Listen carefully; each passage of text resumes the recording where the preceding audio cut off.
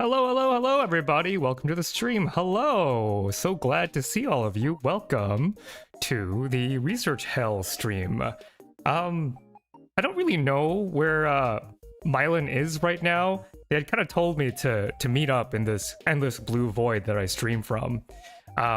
But until then, I'll just start saying hello to everybody and thank you for all showing up. So let's see, who do we have here? Hello, Komi, welcome. Hello, Hero, welcome, Seed. Hello, Don't Mind Me, and Astral, welcome. Hello, Or, and Archie, welcome. Hello, Moon, Toxo, welcome. Ilgaz, welcome, welcome. Lunkel, hello, hello. Dreamless, welcome. Sidearray, welcome, welcome. Yeah, we're here.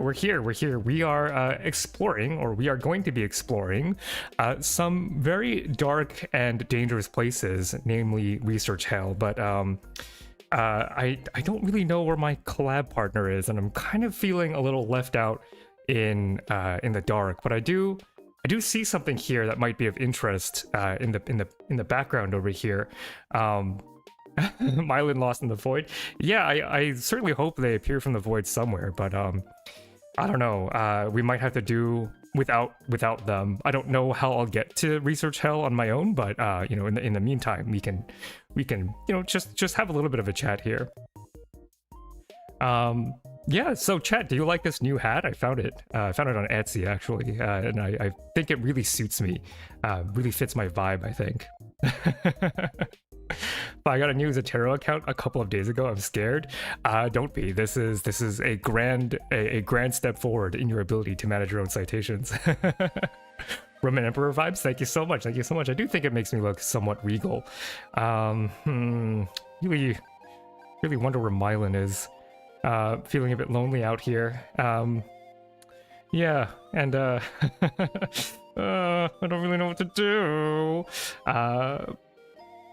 Although there's something tempting in the background, I think, though. Something a little exciting for me to reach out into, a little bit of promise, and I'm doing my best to avoid it, because I don't know, I don't think it's a good idea to take ATP from the random void.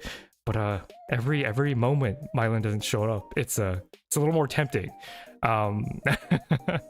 I don't know. What do you say, chat? Should I go ahead and take a swipe at that free ATP? What do you think? What do y'all think? It is looking really tempting there, isn't it? Nice and free ATP. Nothing in life is free, don't go. It's a trap? No, surely it can't be, right? Surely it can't be. It's definitely not a trap. Surely not. That hat makes me want to say all of my contemporaries are going to hell. The hat, I don't know what about this hat makes you think that. That's totally bizarre, I think. I don't know. I don't think it's a trap. I think that you are all being way too cautious, and sometimes life does, in fact, just give you a free handout like this. So, yeah. While I'm waiting for Myelin, I'm gonna have myself a little snack, a little bit of free ATP that I found here. So, let me go ahead and get some. Phi the neutrophil fell into the obvious pit trap and falls deep into the inky black abyss. How long he fell, nobody knows. It is said that in those moments, time itself had lost all meaning. That was until a brilliant light filled the hole around him, moments before a crash landing in a new and mysterious place. Surrounded by brutalist architecture so tall and imposing as if they were to challenge the sky itself, Phi the neutrophil finds himself in a university campus. Looking for a way home, Phi the neutrophil notices that a door is being held open for him by a mysterious feathered figure.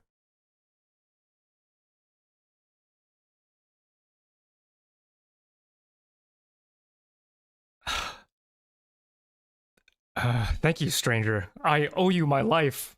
I am Phi the neutrophil, and I am in quite a pitiful state. I know not my whereabouts, nor where I am meant to be. Where am I, and who are you? I am Myelin, and you are in Research Hell University. I have been sent by the Archdean to guide you through these harrowed halls and deliver to you your salvation. Am I worthy of such grace? We shall see, little cell. Your fate is in your own hands. I am merely here to show you the door. You must be the one to open it. Follow me. Very well. Fair traveler, who might you be? And where do we find ourselves? Give me a second. I am the freshman, no cap. And you are in the undergraduate lounge, a place between research heaven and research hell. A place for souls that are just starting to take part in the scientific discourse. These souls walk a fine line between engaging the highest virtue and falling into the darkest of sins. How do we get to research heaven? You finna catch a glow up first. To be bathed in the light of scientific virtue, you must first travel through the darkest of trials. Step into the fire of your own baptism and bear witness to the hell that awaits you. I will go. Point me to where my destiny lies. I bet. But why don't you first have a cookie? They're absolutely bussing. Myelin, welcome to the stream. Welcome. Thank you for having me. Welcome, one and all, to Research Hell proper. Welcome to Limbo, the undergraduate lounge. Today, right now, we are going to be talking about what it was like being an actual baby in college without a real idea of how science actually works. So, the idea for stream today is going to be, of course, Dante's Inferno. Okay, it's going to be exploring different layers and different levels and different types of sins that you can commit while doing science. However, just like in Dante's Inferno, there is a population of people that you cannot fault them for committing sin because they are unenlightened, as one could say. And I think in that population includes people who just don't really know all that much better, and that would be people who are just starting off on their scientific journey. Because I think before you get into college, your science education, and you can correct me if I'm wrong, but I believe up until college, your science education is more like memorizing facts than it is about a rigorous investigation of the scientific process. Would you agree with that, Myelin? Yeah, I would largely agree. Outside of the AP classes, but yep.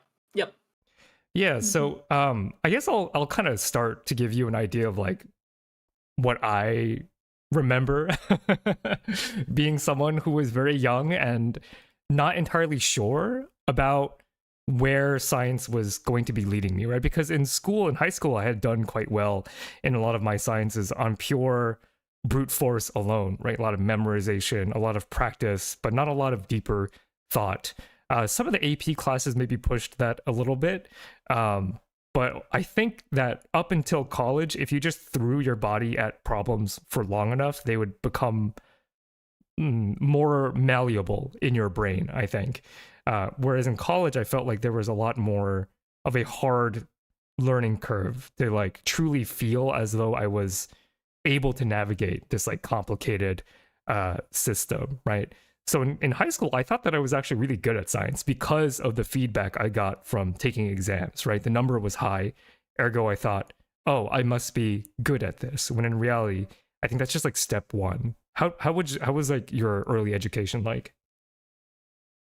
I struggled more in high school than in college, but I do remember even, in early college, you're getting like in intro classes, they're just shoving all these facts at you and they're just saying, here, this and this and this, and here's this fact, and here's that fact, and we know this and we know that. But they never really went all that much into how we knew that or why we believed that or all of these sorts of things, And like it wasn't until much later on that I started to realize, well, how do we know that, like, or started to wonder, how do we know that this is true? Like, why? Everything was very simplified, I think. And it wasn't until later on until you learned, wow, things are actually much more complicated. Did you feel before college that you were quote unquote good at science? Like, did you have like for lack of a better term, like an ego? No. Right, No, because that's where we differ. I didn't intend to go into science. Like, I did well in AP Bio. Like, I think I did pretty well in AP Bio and, like, environmental studies and things like that. But chemistry destroys me. Chemistry destroyed me completely. So I couldn't have an ego in that regard. And of I course, definitely I had a huge ego. yeah, I mean, at that stage, right? Like you think that if you're good at one science, you're going to be good at the other sciences, and if you're bad at one science, you're going to be bad at the other. Or at least that was what it was like for me. So like the fact that I was decent at bio and like other things meant nothing because I had chem completely bodied me, you know? So I never thought that I could possibly do science. That's actually pretty interesting because you ended up doing science anyway. Could you talk a little Yeah. bit about how you, because that's actually a very different route than I had taken, because I, as a stem cell, my terminally differentiated cell parents always wanted for me to become a doctor, and so I was on this like one path the entire time. So not doing science was kind of not really an option for me. So can you tell Oh, me how wow. you kind of wandered back into science? I just took a really interesting class was the problem. And then also I was in the honors program, which involved doing a research project. Like we had to do an honors capstone to get honors in psychology for a research project. And I just really, really enjoyed the research project. I did not expect to, but I really enjoyed the whole process of doing research, coming up with a question, figuring out how to test it, analyzing the data, writing it up, reporting it. I had no expectation that I would enjoy that, but then actually doing it, I really did, and I kind of accidentally stumbled into this life. My family is I wouldn't say they're not academics, but none of them have ever been in science or medicine really before me. So this was not really a path that was ever I was ever nudged down or anything like that. And it's not really anything somebody in my family had done. So I guess in that sense, like there was no expectation that I do this. So my experience, I think, was pretty different from yours. But you had been captured sort of by the process itself, not necessarily Yeah. like any one fact. Yes. Yeah. The process itself is what got me. I think I do share some of that in the sense where even though I was stuck on the pre-med route for much of my life, the first time I thought to myself that I might have wanted to do science instead was actually a research presentation given by my to-be mentor, where he had talked so deeply about how he came to the conclusions he came to at a very high level that was different from our intro classes, that I felt like with my ego I was like, oh, that seems simple, I could probably do that. Because in biology, Amazing. in molecular biology in particular, if you have a protein and you don't know what the function is, you just break it and then you see what happens. On paper, that's a very simple idea, right? You don't know what it does, you break it, and you find out what else breaks because you broke it. That's a pretty Hmm. straightforward way to do biology. And I think that Hmm. comfort that appealed to my huge ego at the time. Very, very understandable. I guess for me, it was like doing research just became an advanced version of a wiki walk. Oh, Like, very cool. oh, this is a question I have, and I'm not really sure what the answer is, and nobody else has the answer, so I guess I'm gonna have to figure it out myself. That is very cool. But you okay? So that's also a different experience than what I had before college, where you were open to the idea that there were so many unanswered questions. Whereas when I entered college, I thought most of biology was finished. Yeah, yeah. I was very wrong, by the way. Like, there's still a lot we Oh, don't yeah. know. But like in high school, right? You learn a set of facts, and it hurts your brain to keep so many facts in your head at the same time that you think there could not possibly be more. The Oh my gosh. juxtaposition of having such a huge ego and being so like confident that okay, this must be it. Well, I think I don't think that's a juxtaposition. I think those things just go together. Yeah, yeah. Well, I mean, I sorry, Right? the juxtaposition of doing what I do now, Oh, with yeah, the yeah. like old ego and old attitude of like, I guess this is it. I mean, I was kind of similar in that I kind of figured that psychology already had pretty much all the answers, which is hilarious in hindsight. But at the same time, me having that assumption, I also held like this knowledge that there were some things I couldn't find the answer to by digging in pre-existing I don't know how I held these two completely contradictory beliefs at the same time, but sometimes that's how it is. Yeah, yeah. And I think that that attitude doesn't really get challenged, at least in my educational experience, right? Only until you get to college and you start talking to professors do you go, oh, okay, we know very little, actually. Mhm. Oh gosh, But hi, Penrose. Hello. It's been ages. Sorry. no worries, no worries. Yeah, yeah. I want to hear, as we're chatting, I'm gonna go look back at chat to hear what other people's experiences were. Leo says, "I thought I was good at math before having my first uni math class. Turns out I was merely good at calculating." I think that's an excellent like parallel to what we've been talking about, right? Like the thing that you do in high school is not science or math or it's just like fact and skill learning. Like calculation, like memorization, et cetera, et cetera. And then when you get to college, that's when you start doing the more complex stuff. So I do find that very, very relatable. Mhm, Yeah. I've been having the same reality break the past 2 years. Oh, like the ego check. mhm. That's I've hard. I have my ego checked all the time, especially like doing YouTube and stuff, is doing the research for something and right before you click render video, finding out that you've made a couple of very basic errors is just a terrible feeling. The eternal struggle. I thought about doing AP biology content and then I opened an Mhm. AP biology exam book and I was like, oh, I would fail this today. I would absolutely fail the AP bio exam if I were to take it right now, which I think would be kind of fun to do for content. Like if I took an exam Oh live, yes. Hmm. but like I don't remember a lot about how things happen. I do know that I could teach myself again if I really needed it in real time. But yeah, high school is tough. And I'm not saying that like, oh, high school was easy and then you get to the real stuff in college. It's more like it's a different skill set that you're not Hmm. using as often. Hmm. Hmm. It's more like trying to process information as opposed to just spitting out memorization stuff. And see, here's the hubris though. Like I'm full of hubris right now too. Like part of me is like I could crush the AP psych exam. And then like the more rational part of me is like I would fail it so hard. Have I you would fail it have so you taken a hard. look at the AP Psych exam recently? I have not. I mean, you I might have crush it. not. You might crush it, I might honestly. crush it, but on the other hand, like I haven't looked at any area of psychology outside of social psychology in over a decade. That might be kind of hard. Yeah, I might struggle, especially because people mostly think of psychology as clinical psychology, you know?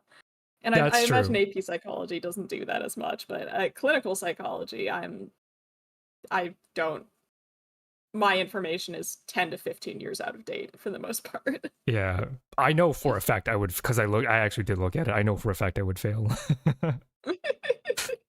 All right, but speaking of my huge ego, why don't we go and actually go to our next encounter here? Why don't we? Oh. Yeah, we're not only talking to the freshmen in the undergraduate lounge. We're also talking to the Redditor. Dun dun dun. There's someone else here. Redditor. All right, I'm just gonna go grab a cookie and oh, excuse me, sorry. Um, hey, watch where you're going. I apologize, good gentle sir. We are new to these lands and are quite frankly overwhelmed with our situation. Heh, get in line. I've been stuck here for years. Years? Well, as you can see by my shirt, I sorry, I have long been a virtuous observer of the sciences. Oh, that's great. I'm a I know, psychologist. I mean the real sciences. Oh god, no, please. I know all about low ends, reproducibility, p hacking, something that never happens in the hard disciplines. Forgive him, Myelin, for he is naive. He knows not better. Which is why mainstream science is so bunk and corrupt. Big science is a scam. What we really need are outsiders, innovators, and disruptors. What then followed was a series of cycles, Myelin holding Phi back from degranulating this poor man, Phi holding Myelin back from squeezing tight his airways. The Redditor, feeling uncomfortable, silently walked away. It is said that one hates in others what one hates in themselves. Stronger feelings might be warranted for those more guilty of heinous sins, but nothing triggers rage like a reflection you don't enjoy. Oh my god. Microphage. That's a good comment. That's a good comment, Seed. Okay, that laughed me out of my rage. I feel a little better now. So we already talked about like our entry point into the sciences, me having a huge ego, and then you coming in a bit more of an open with a bit more of an open mind. But I think like at least I don't know when you learned this, but for me, I would say my first true training in skepticism was in graduate school. I don't think I learned skepticism at all as an undergrad. So when did that happen for you? Between I worked as a lab manager, and during that time I attended journal club for the department, and at that journal club I had a lot of my assumptions from undergrad checked, and perhaps too much skepticism injected into my veins. Yeah, as Xander said, we were all the Redditor at one point. I think this is so true. This is actually so true. I will never forget this experience because like you, Myelin, I also was that Redditor in the sense of like, you know, journal clubs, I would always like point out what was wrong with the paper. And it would like get to me too. Like I would have an emotional connection with finding these faults. And there was a kind of validation to feeling smart enough to understand where a paper is weak, which I think is actually the easiest, like, no-brainer. It's not that hard. Yes. Finding fault in a paper is actually not that hard because there are a lot of papers out there that aren't that great. I think what's harder and more intellectually rigorous is finding about what is good about a paper. That's a lot harder. What do you think? Yeah, I agree. And I mean, the problem with science is that no one study is going to be perfect. No one study is the be all end all of everything, you know, or even for like any specific hypothesis. So no study is going to be perfect ever. All studies are going to have flaws. But you're right. There is kind of this nice validating feeling, especially if you have like severe imposter syndrome or something, when you can identify flaws in papers. It's kind of a rush. And unfortunately, the journal club that I was in, that was the primary purpose of the journal club, or at least how people treated it. It was very much focused on finding the flaws of the paper, trying to tear apart the argument, and it was almost treated as sport, and you would get points, metaphorically, if you could find a major flaw. It was very much like journal club, but all of these academics were still in their Redditor phase. Yeah, that sucks so much. Yeah, and it really is like the problem is that yeah, it is validating because it's an easy thing that you can do that gives you such a rush of like superiority. And yeah, like if you do suffer from imposter syndrome, it can give you you like in your brain you are dragging down the researcher to how you view yourself, right? And that's not cool, right? The idea of like this mindless criticism, the irony of it is that it is criticism, but it is not critical criticism. It is just criticism because it's like shooting what is the term? Shooting fish in a barrel. Yes, yeah. You can find fault with anything. It's not that hard. The example that I love bringing up on my particular channel, I actually did a journal club on this paper because I read the Reddit comments and I got so mad. I don't know if I talked to you about this paper, but there was a paper about vaping, the health effects of vaping. And so what the researchers did here was they took like 40 mice in every group, and they exposed one group to vapor for 8 hours a day. And they had found that those mice had a statistically significantly higher rate of developing certain cancers versus the mice that didn't receive this treatment. And Reddit did not like this paper. Reddit thought this paper was worse than paid for by big tobacco, et cetera, which, by the way, if you go to that paper, you can check to see where their funding sources are. They were funded by the NIH.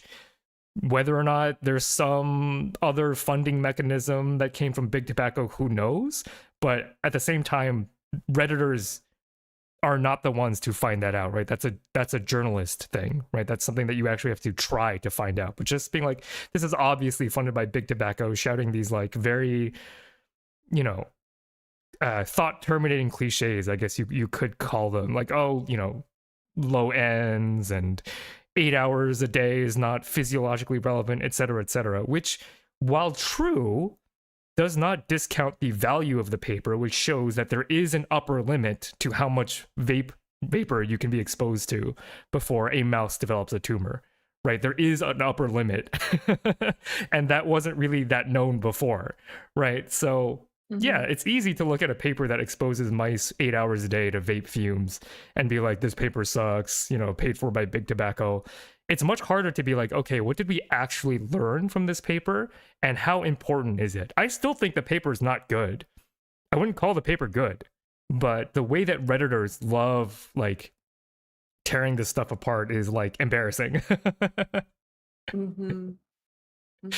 It That happened is to me with embarrassing. that brain scan of Fujoshi's paper. Like, people were just ripping it apart on Twitter. And honestly, the paper itself was kind of a mess, but the supplemental material was actually kind of incredible. But of course, nobody looks at the supplement, you know? Yeah, and I think that again, that is the more intellectually rigorous and interesting activity. Is you should not think what is wrong with this paper. Like, this is something that my advisor told me, because I remember I got real humbled real quick one day, because, you know, it was coming off of a string of where I was being very critical of these journal club papers, and my advisor had just like sat me down and just told me straight up, like, we shouldn't assume the worst of a paper. Like, that should not be our default attitude when reading a paper. Instead, what we should focus more on is what can we take away? Like, what nugget of truth can we trust from the paper? And oftentimes there will be something that you can trust.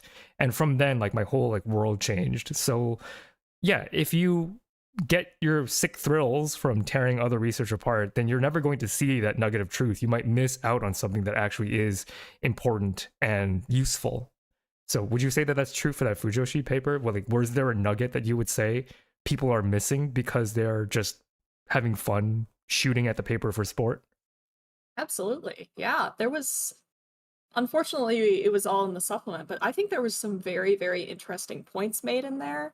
The argument that they were making was actually the opposite of what people on Twitter were saying Of course.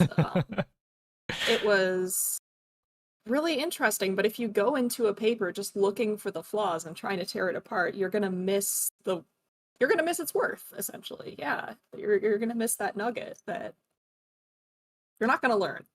Yeah, I think that's important. Yeah, like, just tearing down a paper, you don't actually learn anything from it besides practicing your ability to point out why research is bad. Ilgaz says, is it bad that I immediately thought of where the research could have gone wrong?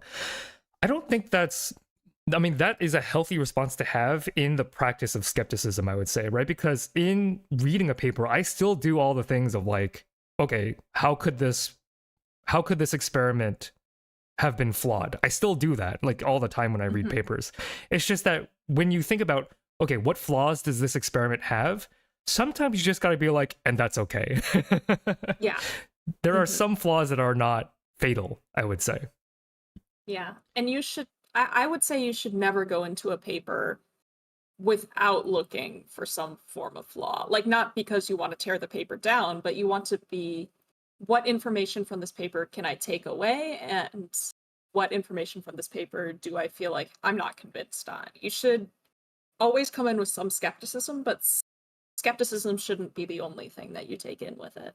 And I think like a mental thing that you can do is maybe assign look at me, statistics, confidence intervals to every experimental thing, right? So say, for example, I'm reading this like mouse paper about vaping mice.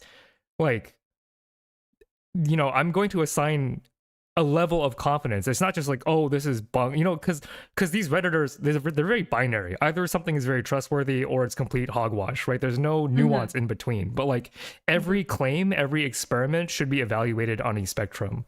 I'm 80% confident this is a good experiment. I'm 20% confident this is a good experiment. Like, you can introduce nuance to try to help yourself see, as Seed said, miss the forest for the trees. You can help make sure that you see the trees. Help you see the forest and the trees, I should say. Yeah. Yeah, and I like that idea of a spectrum. No paper is going to be 100% like correct and completely trustworthy, and that's just human bias and also statistics. Just we cannot prove shit with statistics. Apologies And for the money, language. right? Like you can only And have money, you can only yeah. recruit so many participants, you can only do Yeah. procedures on a certain number of mice, etc., etc. I think. And then there's the trade-off between internal and external validity. By maximizing one, you're necessarily minimizing the other. And of course, there's some papers where I think you learn almost nothing from them. They have like, especially if we get into like the lower levels of hell when we venture down there. But I don't think any paper is 100% gospel or 100% useless. All of them are somewhere in the middle. Yeah, and I think that uh oh, dang, brain fart. I think that like a paper, when you read a paper, the relationship is very personal, right? Like you Mhm. come into a paper and you will read that paper in a way that no one else on planet Earth will read, because you have a certain training, right? You have certain teachers that have taught you to value certain things in a different way. You have your background knowledge, so you have a different context to understand a paper in.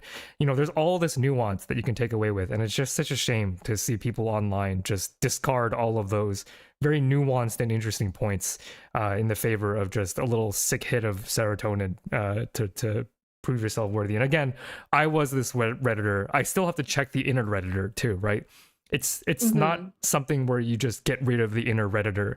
You have to keep the redditor in check. We all have the redditor. We inside of you have two redditors, right? You have the upvoter and the downvoter, right? Like Yes, yes. Unfortunately, I think I very much lean towards the down voter, but yeah, I'm also working on that very much. yeah, I've had a flip where I think I am more upvoter now that I do YouTube, because every paper I read, I do have, and I acknowledge this bias. Like I have a bias to want to believe that that paper is good because I want to make it into content, right? And a bad paper, Mhm. that's just time that I wasted reading a paper that sucks. So I actively wish for the papers to be good, and I view them through that lens now. Understandable. I think because I talk a lot about statistics and methods, I'm fine with no matter the quality of the paper that I read. Because, like, if it's a good paper, then I've learned something. If it's a bad paper, maybe I haven't learned very much, but at least I can talk about here's the considerations that go into that assessment, and here's why I trust this, and here's how potentially, if possible, they could have addressed these things. But It's good mental workout when you it's a engage good with it mental. properly. Yes, yeah. But you got to be careful because you can't be wholly positive, but you also can't be wholly negative either. Which I Yeah, guess is just summarizing everything we've said so far.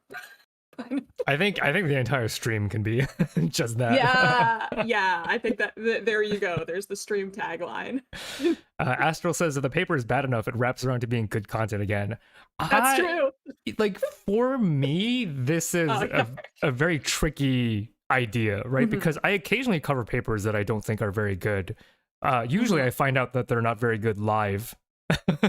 I'm usually jump Yes. scared by the quality a little bit, but I would caution against leaning into that kind of content too much, because it kind of makes all of science look Mhm. bad.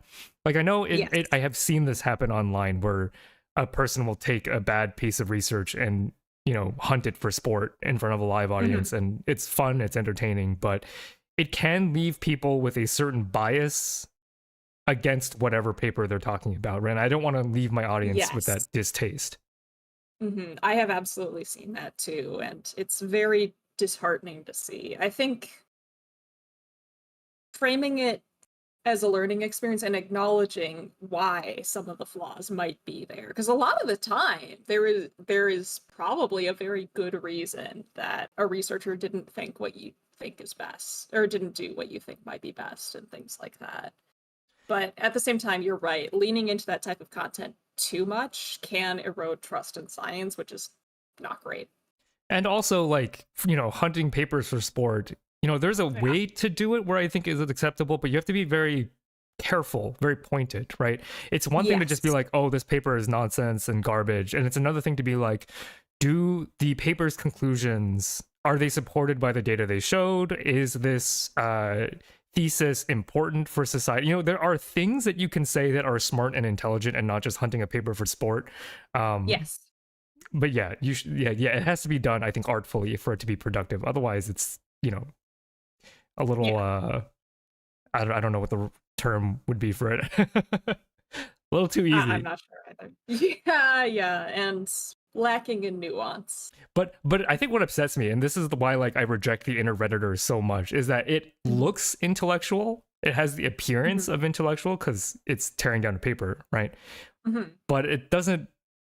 But it doesn't really quite, like, the substance isn't there. It's like style over substance, right? Yeah. Mhm. Mhm. It's more about appealing to the audience than actually learning anything or synthesizing the information, or because even if a paper's really bad and its methods aren't actually testing its hypothesis, a lot of the time that's still real data and you can still potentially learn something from it. Yeah, Maybe it's absolutely. not what the authors intended you to learn, but you can still learn something. All right. What do you say, Mylan? Have you had your fill of the undergrad lounge cookies? Shall we head towards the next layer of research hell? Yeah, I think I need to get my steps in before we do anything else. Though I get the sense that on the way there, I should be able to get the steps in. That's fine. Yeah, man, you do know where we are heading to next. I I'm walking do. in here Mhm. blind. All Yeah, right. yeah. No worries. Let us Just follow transition. me. Yep. Lead the way. This guy every time. uh, Traveler, we have been wandering these hallways for hours. Can you please show us the way out? Tr- Traveler? Uh, Mylan, pray tell, what matter of affliction curses this man? This is a researcher who sought to take every shortcut in their research life. Now here, behind the iron bars of research hell, this one is cursed, forever doomed to wander the so-called shortcuts between academic buildings. Promises of a faster path, a path protected from the elements, only to be thrown into detours uncountable. Baker connects to Sherman, but only through a bridge on the second floor. Sherman connects to Wendell, but only through the basement, and only through the basement that is accessible from the third floor of Sherman, and so on and so forth. Uh, did you have a university like layout that was kind of like this? Yes. Yes. It sucks. Every university that I've been to has been like this. It is miserable. Every orientation, you know, the people who give you the campus tours are like, oh, and it's so convenient because these buildings all connect through the underground and you don't have to go out during bad weather, and it always ends up as some nonsense like this where you just go up and down and up and down, and it ends up not even saving you a lot of time. Yeah. Or like the first few weeks of the semester, you just like the halls are filled with people who have no idea where they're going. Everybody's like 30 minutes late to their class because they got stuck on like the second floor of Sherman, thinking that they were on the third floor of Sherman, but they can't get to the next building from the second floor of Sherman. And oh my gosh, And it's yeah, so much. that does sound like hell, doesn't it? Yeah, an infinite maze where you can never escape.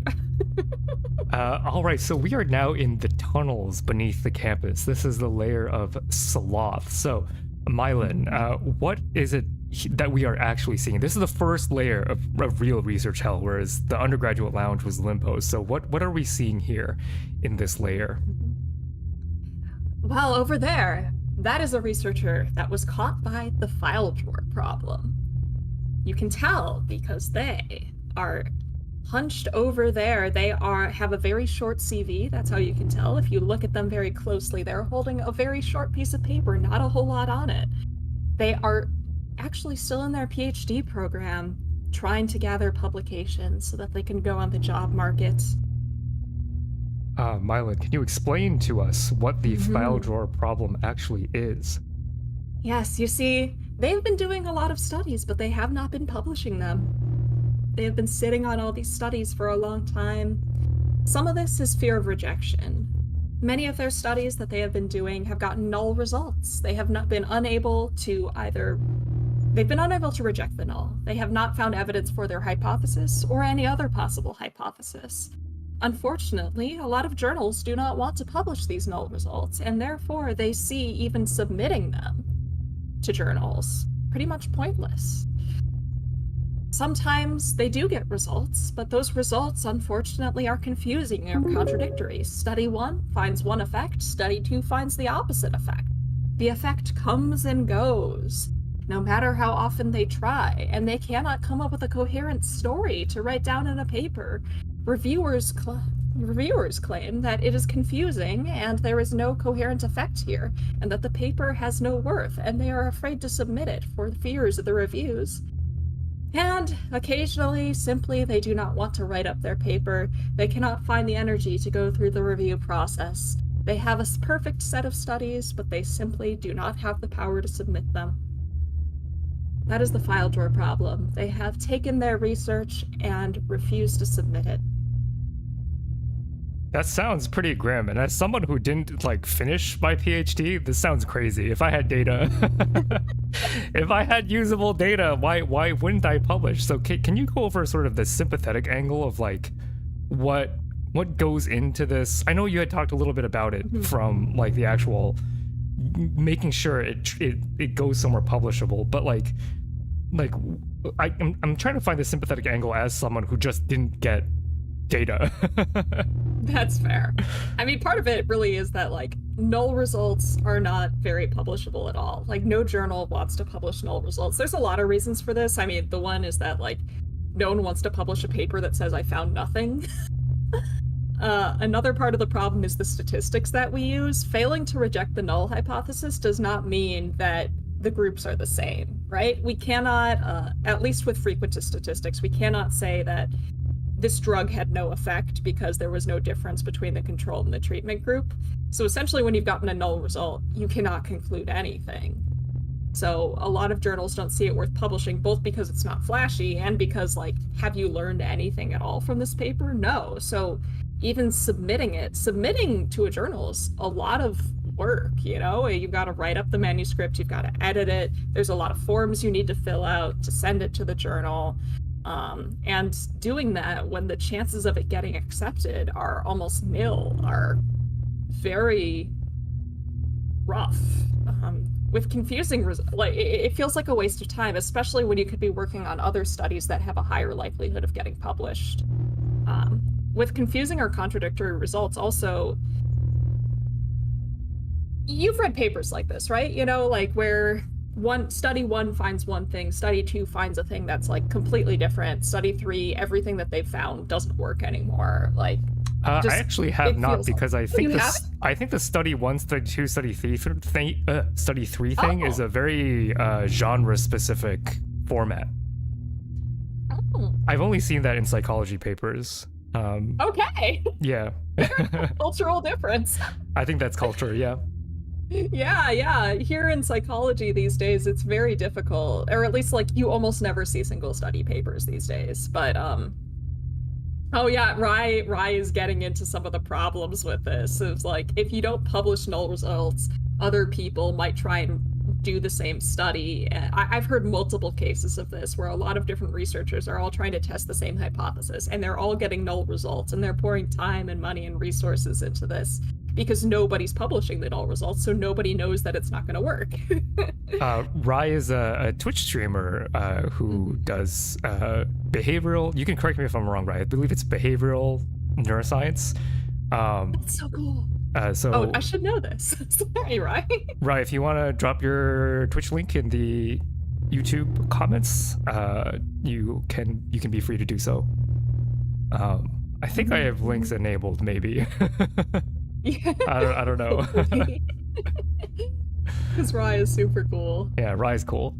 Yeah, so let me play a little bit to devil's advocate in research hell. So I don't actually know by name of journals that will publish null results, and I think there's a bit of a difficulty with incentive here where I don't know that I read null results. Do you know what I mean? Yes. I don't know what the finite number of minutes in a day that I would choose to read papers that don't have strong conclusions. So I'm wondering how we can design a better future for, like, how can we, like, tackle this, I should say. Well, first of all, there's specifically a journal intended to address this problem called the Journal of Articles in Support of the Null Hypothesis. But yeah, Rye's on there. Brief reports, specifically like various solutions. Well, the obvious solution is try and publish your studies. That's more relevant for like if you have confusing or contradictory results, or if you're just lazy, which honestly, that's my problem. Like, I have a lot of data and write-ups that I have been sitting on for a long time because I just didn't have the time or energy to write them up and submit them to publication, or like do another study. Like, this study isn't published all on its own. I need to do another study, but I don't have the time or resources to do another study to make this publishable. The solution to that is just publish it. For null results specifically, though, Rye was on there. Rye was on it. There's a thing called a registered report. Other journals might call it something different, but the idea is that you submit your introduction and your methods section and an analysis plan to a journal. And this might be before you've even collected a single data point, but you essentially submit, here's my entire plan, and then the plan goes under peer review. The people say, okay, this analysis plan makes sense, or this doesn't make sense. These methods look good. And then they essentially say, we will publish you, regardless of the results. They do not look at the results at all. You might not have the results yet at all. They basically accept or reject the paper solely on the validity of the methods and statistical analysis plan. And then it doesn't matter if you get positive results or null results. They've already accepted the paper. Whoa, that's kind of crazy. Yeah, right? Isn't it kind of neat? So I guess in that sense, it's kind of like a results gotcha. Like, if you are a reader, you don't necessarily know what the conclusion, if there will be a conclusion at first. Oh, that's pretty interesting. I have an idea with, I know that Rye's got an interesting comment. I just want to get this out first just to hear what your thoughts are. I had this idea like live just now, so I don't know if this is a good idea or not, but I wonder if, because I'm sure there are a lot more null results than there are non-null results, right? I believe a lot of people are sitting on stuff that didn't work, right? But I think possible. What's that? Possible. Sorry. At least I know I sat on stuff that didn't work. I mean, I know I've been very lucky that almost everything that I've done has worked, but that slaps so hard. I guess my hypothesis is that there's a mountain of null results that are unpublished, right? I wonder if this is a use case for AI to summarize null results for people, because my impression is that there's probably a large volume of these papers that are not exactly, well, that's not true. Okay. Yeah, I'm processing this idea out loud. If you are working in a particular field, you might be interested in reading null results for your particular research problem. Because I'm thinking of like getting a press release in like Nature or Cell or something, and you know, something eye-catching that you're going to read because it's interesting and not necessarily directly related to your project. But I guess a journal that addresses the particulars of your precise field might still be, because like I'm worried about them not being interesting to read.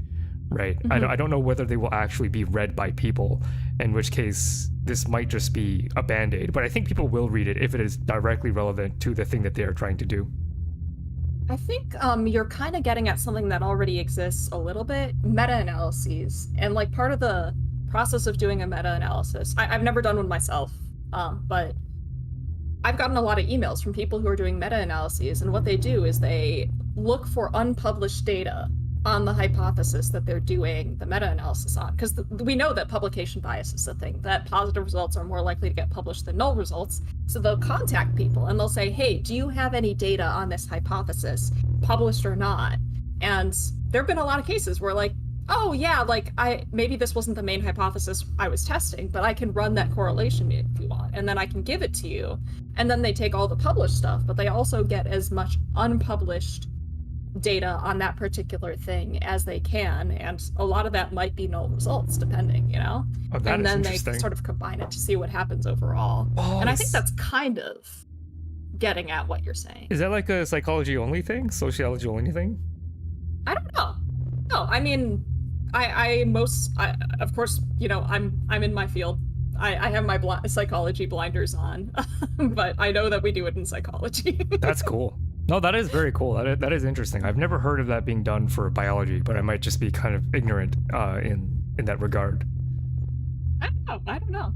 It's hard to say. Some interesting questions in the comments. Do you want to talk about pre-registration? Pre-registration of research studies, right? Yeah. Okay. We're going to talk about. I have pre-registration in our notes for later on, for other problems. I don't know if pre-registration helps with the file drawer problem. So I've done pre-registration before, and I used to pre-register all of my stuff. Oh, sorry, I don't. Before we continue too much further, can you explain what pre-registration is? Oh, pre-registration. Shoot, sorry, you're right. Yeah. So pre-registration is what you take your entire plan for your entire study. You write up your method section in excruciating detail. You write up all of your hypotheses in as much detail as you can. You write the R code or Python code or whatever you're going to use for your data analysis, and you post that before you even have any data. You post it publicly online on a website like the Open Science Framework or As Predicted. And then to complete the pre-registration, you lock it so you cannot edit it. So you post your whole plan, you lock it so you cannot edit it, and now you have a record of your original plan for the entire research project that anyone can go back and check. Yeah, it's like calling your shot, right? Exactly. Calling your shot. That's exactly what it is. You're calling your shot. You're saying, this is what we're going to do. This is what we predicted. And then, if you get different results, you can no longer lie about it. If you change your plan, people can see your original plan. So they can call you out on it if you changed your plan for shady reasons and things like that. Does that make sense? Yeah, that makes sense. It's like Joseph Joestar calling your next line. Your next line is... Yes, that's exactly what it is. That's a great metaphor. That's how I remember it, because I remember Cidery explaining it to me for the first time, and I was like, is that a JoJo reference? I'm sorry. That was an ugly laugh. But yeah, okay. So in terms of pre-registration, I've done it before, and I don't think it really addresses the file drawer problem because I'm not sure about As Predicted, but on OSF, you can pre-register privately. Pre-registrations are not necessarily public. You can post your pre-registration privately, and therefore nobody can see it. I've also seen a lot of abandoned pre-registrations on OSF. I go on there sometimes, and people will post a pre-registration for a study and then just never follow through on it. They just never end up doing the study. And that's just pretty normal, honestly. You can also hide a pre-registration after you've posted it publicly. They don't you cannot edit the contents of the pre-registration, but you can hide the pre-registration, which is one of the problems. Yeah, it's kind of sad. Yeah, but just pre-registering something doesn't guarantee that you will even do the study, much less that you post a follow-up on it, I think pre-registration is very well intended, but I'm not sure that the way that it's currently implemented would address the file drawer problem. Oh, our school's pushing for full open science where we share our data sets too. Nice. I also share my data sets, actually. When possible. Of course, there's privacy concerns and things like that, and you have to get ethics approval to share your data. But yeah, we'll talk about that a bit more later, I think, when we journey a little further into hell. There's another comment that I want to address before we move on to the next sinner, but Phoebe asks, can many adjacent none results suddenly combine to produce a result? I actually don't know. My guess. Let me get in with my guess first, and then because I feel like Myelin, you know the answer. I'm guessing. I do. My guess is no, because everyone does their stuff in a different way, and it's not experimentally kosher to mash different no, I'm thinking from a biological perspective, to mash different results into the same thing. I do know that meta-analyses do exist in medicine, for example, where the trials are quite similar, but I can't imagine. I could be wrong, but like the review, because meta-analyses in biology I don't really read as often as review papers, because meta-analyses I think are more for medicine, where it, like the trial is simple, right? Group A gets the drug, group B does not get the drug, etc., etc. But setups in biology can often be really, really complicated. So that's my guess. And so, Myelin, do you have the answer? Yeah. Well, I have the answer for psychology, at least. Meta-analyses is one of the big answers. And meta-analyses will often combine a bunch of studies that use wildly different methods, but the idea being that if you have a robust effect, if you have a robust effect that can generalize, it shouldn't matter which methods you're using. You should find it across all of them. And combining them, just combining the raw data and running the tests, I have seen this happen before, where you might get it's called a mini meta-analysis. Let's say I am testing for an effect and I run 7 studies, and about half of the studies do find it, the other half don't. What I can do is just combine all of the data sets for all those studies, assuming that they were organized roughly the same. And sometimes I will find a much stronger effect, because as your sample size goes up, it gets easier to detect effects. So meta-analyses, it could be that you get a whole bunch of null effects, but with a big enough, essentially, combining studies increases the sample size. It makes it easier to reliably detect small effects. So it could be you get a whole bunch of null results from smaller n studies, but you are consistently finding effect sizes that make it that when you combine all those studies and you have a much bigger n, you might find something that is statistically robust.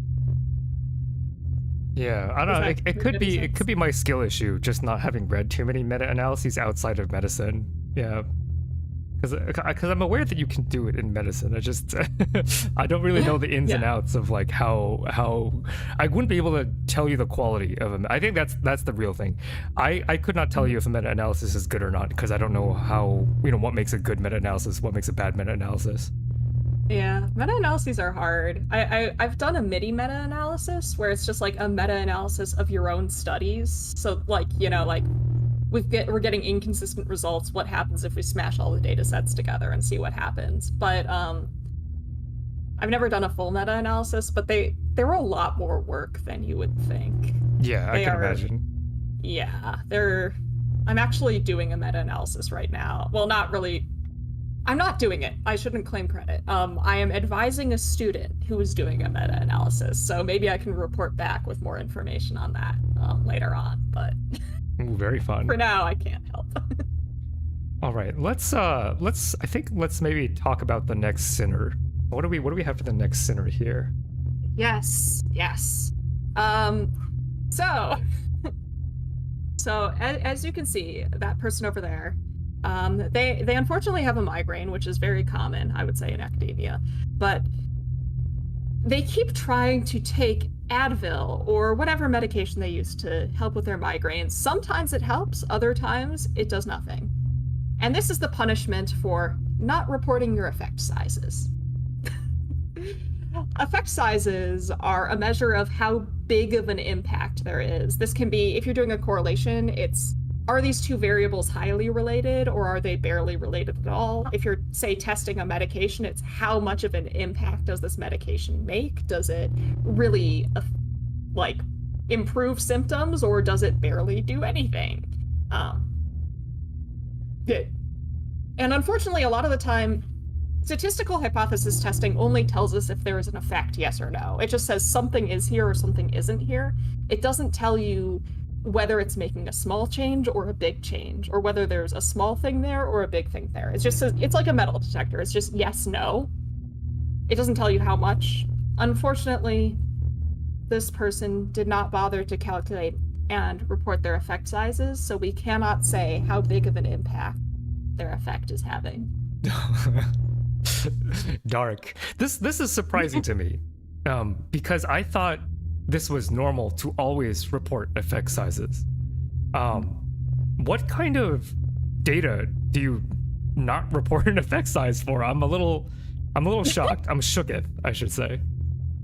For a long time, a lot of people wouldn't just. I think norms for reporting effect sizes were not nearly as strong in psychology for a long time as they might have been in biology, unfortunately. And still, there are a lot of. You'll still find a lot of psychology papers that don't report effect sizes, and there are some more and less sympathetic reasons for that. Yeah, can you give us like the most sympathetic version of this, because we're trying to understand these sinners, right? Yes. We're trying to be sympathetic to a certain degree. So yeah. Yes. Some statistical tests do not have a method to calculate the effect size. It is simply impossible for some types of statistics to calculate an effect size, in which case you cannot report one. You just can't. It's not possible.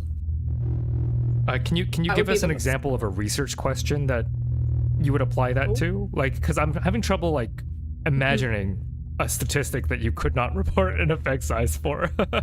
Oh, it's not about the research question. It's about the way that you're testing it. So specifically, effect sizes are a statistical measure, right? And to have a statistical measure, you need to have a method, like, equations and things like that, ways to interpret and transform the data to answer a question.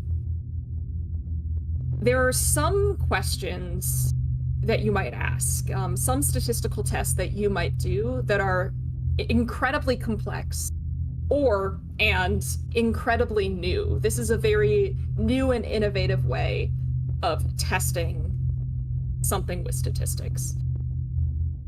And statisticians simply have not invented a way to calculate an effect size for it yet. That doesn't mean that an effect size doesn't exist. That doesn't mean that there isn't variation in how small or big of an impact there is. It just means we do not have a way to quantify it yet. Okay, so I'm kind of imagining this as being like, this is a weird analogy to pull, but like quantum physics in a kind of way, where like because I'm here thinking back to like my stats 101 course or like my psychology 101 course, and it's all very simple stuff. Like you have group A, you have group B, you give group A a treatment, you don't give group B the treatment, etc., etc. Because those are like mostly the kinds of questions that I think we ask, and at that level we're doing very simple statistical analyses too. But so this is maybe referring to stuff that is like arcane, like yes, like magic almost. Okay, so I'm not going to then attempt to understand why. I'll just accept that there are methods that do not produce an effect size for some quantum physics kind of reason. Yeah, I mean they could. We just don't know how yet. Yeah, that's like the mind-blowing thing. The way that you're wording it is like quantum physics to me. It's like, oh yeah, like, a particle can't, the second you observe it, it stops being, whatever, like all this like kind of abstraction of mathematical concepts. I think it's interesting, but I don't know. The way that you described it makes me think that this is not like a sit down and explain it on stream kind of thing. I mean, I could come up with a metaphor. It's like, if a video game has just been released, speedrunners don't have the strats yet. Like if there's a new innovative statistical method of testing hypotheses, we just haven't gotten around to doing the next step of figuring out how to calculate the effect size.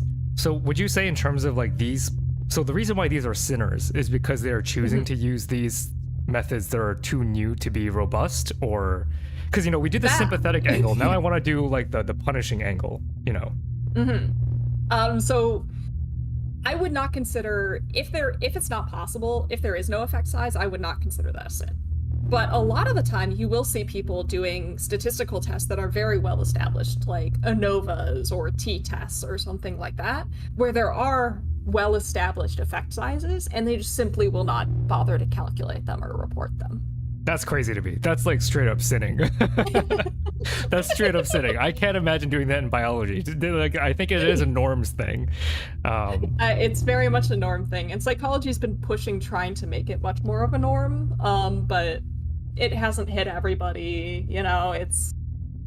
But it's improving. Yeah. It's improving. It's improving. We're improving on it, but especially like before the replication crisis, a lot of people just simply were not doing this. They were not bothering. Gotcha. So it's like this is something that we chatted about before stream too, of like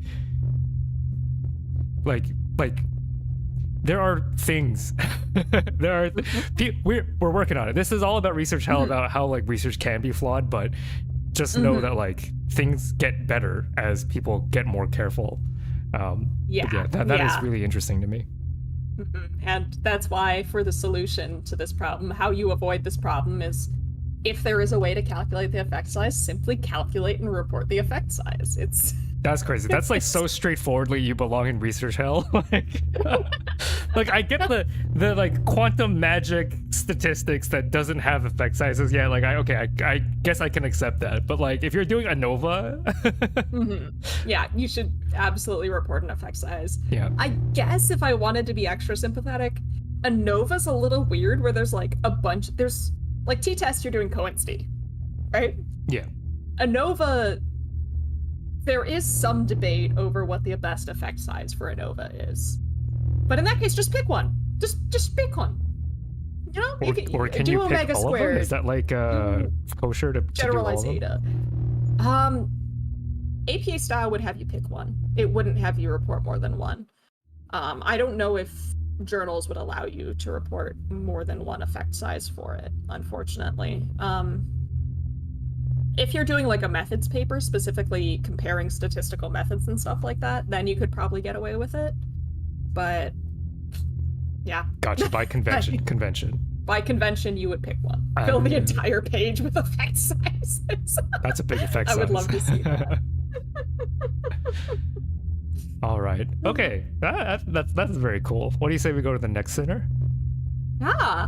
If you look to your right, you will see this researcher who is in an infinite cycle of collecting data. Just eternally collecting data forever and ever and ever. That Excel sheet just keeps gaining more rows forever and ever and ever. And this particular researcher is being punished for using small sample sizes. Small sample sizes have a lot of problems. If you only have a small sample size, your results are less hypothesis. That's so good. Oh my god, Marlon.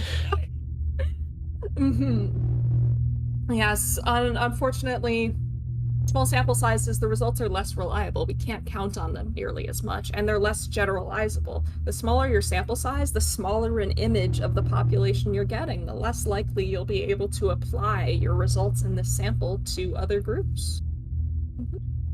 All right. Why don't we talk about, like, I like what we did with the last center, right? The sympathetic angle and then the non-sympathetic angle. Yeah. Right, so what's like I guess I can actually contribute a bit to the small sample sizes for the sympathetic bit, right? So go for it. The Redditor, the inner Redditor, when you read a low-end animal study online, the inner Redditor always wants to point out, oh, you only did it on 4 mice per group, right?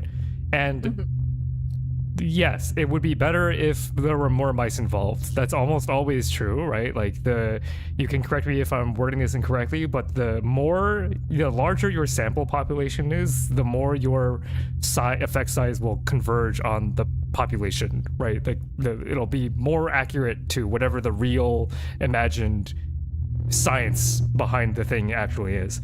The problem with mice is that in America, we kind of don't like it when you throw away animal bodies for no good scientific reason. So there are write-ups that you have to do to justify the number of animals that you need per project. And the way that you would do this is through a power analysis. You would do a little bit of your project beforehand to see about what effect sizes you're generating, and then using a formula, you can calculate, you can like tune this formula and calculate about how many mice you would need, and then you would declare that to the IACUC board, the animal care board of your university or research facility. So this is an inbuilt way to minimize animal cruelty. I mean, I don't want to call it cruelty. It's cruelty a little bit, right? Like I can't get around the fact that like there are certain things that researchers will do to animals that you don't want having been done to you, right? But we do them anyway because as a society, we have determined that their lives are better utilized in service of humanity. And if you have a problem with that, I don't know what to tell you, right? Like this is your taxpayer dollars funds this. So like, But in return, you don't do that research blindly. You don't do it all willy-nilly. You minimize the number of animals you need for your research. So sometimes those low ends are because, by calculating the power that you need for your effect, you have determined a minimum number that you need to complete your experiment. And as Myelin can probably tell you, that's flawed in a way, where a power calculation, as I have learned, is somewhat fundamentally flawed, but it is still like a mechanism by which we can minimize animal suffering in our experiments, right? Yes, and I really appreciate you talking about that, and thank you for explaining that, because I remember the first time we read a paper together, I was like, wow, this sample size does not meet basic statistical assumptions. Then you explain that to me, and I'm like, oh, like I'd never thought of that before, because I don't do animal research. Yeah, like what, like central limit theorem is like, what, 30 people? 30. Yeah. Minimum 30. Yeah. You're not going to do like 30 in most molecular biology experiments. It's just not. First of all, that's expensive, right? Keeping a mouse alive per day is a lot when you calculate their age, right? So it's just like, it's not financially feasible, it's not ethical, it's not moral to do a ton of mouse per study. But then that's why you have that like confidence interval, right? Like I get that the ends are small here, and so I will treat the smaller n experiment with more scrutiny. I am more prepared for it to be actually wrong than I am for it to be right? You gotta take it with a grain of salt. That's why doing science is complicated, right? Like it's not straightforward. It's not an easy answer if whether or not you used enough mice or not. Yeah, and I think Herday has also brought up a very valid point for this. Sometimes resources prevent you from getting a good sample size, and sometimes that's like things like the amount of money that you have to, say, keep mice or recruit participants. Sometimes that's you're relying on a participant pool and it's not as big as you would like it to be, or you don't have enough researchers to manage a bigger sample size. And sometimes, as Herday observes, you might be studying, say, a very rare disease or a rare phenomenon, and there simply are not enough people for you to get a big enough sample size. It's simply not even possible for you to do it, given how rare the thing you're studying is. So there are sympathetic reasons for this, quite a few. But now I want to get into like, what's a not sympathetic reason? And have you, because this is harder for me to say from my own research experience, because like, you don't know what's going on in a lab that chooses to publish on small ends, and that just didn't happen in my lab. So I don't really know what to make of why this happens, and if there's like a clearly wrong time to do a small sample size. You know what I mean? I mean, some of it, like you said, it's very difficult to tell how or why somebody's running a low-end study. What I can say is that we do know that we used to be running smaller sample sizes, and I think part of it might be, as much as we value statistical training, I think part of it might be, like, how much do you remember from your stats class, you know? Dude, I've got students t-test, and that's about it, man. Yeah, but like, if I hadn't talked about, if I haven't mentioned the central limit theorem recently, would you have remembered that? Oh, central limit theorem is another thing that for some reason, that is like the one other fact that really? I have memorized. Yeah, because I always thought, like, I don't know why the central limit theorem says n equals 30 is poggers. I just, that was interesting to me, so I memorized it. Yeah, fair enough. It's that at n equals 30, you start to get a fairly stable estimate. You're at the point of n equals 30, the mean of your sample becomes considered like pretty acceptably likely to be close to the population mean, is the idea. But a lot of people kind of skated through their statistics class and just don't remember this stuff. They just don't remember what count, and it can be kind of subjective, like where you draw the line for what is a small versus a big sample size depends on the discipline, right? And that could be based on norms rather than actual statistical data. Again, I don't know what motivates people to have smaller sample sizes, but we do know that it wasn't just a lack of resources, because we have found, at least in psychology, sample sizes from before the replication crisis were smaller, and ever since there was a push to increase sample sizes have indeed risen. So it seems like there was something other than just resources and ethics holding people back from having bigger sample sizes. And I think that might be ignorance. And I don't want to say ignorance is implying these people are stupid or anything like that. I think they're all very smart, but simply not having a good idea of what an adequate sample size might be. I wonder, like, when you set up a psych study that involves humans, do they not make you do something similar where you calculate a power? Oh, I don't know. Is that a thing that happens outside of biology? It's not required. You are not required to do a power analysis for ethics approval, at least in my experience. Well, I mean, it depends on the type of study you're doing. If it's like a minimal risk study, which most of my studies have been, it's not required to do a power analysis. Gotcha. I imagine if you're doing like something that's higher risk, where there's more risk to your participants, they probably are more likely to require a power analysis. That makes sense. That's genuinely enlightening. Yeah, because I was like, yeah, because obviously the more people you can get, the better, right? That's pretty much uniformly true. I'm assuming. Yeah. As long as it's reasonably representative, not biased in any kind of way, et cetera, et cetera. But the idea of like, not calculating a power, because my ends were always mice. I didn't do any ends that weren't mice.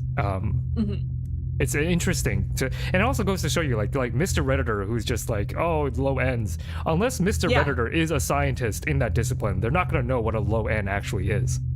Exactly, and unless they know, like, unless they ran a power analysis, unless they knew the expected effect size, even then, like, even if they're, you can get like some decent idea of what a good sample size should be if you do a power analysis, even if you are unaware of the norms in a discipline, and sometimes that might even be better, but like, if you haven't run a power analysis, how do you know? And so, like, if you were trying to combat your inner Redditor, and you can add on to this or correct me if I'm wrong, I think a good mental check to navigate through this layer of hell would be, you can say something like, the sample size seems low.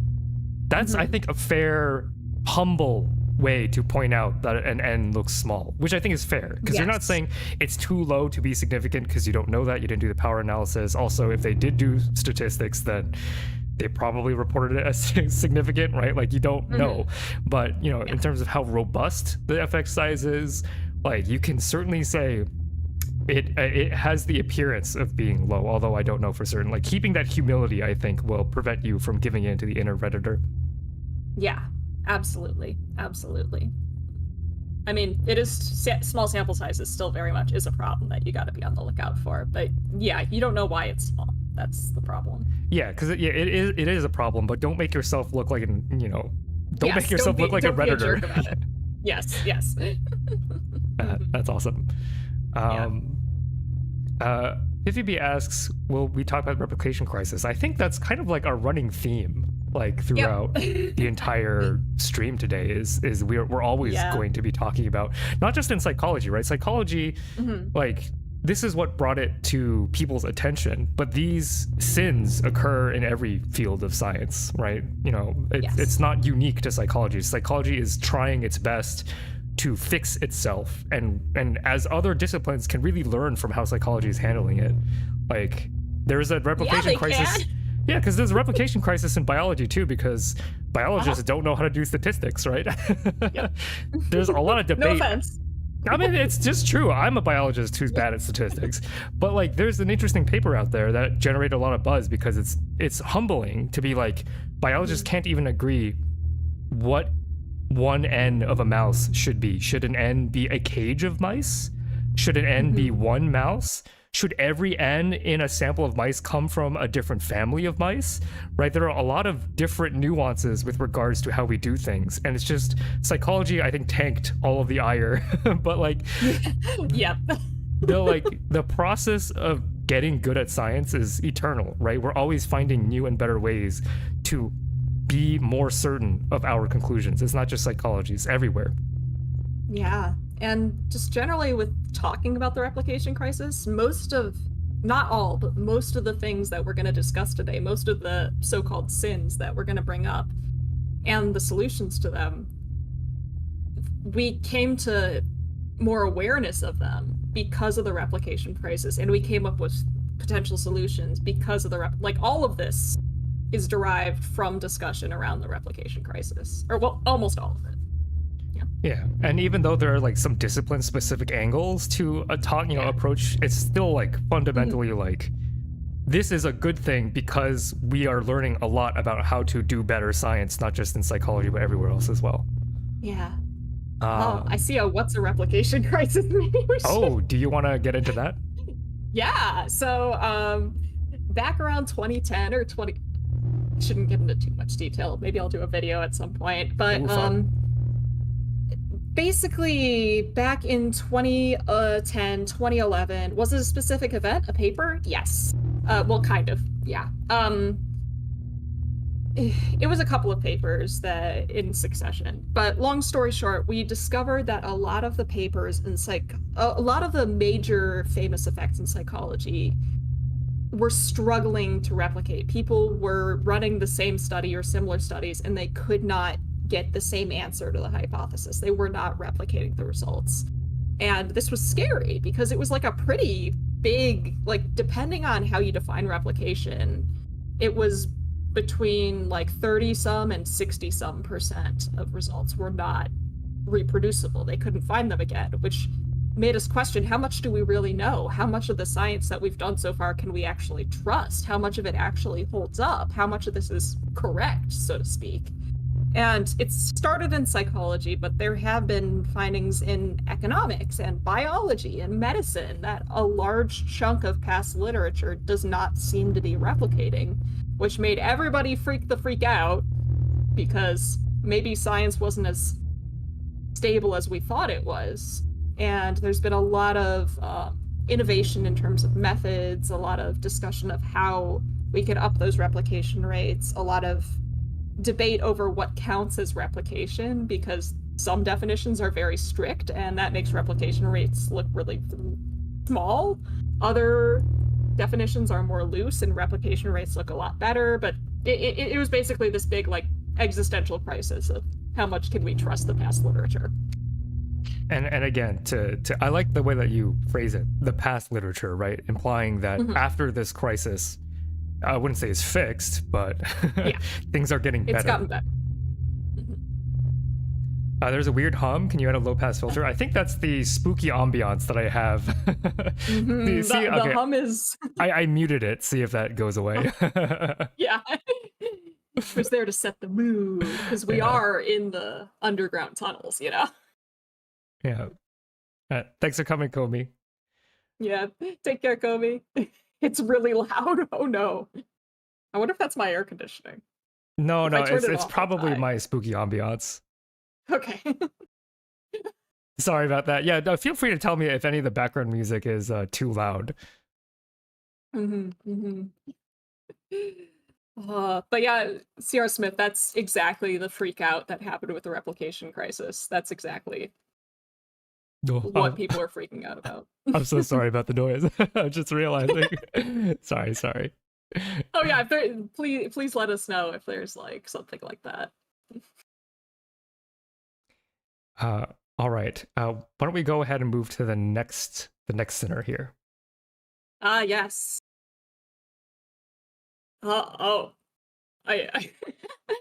It's unclear what's happening to that guy over there.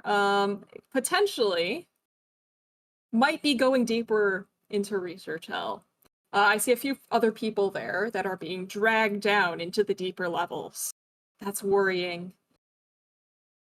But also, in the same area, I see a few people who have committed the same sin, but perhaps a little less extremely. And they are writing cookbooks over there. They are doomed to write cookbooks for the near future. And the reason is because they have committed the sin of poor methods reporting. They have left out scales from their methods section. They did not tell us how they cleaned up their data sets. They skipped entire steps of reporting their procedure. They did not tell us all of the dependent variables that they measured. They did not report all of the conditions in their study design. Very, very unfortunate. Very unfortunate. Yeah, I think this is annoying. Yes. This is very annoying. I don't I don't particularly enjoy this. I would say poor methods It's reporting, and maybe sometimes just wrong methods reporting, which I would say yeah. that it doesn't belong in the cold room per se, because sometimes people just make mistakes. So Yes. I think the one thing that comes to mind for me, and you can tell me if you agree with putting this person here in sloth, is I was doing research on synapses, individual connections between neurons, right? But the papers reported their ends as the number of synapses because they were checking to see whether the synapses got bigger or smaller, right? But Like, you I can see where I'm guess. going, right? You can see where I'm going. Yeah. The thing is, neurons have thousands of synapses, and treatments that affect one neuron are going to co-vary all of their own synapses. So you no longer have ends that are independent of one another. You have ends that depend on all being from the same neuron. And when you have ends that are in the thousands, your error bar is going to be minuscule, right? So every difference you find is by definition going to be statistically significant. And I would put that here in poor methods reporting and poor editing too. Like the editor should have caught that. Like, And that's why effect sizes are so important. yeah, Because like at that point, the significance test is basically it's pointless. pointless because here's the thing, chat. Here's something that took me a while to wrap my head around. If your sample size is infinite, any difference will be statistically significant. But is it meaningful, right? There's Yeah. two different questions. Is the thing important? You know, the conclusion, is it important? And is it statistically significant? There's two separate questions that we have to keep in mind, especially for big ends. I will say for things like t-tests, and ANOVAs, there is a point where increasing the sample size will not increase the likelihood of a significance thing. Correlation, though. Correlation, you get a big enough sample size, anything's going to pop out significant. That's interesting. I didn't know that. That's cool. The more you know. I check out my lecture series on statistics to learn more. Yeah, Mylin's channel is in the link in the description. Always be plugging. Eh. Yeah, this sucks. And is super annoying and is like a speed run to like me being mad during a paper reading is Yes. the methods are terrible. Yeah. Very incredibly frustrating, especially like if you there were a couple lately where I was trying to figure out like how exactly they were defining a construct or how exactly they measured something, and they just simply did not tell me, and therefore I was unable to evaluate like I couldn't tell if I could trust the like how much trust I could put in their results because I could not even figure out really what they were testing because the methods reporting was so sparse. It's really unfortunate. I like writing method sections. I don't find them to be that stressful because it's They're one of the easiest sections to write because you're yeah. literally just giving like this is what I did. You're not there's no like maybe there's a little theory in there for justifying why you did it a certain way, but you're literally just like step by step, here's what I did. Here's what I did. Here's a sinner that I struggle to find sympathy for, right? This is either laziness or just bad. I have some sympathy for this. Methods reporting is here's what I did step by step. Like here's where I got the participants. Here's who my participants were. Here's like how I measured things. Here's what my participants saw. Here's this and this and this. It's essentially step by step instructions for how you collected your data. The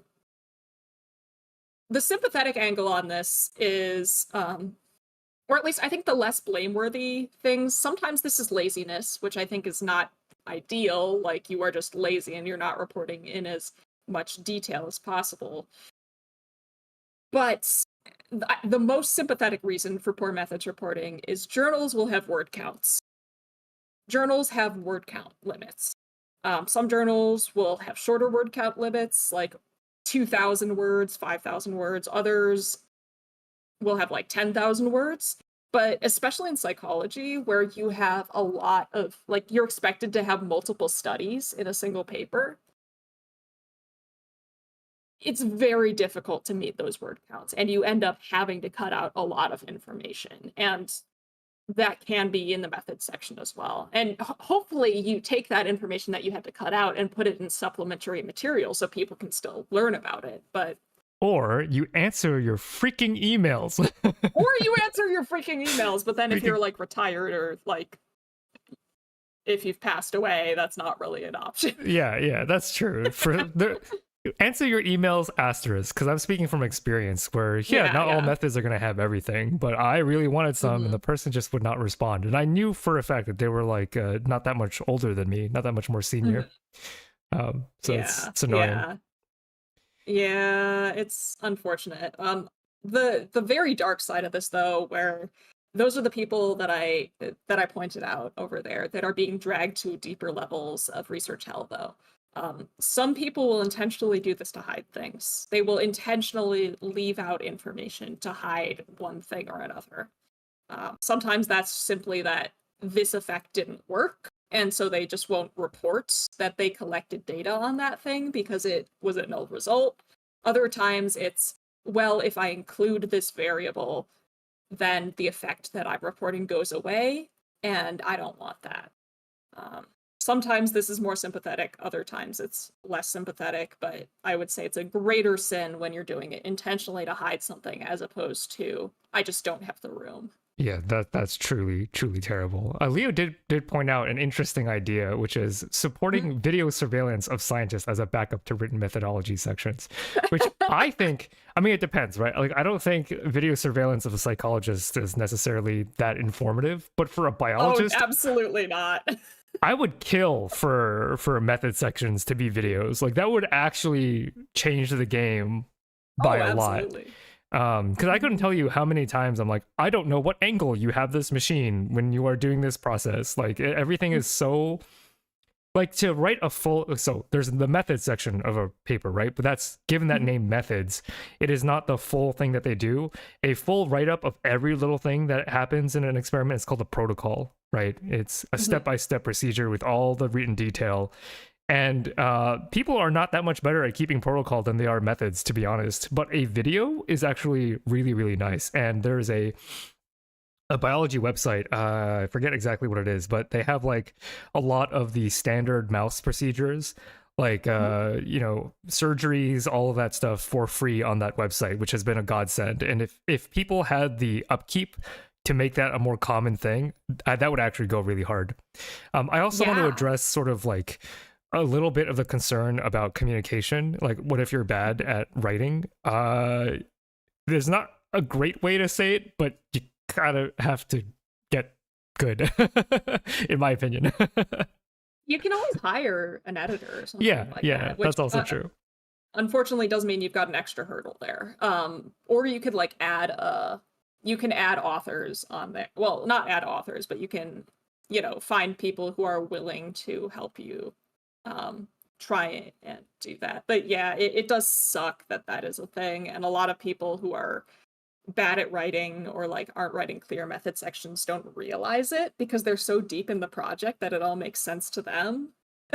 and I just want to address sort of the language barrier, and that's, language barrier can be kind of tricky because our universal language is English in the sciences, and English is kind of not great. But I will say that if you have all of the things in the paper, then we can figure it out, right? For example, I remember reading a paper that just straight out didn't mention how they calculated their statistics. Like, I didn't know which statistical test they used, but they just claimed it to be significant. That's not a mistake that is because you're not good at English, right? That is an omission, which is a choice. Yeah. Like, even if you're struggling with like writing a paper in a second or third language, which unfortunately is a thing that a lot of people do struggle with, you can still include information. It might not be well communicated, unfortunately, because of, language barriers and things like that. But there is a difference between struggling to communicate an idea and just simply not even trying. Yeah, I think that's a good way to distinguish who actually belongs in research hell and who doesn't, right? Yeah. Yep. Okay. Let's go to the next sinner. The thing is that a lot of research sins are in this layer, which is why we've been stuck here in these hallways for so long.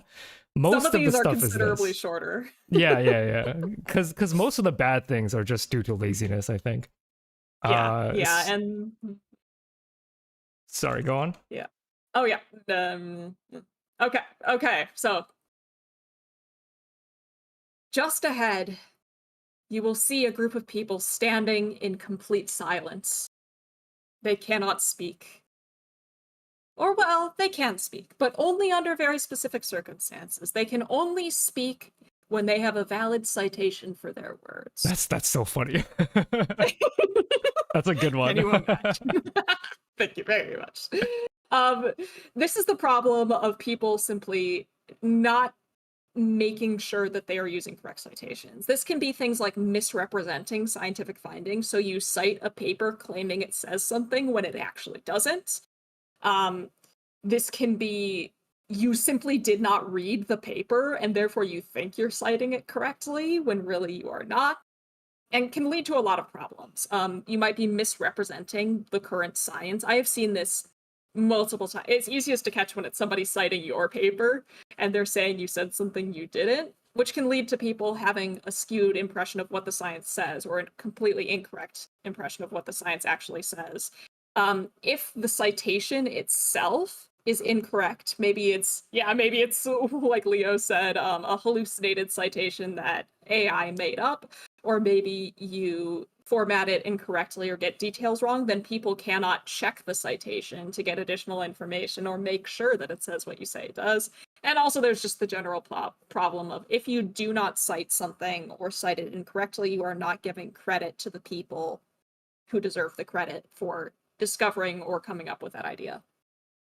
I would say I am highly sympathetic to this one, actually. It is really annoying, I will admit. But to me, like, my character flaw. All right, let me explain myself. For 5 videos, I try to read everything, but I don't necessarily read all of the papers from top to bottom. I think with the number of papers I need for a 5 video, that just wouldn't make sense. So I do hunt and peck a lot.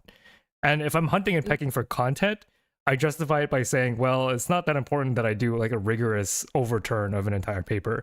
So I am sympathetic from the content, like from the content perspective, right? But at the same Yes. time, if you are publishing something, you cannot be as lazy as me. Yes, I have encountered one of these sitters before. I recognize one of the people over there. I was working on a project with somebody, and they used a they cited something and claimed that a paper said something that it didn't. And I told them that's not what the paper says. You're incorrectly citing this paper. It actually found the opposite of what you're saying. And that collaborator said it doesn't matter. And they simply went forward as one.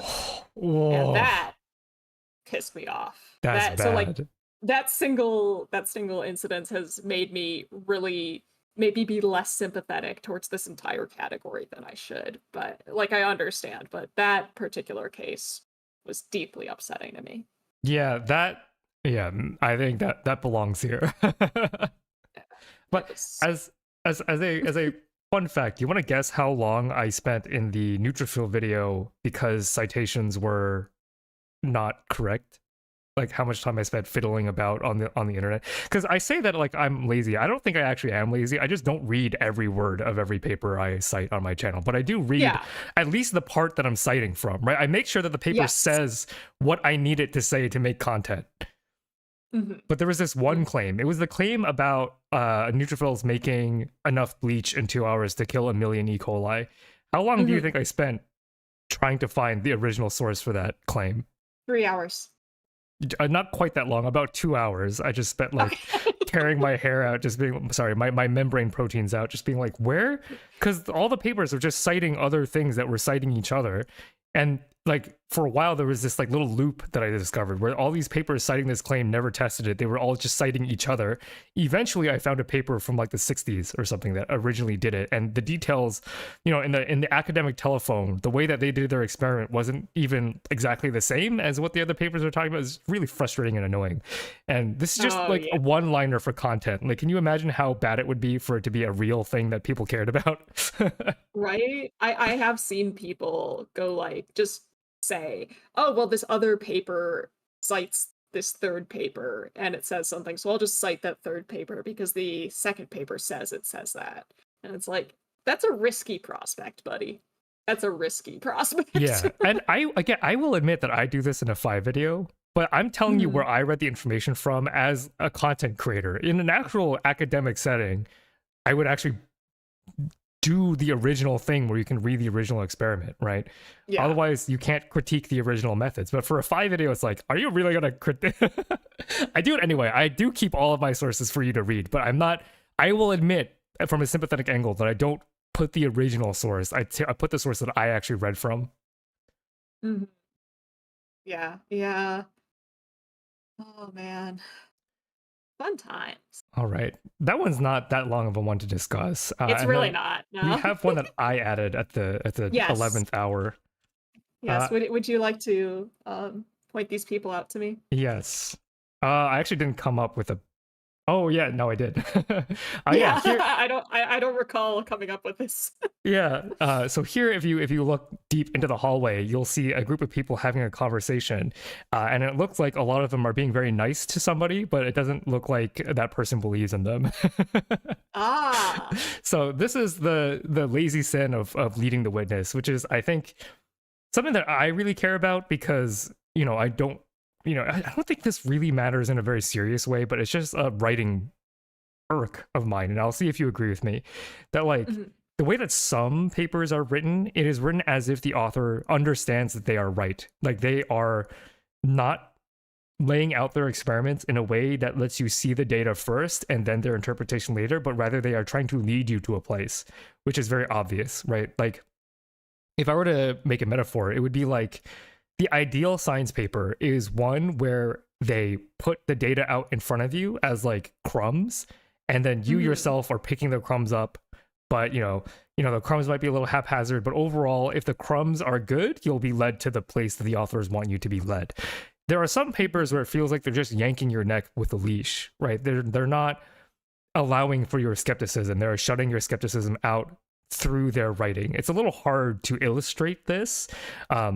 But like, and I don't really know because, and you can correct me if I'm wrong in your discipline, but in biology, every like significant paper, significant as in like meaty paper, comes with a complete arc, right? I've only read shorter psychology papers, so I don't know if this is like true for you, but like in biology, you can have like these meaty papers that tell a whole story.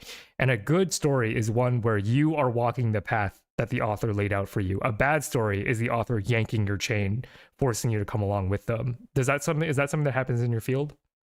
Yes. I think there's two versions of it. One version of it I put in a lower circle. The other version is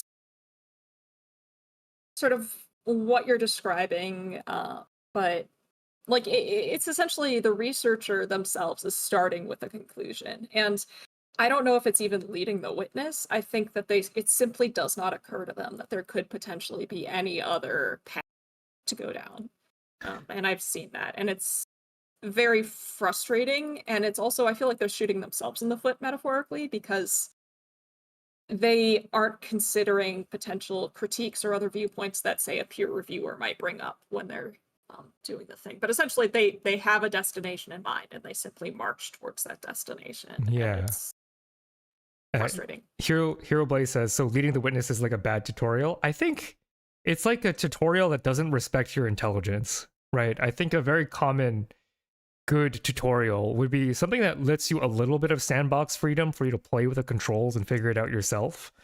in a situation that requires you to overcome the challenges. So like, I think Celeste has a great tutorial where you learn new techniques as you need them in the platformer versus like a very handholdy press A to jump and you can't progress to the next level until you did everything one time, right? There's a smart way to lead people to where you want them to go, and there's a way that doesn't respect their intelligence, which is annoying. But again, I don't really know how much that really matters because the information is the same. It's just the packaging is super unpleasant to read. Yeah. In psychology papers, do researchers test alternate hypotheses within the same paper? Is that something that happens? Not as often as it should. I was trained to do that. We call them competing hypotheses, where you set up like, here's like 2 or 3 possible outcomes that I could see coming from this based on, say, different theoretical frameworks or whatever. And I think that's a very good thing to do. That's what I like to do. But others do not do that. And we'll get to that. Like, I can talk more about that when we reach a lower level of research. Gotcha. But Okay, so why don't we actually go and actually we now get to venture deeper into research hell, which is very exciting. go on an adventure. All right. So Myelin, if we're stuck down here because of the convoluted underground tunnels, couldn't we just leave the building and navigate from there? Sometimes the best solution is the simple one, even if it means taking a few extra steps. All right. Myelin, what creature is this? This is the publisher Parish. It is a great beast that feeds on productivity. It hungers, and yet everything it eats gets turned into poison. And so attempting to feed this machine only causes to purge, perpetuating its suffering. It eats, and yet it remains hungry. I do not pity many in these lands of research hell, but if you can spare some, this beast could surely use it. So Myelin, do you want to talk a little bit about what publish or perish refers to? Yes. Publish or perish refers to a culture in academia where your ability to publish your research determines a lot. It determines your ability to get a job. It determines your ability to get tenure. It determines your ability to keep a job. It determines your ability to get promotions. Essentially, your ability to publish your research and publish a lot of research has a direct impact on your ability to keep food on the table. That's why it's called publish or perish. Well, maybe not keep food on the table. You can always switch careers, but essentially your life as an academic is dependent on your ability to publish research. And if you cannot publish research, you will no longer be an academic. You will lose your job. You will have to do something else. I would say this is like original sin is like kind of an intense way to describe it, but it is like it is something that I think underlines a lot of academic culture that can lead to one sinning. Would you say that that's accurate? Super agree. Super agree. I think that most of the levels of hell here, most of the things that we're going to bring up are, this is one of the major motivators behind them. Unfortunately. Why can't I put another? Sorry, I'm just futzing with the text. Nah, you're good. You're good. My brain is mush. Whenever I look at this thing, all I can think about is how I want to give it a little scratch on the head. I think And it then is my thoughts fly sympathetic out. looking, isn't it? It is. I get why it's like this. I get why it's like this. I don't absolve it for all of the suffering that it causes, but it didn't want to be this way. Yeah, I'd say that like this layer that we're talking about right now is quite sympathetic because it is like the capitalist machine that powers the idea of publish or perish, right? Yeah, you can't, at least I could not find any serious moral failing when you are pressured by this machine, right? But if you want to walk the light path, you have to kind of contend with that, right? Yeah, unfortunately so. Nobody who does research in an academic setting is immune from this guy. So what is the first sinner here in the land of gluttony doing here? You can see that researcher over there is forever conducting meta-analyses on unpublished manuscripts, emailing researchers, trying to identify master's theses, identifying unpublished honors theses, trying to identify people who could potentially have data on the thing that they're studying. They're in an eternal meta-analysis hell.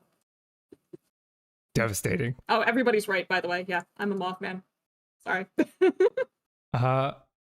So this to me is a little foreign. So what do you mean by replication, like within a lab?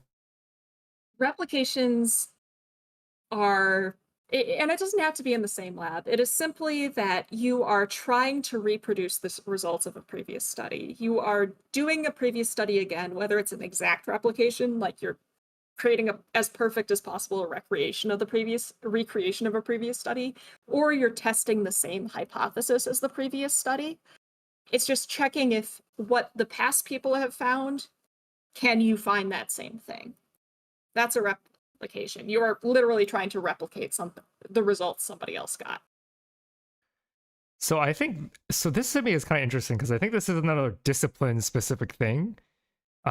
Because I guess for you have the option to just ask a new question, right? Yes. That is something that you could do, whether it is smart, who knows.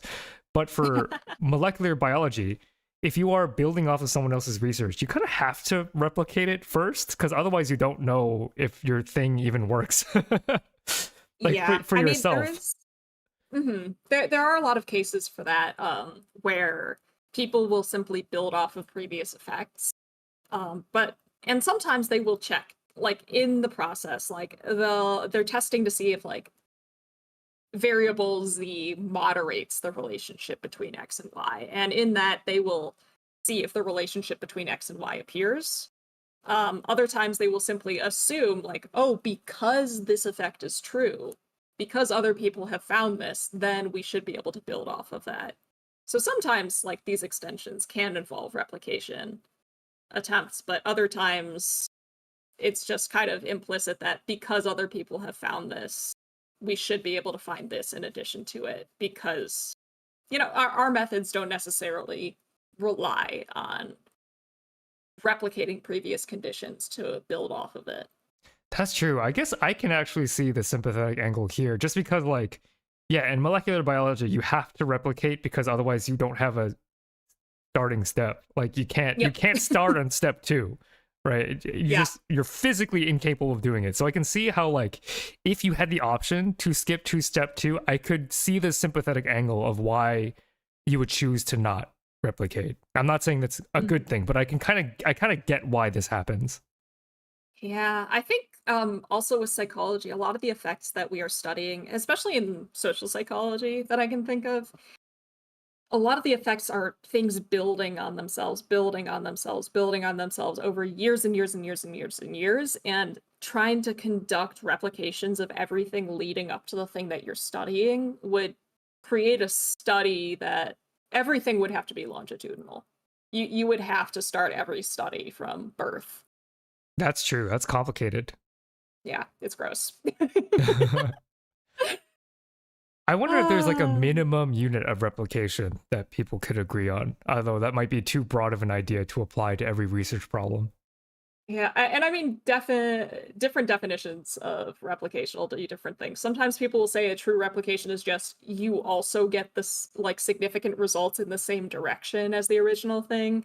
Other people say like the effect size, or like just having an effect in the same direction, even if it's not significant, is a replication. Other people will say the effect size that you find has to be within X standard deviations of the effect size of the previous study. Like, ooh, definitions of replication and what counts as replication, a successful replication, are crazy, like different depending on who's saying them. Do you have a particular opinion on which one of those is better?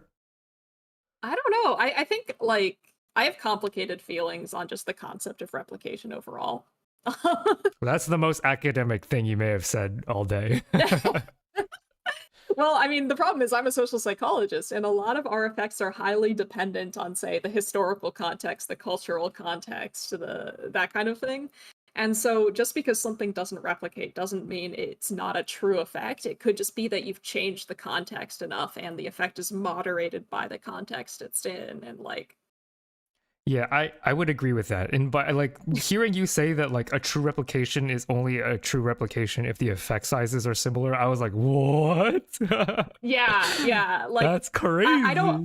I think that's, I mean, I don't think that's the case. I think that that's a silly definition of replication, but ideally, like, if you do an exact replication, like you're in the same context and you do the same study again, if that doesn't replicate, that's a problem. Yeah, for sure. Yeah, that's interesting because, like, and I also want to point out here that's more this juicy nuance, right? We've been talking about the nuances of research hell, even though research hell is kind of a simplified tool used to describe research ethics within each decision, which in each sin is like a kaleidoscope of nuance, like very, very tough to say what is actually replicating and what isn't. But I think what we can agree on is that if you have the power to do it, then you probably should. Yes. Yeah. Though there are reasons why people don't, like I think I skipped over why this is an issue. Oh yeah, so it's so some secondhand to us. Yeah. Yeah. Yeah. First of all, actually, statistics people, do we expect 1 in 20 of replication studies to randomly fail because our alpha level is 0.05? Yeah. That's pretty. There are that's pretty smart. many reasons why something might not replicate. Sometimes it doesn't replicate because the effect was never real. The first study was a fluke for whatever reason. Sometimes things don't replicate because the context has changed, or like you're using a different population. And sometimes things don't replicate because they're a false negative. Like, there's many reasons that a thing doesn't replicate, and not all of those reasons are simply the first study was wrong. And that also makes it extra sucky. Like, you never, it can be difficult to find out why something doesn't replicate unless you do multiple replications. But anyway, replication, the reason it's important is if you do exactly the same experiment multiple times and you cannot reproduce the results, you can't get the same results, then that means that the first study probably gave us knowledge that isn't actual truth. Like, I'm thinking, and I don't know too much about this because this is, outside of my area, but I believe there was a lab that claimed that have you heard of this, that claimed that they were able to achieve cold fusion? I've read the title. I did not read the paper. They claimed that they could do cold fusion, and they had a study, and they're like, look at all this data, like, we found cold fusion, and then everybody who tried to replicate it, no one was able to replicate it. Not a single person could replicate it. Not a single person, no matter how closely they stuck to the methods, could do the same thing. Yeah. This is an older paper. So it's an older paper. It's just the clearest example I can think of. But like, if you only find something once, it's possible that it wasn't real at all. And then that means that if things aren't replicating, how much of science is actually real? How much of what we believe is actually true? We're making decisions based on things that may or may not work, that may or may not be valid information, which is a problem. Yeah. But Phoebe's comment is great too. More thorns on the replication crisis. I feel like the deeper you go into academia, the more you start to wonder how we even know anything at all. I think this is one of the great, like, existential struggles that I think you have to have at some point. Yes. Right? Because the nature of what it means to arrive at truth is so complicated that if you don't find yourself struggling with this idea at least once, then I think you're overconfident. Yes. 100% agree. 100% agree. I think you are not a real scientist, or maybe I don't trust you as much if you haven't gone through at least one existential crisis of how do we know anything. But I also want to point out, like, the fact that we can make predictions and build off of predictions, like, how we know that things are true, bridges and stuff, right? Yeah. Like, we can make things as a result of our method. We're just not perfect at it. But like, it's not bad to get lost in the sauce for a little bit, but then you got to come out and ground yourself once more. But you should be lost for a little bit. I think this is important for your growth. Yes, yeah. It's important to be lost a little bit, but also very important to recognize that there are a lot of things that we have discovered that, like, we have electricity, we have computers, we can, to some degree of accuracy, predict the weather, we have medications to treat things. All of these that, like, we We done know did a that good we thing. can. We done did a good thing, Yeah. exactly. All right. Ah, All right. but this is Next. specifically not conducting the replications, though. It's not just lack of replication. Yeah. This is choosing Yeah. to not replicate. Yeah. Yeah. That I think is greedier. That's why this is in gluttony. Yeah, It's that's like why this isn't gluttony. it's like a speedrunning strat, right? Like the safe line is to replicate, but you can attempt to speedrun, but you might get punished for being too greedy. Yeah, and, like, if we don't replicate, like, first of all, a lot of people just don't do replications for a lot of reasons, but one of them is that, especially until recently, there was no real incentive to do it. Like, it's like the file drawer problem in null effects. Most journals do not want to publish just plain replications. Like, at least in psychology, journals don't want to publish just, I replicated this, I did the same thing somebody else did and I got the same results. I'm the second person, the third, the fourth, the fifth person to discover this thing. Journals don't care about that. And because of publish or perish culture, because of this thing, you need to publish to get jobs, to keep jobs, to stay in academia and continue doing research. It was a much more effective use of your time to do novel research and test new hypotheses as opposed to trying to replicate anything. So people just weren't doing replications because there was no benefit to, at least for their careers, to doing replications because they couldn't publish them. So how do we incentivize journals to actually care?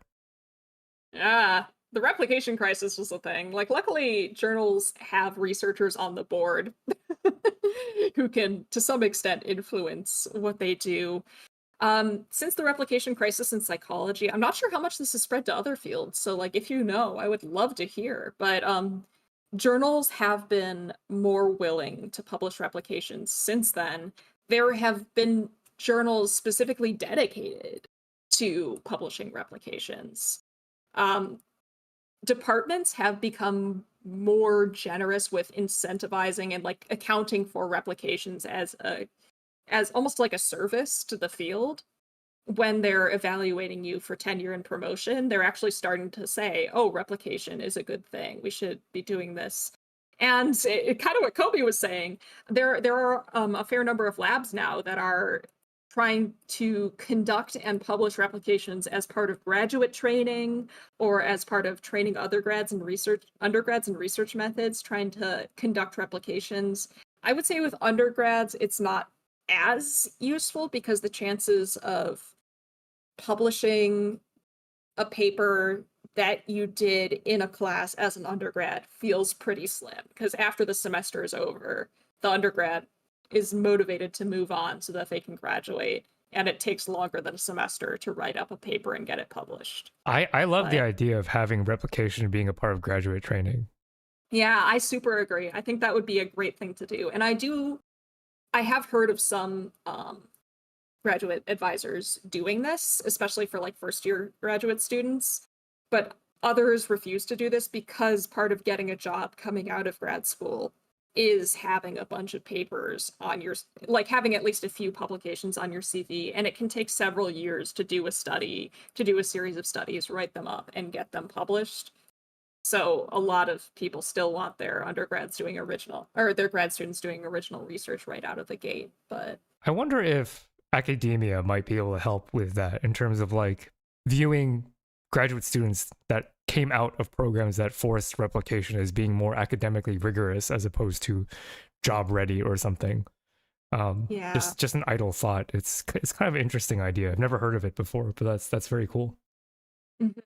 I think that would be a really good thing to do. But I do think that we have to continue, like, it's already moving in this direction, but I think we have to continue shifting publish or perish culture and shifting norms on what is and isn't publishable to be more accepting of replications overall, so that you can conduct replications without potentially harming your job prospects. Yeah. All right. why don't we head into the next sinner Yeah, here? absolutely. Oh, hmm because I do not pity, or I do pity, honestly. I very much pity the people, that group of people over there who are typing away at their laptops like it's the last thing that they'll ever do and like it's the only thing they'll ever do. They are currently writing a manuscript for every single study that they have ever conducted at every stage of their career, regardless of whether it got meaningful results or not. They're just going to be writing forever into infinity. It's miserable. And that is terrible. yeah, I would hate that. I would hate that. I probably should be over there.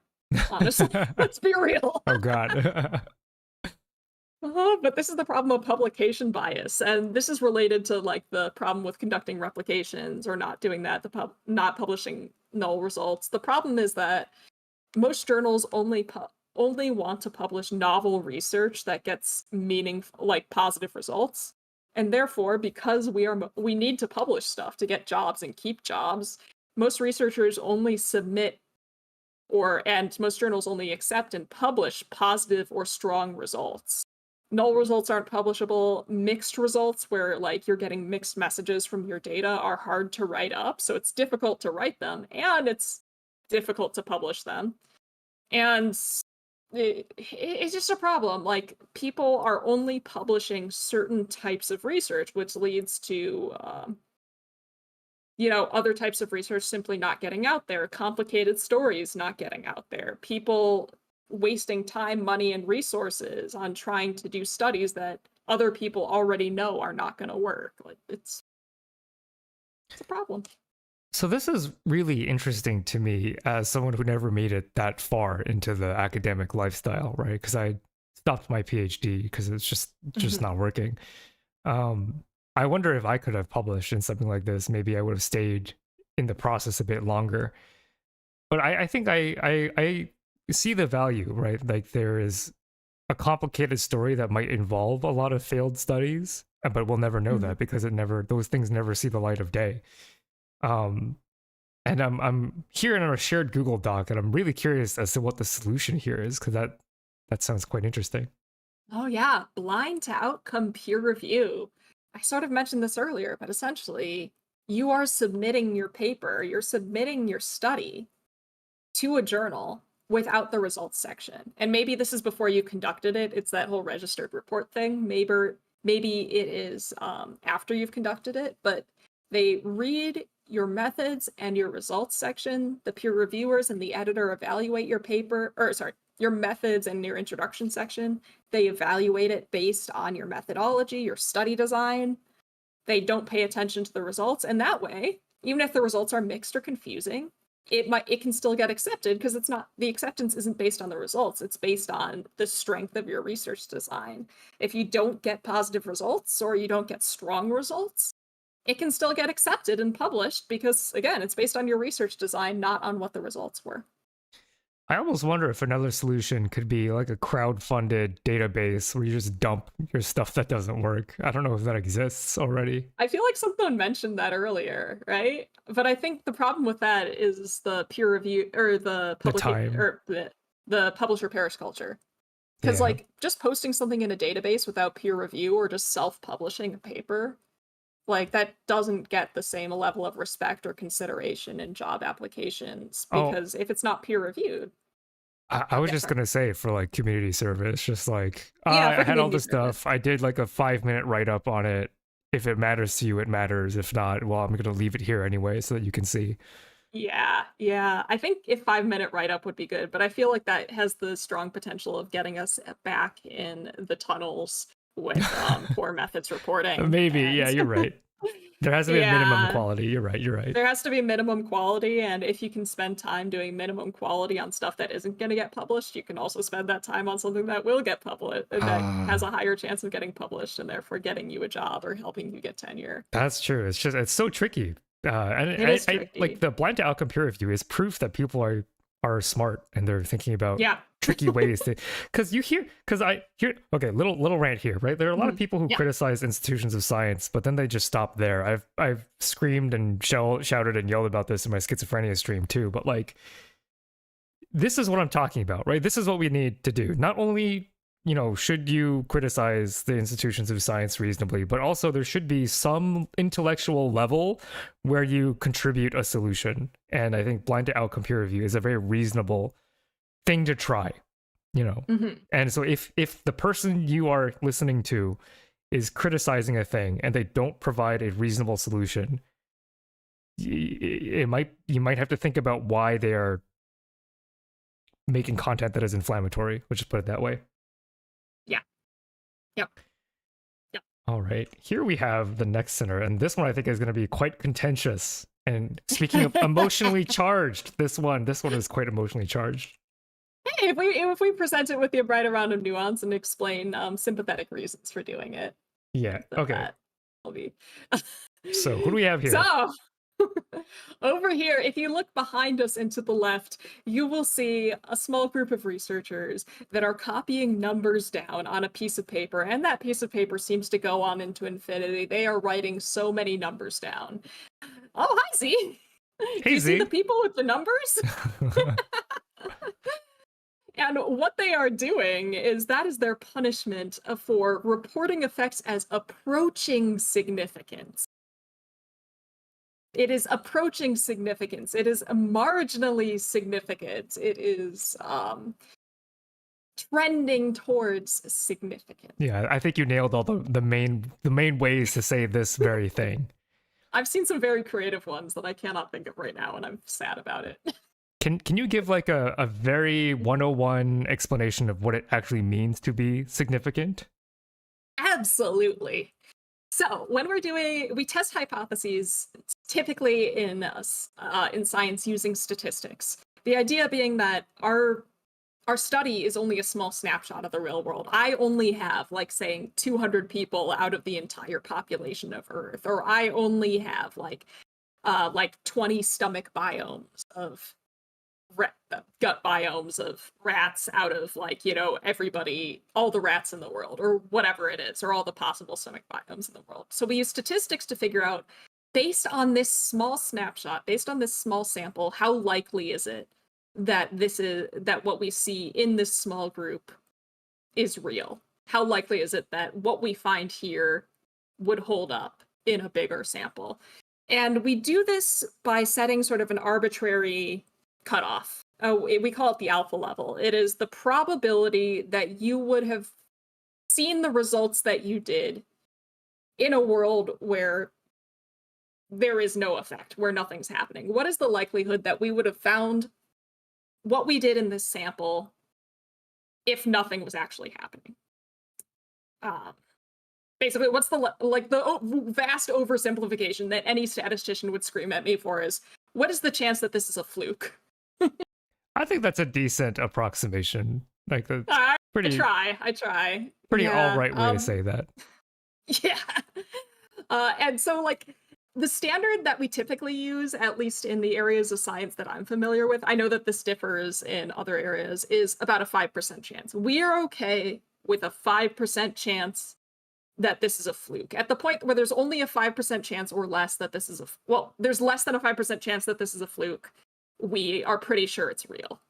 That's the idea, which means that we have this strict cutoff. If there's a less than a 5% chance that this is a fluke, again, oversimplifying, then we think it's real. If there's a greater than a 5% chance that this is a fluke, we say it's not real, or like we can't draw any solid conclusions, which necessarily means that we have set an arbitrary cutoff. If there's like less than a 5% chance this is a fluke, we think it's real. If there is a 5% or a 5.1% chance it's a fluke, then we can no longer be. It's a cutoff. It's a decision rule. It's this black and white. It's either meaningful or it's not based on this cutoff.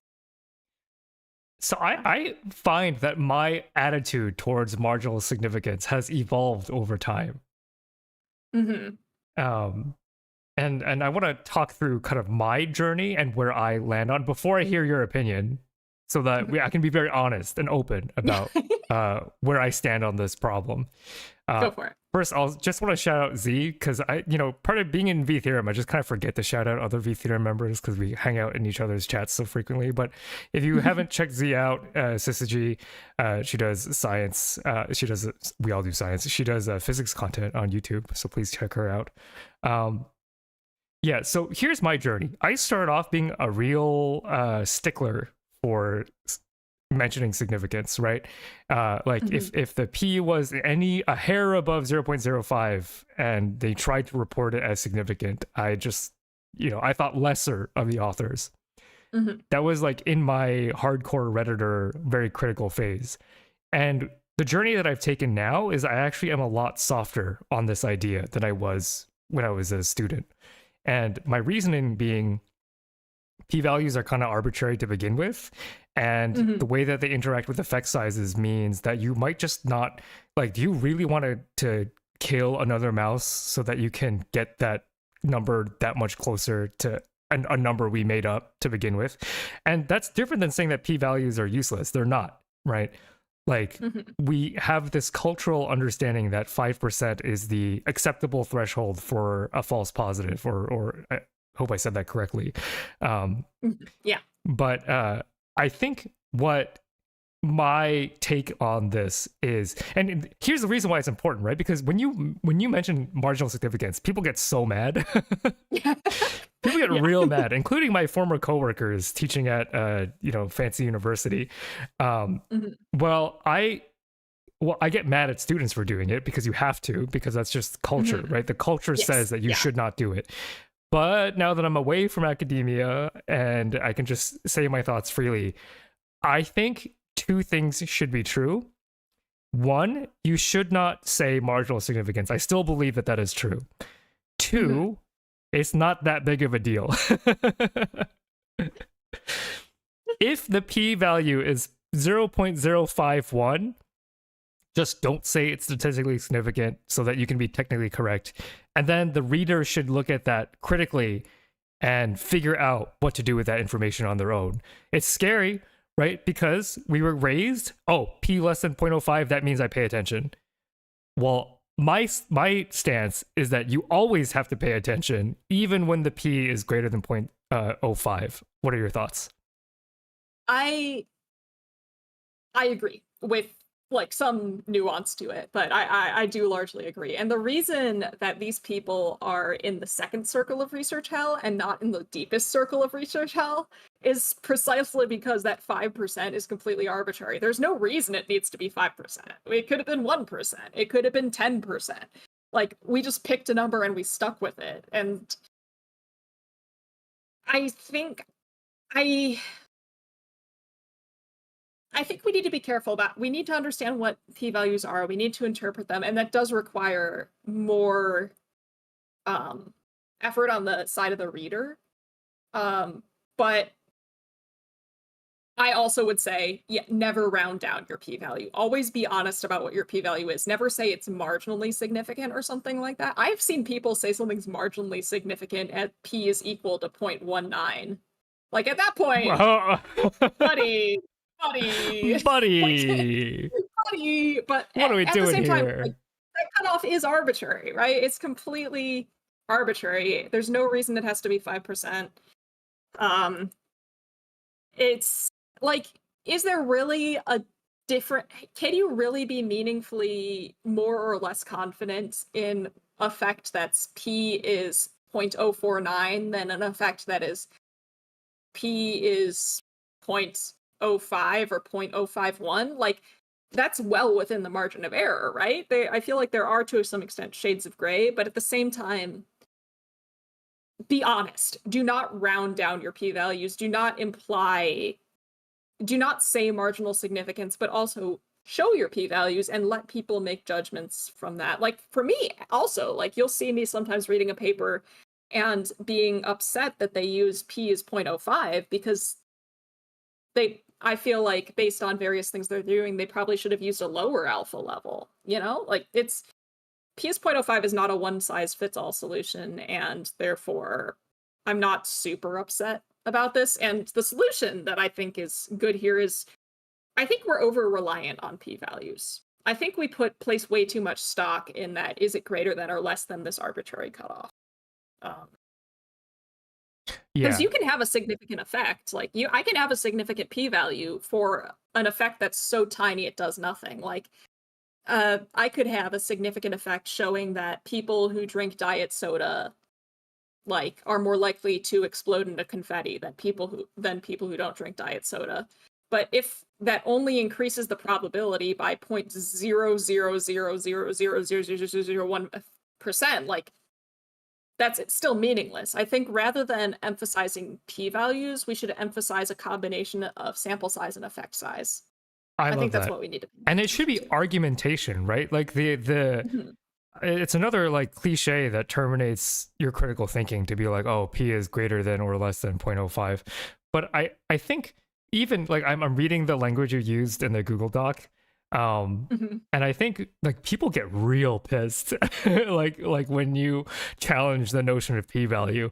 And I think Yeah. an excellent uh uh like Darwin himself would be very proud for this level of rhetoric that you had mentioned. It's like a conversation that challenges p-value should begin with uh meaning should be a composite metric between p-value and effect size, because this is not saying that we, value effect size less, even though it Mhm. implies it, but it's not saying it. Sorry, this is like my little word tangent because I like Yep. argumentation, right? I have a passion for this kind of like nitty gritty word stuff. But if you want to make this argument palatable for people who are p-value hardcoreists, you don't even mention p-value. You just say that Mhm. meaning should be a composite metric between effect size and p-value, instead of saying we should lower p-value in importance. Even though they mean the same thing, you can hear that someone who loves p-values and is a p-value stickler, they can't argue with meaning should be a composite metric of effect size and p-value. That's a stance that you will lose every time. Mhm. So that's an interesting little angle for argumentation that I really love. It's very neat. Yeah. Yeah. Uh-huh. I think I don't even know how to pronounce that. Fifibi? That sounds right. Yeah. Aren't there journals that no longer accept? I can't address the journals no longer accepting p-values thing because I'm unfamiliar with that. I don't know if that's a thing happening, but confidence intervals has been proposed as a solution to p-values. Confidence intervals have actually the same problem as p-values. A confidence Yeah. interval, like they give you slightly more information than a p-value would, but in terms of determining whether something's significant or not, they agree with the p-value. A 95% confidence interval is the flip side of a alpha of 0.05. Yeah. So like they'll give you the same answer. They also don't have that nuance. All right. Very, very cool. Shall we move deeper into research hell? Yes, it is time to move on. All right. Where are we heading to now? Oh, it's dark in here. Myelin, I don't think we have time to see a show. My research salvation is at stake here. This show is your salvation, Phi. Now hush, the show is starting. Uh, where's the man? Oh, there. Hello, everybody. Today I will be presenting on.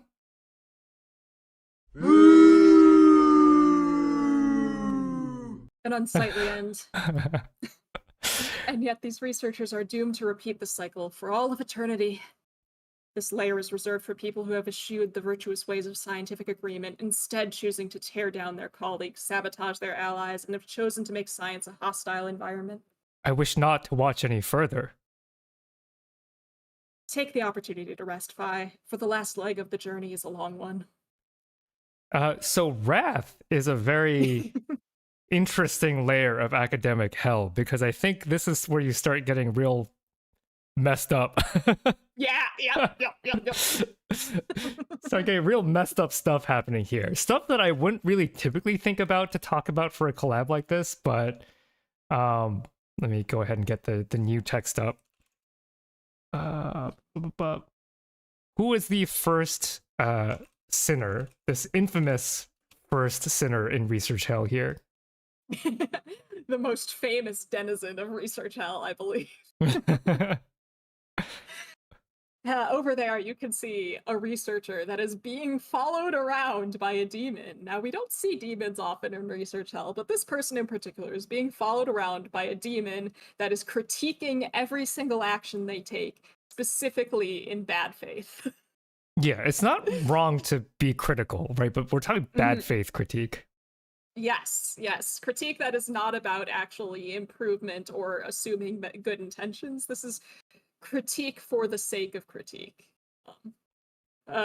Reviewer 2, it's not always reviewer 2. I do think editors like to make like to put the most critical review in the second spot so that they can use kind of the Oreo sandwich method. um, with like 2 nicer reviews and then the main review in the middle. But Reviewer 2 has a bit of a reputation. It specifically refers to reviewers that engage in bad faith critiques. So like they're critiquing your research for the sake of critiquing it. They're not believing you're putting forth an honest effort. They're assuming the worst intentions. I have seen and unfortunately been the victim of reviewers who did not carefully read the paper and were wildly misinterpreting the paper and therefore saying that it was a bad paper and should be rejected. And there are some individuals out there in the research community who specifically engage in critiquing for the sake of clout. They will tear other people down for clout. I think to look cool. Reviewer 2 is like Redditor final form. The final form of a Redditor, yeah. I heartily agree. We are specifically saying bad faith critiques, as in you did not give it, and like, okay, we're scientists, right? We should be somewhat objective about our metrics for what counts as a bad faith critique, and I think you outlined it quite well. Like, you should read the thing.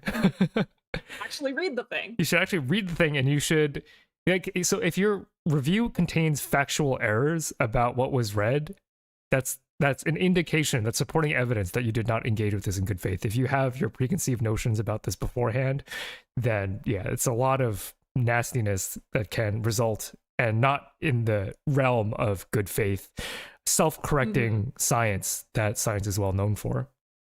Yeah, yep. Scientists are just spicy Redditors. Hey, professional Redditors. Okay. Regular Redditors are just amateurs.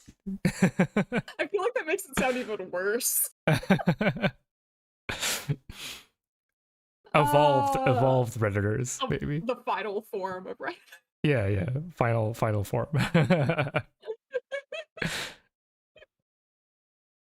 All right. So how do we deal with Reviewer 2? There are a lot of things that we can do. Well, I'm not sure actually, because some of it I think is to some extent unavoidable, especially because your job as a peer reviewer is to identify flaws in a paper. That is explicitly what you are supposed to be doing. Though I'm using the term reviewer 2 not just for peer reviewers, but for I wouldn't say Redditors, because this is, again, like a step above Redditors, but this is like people who have blogs about evaluating the quality of other research paper, other researchers in the comments section of papers, people who write commentaries on published papers, that kind of, it's not just like peer reviewers, it's like any researcher commenting on another researcher's work in bad faith. So to that extent, it's kind of hard. I think social norms is part of it. Especially post-replication crisis, you could gain a lot of reputation by finding flaws in other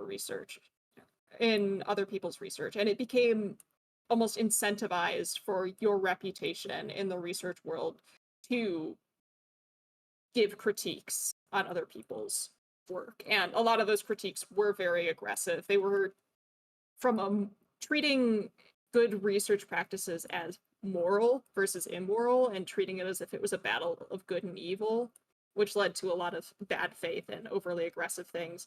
Creating norms in research around how we critique things, and like trying to critique in good faith and stuff like that, I think would be helpful. Easier said than done.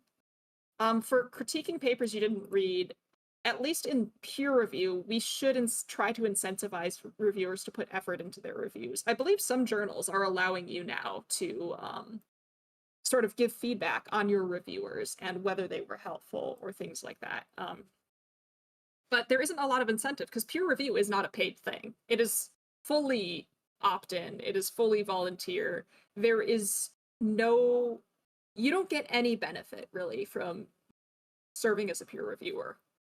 Honestly, like it doesn't get you anything that I can think of. So there's not really an incentive to do well at it. There's not an incentive to do a good quality peer review out of just the kindness of your own heart. So if we could give some sort of incentive to do good review, that would, I don't know what that would look like. Reinforce that the review process isn't just a chore, it's something that we are doing to ensure the quality of research. I do worry that that also has the chance of backfiring and encouraging reviewer too. But if we remind them that this isn't about like the sport of finding flaws, this is about trying to make research better as a whole. And then there are certain individuals who treat this like a competitive sport, who just go out there with the intention of tearing people down, whether that's for clout or because it makes them feel good or makes them feel superior or helps them address their imposter syndrome or whatever it is. At that point, if somebody gets a reputation for that, I feel like they should just be banned from doing peer review entirely.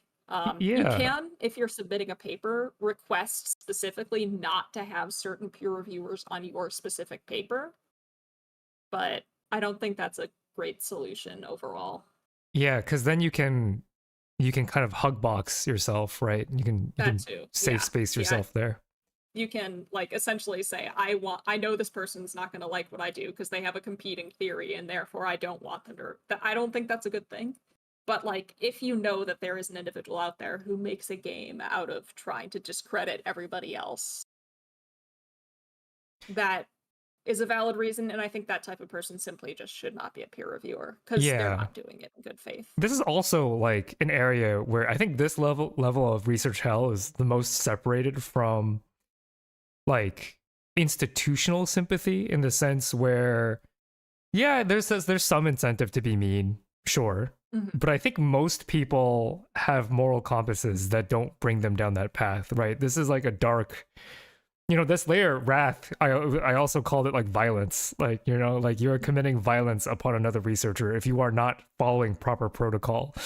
And just like with YouTube content, right? Like the inflammatory stuff gets clicks. People react to inflammatory content. They click on inflammatory content, right? And I think I would like, my channel and, the work that I do to not shy away, to never go down the clickbait route, because it is so tempting to see, number go big when you are appealing to a very basal level of, when you are appealing to the id or something, the rage, wrath, that kind of more primal instinct. But I think in my content, I want to always be, within the nuance. And I thank you all for watching, right? Because not everybody likes that kind of stuff.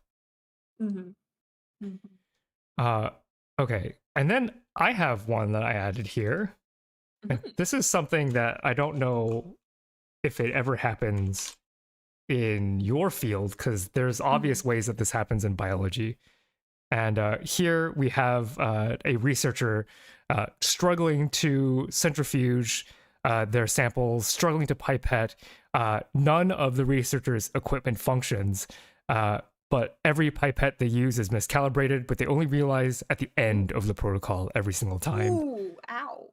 Yeah. These are the sinners who are guilty of sabotage. So I never witnessed sabotage myself. My lab was so small that it wouldn't be that hard to figure out who was sabotaging who. But in our research ethics class that we were mandated to take during graduate school, the head had told a story about a relatively famous case of a researcher sabotaging another researcher within a lab. And it turns out the student was doing things like spraying their cultures with ethanol, or like coughing into their cultures and stuff, like gunking things up. And stories like this are common enough to have been an official part of ethical research training, which says something, right? I'm not saying this is rampant, right? That's why this layer of hell, I think, is relatively underpopulated. But it is frequent enough to show that the exception proves the rule, right? There are people out there who will resort to that kind of thing. And I don't think you can blame that on publish or perish, because I think most people with a functioning moral compass would not do that. You know, I don't find that to be very sympathetic, I should say. Mm-hmm. Yeah. Oh my gosh, that's awful. Like I can't think of any examples or stories, at least off the top of my head, in psychology of this kind. Like, I'm sure it's happened. I'm certain it has happened, but There might be that's some scary. interpersonal sabotage where some student might slander another student in the eyes of a prominent PI or something, like Yeah. stuff like this where you are not playing within the rules of science. That's like not cool, right? Yep. And in terms of a solution, I don't know, therapy. Like, this is not a uniquely science problem, right? Like, there are people like this no matter what job you take, people who will cut you down to get ahead. It's not just the science thing, but like when it happens in science, because it's like, we're all supposed to be working together to find the truth. Like, there's something very spiritual and human and exciting about that kind of environment, and to mess it up because your research isn't going as planned is like, I don't know, get help, man. Get some help. Yeah, right? Yep. Yeah. Oh, I spelled this word completely so bad on screen. I mean, I am in no place to judge anyone's typos. I am a typo incarnate. That's my final form, so. Did not even realize. Let's try that again. Is it self-sabotage here? Oh no. Confirm that Phi doesn't know French. Confirmed. I don't either. I failed to catch it. I'm sorry.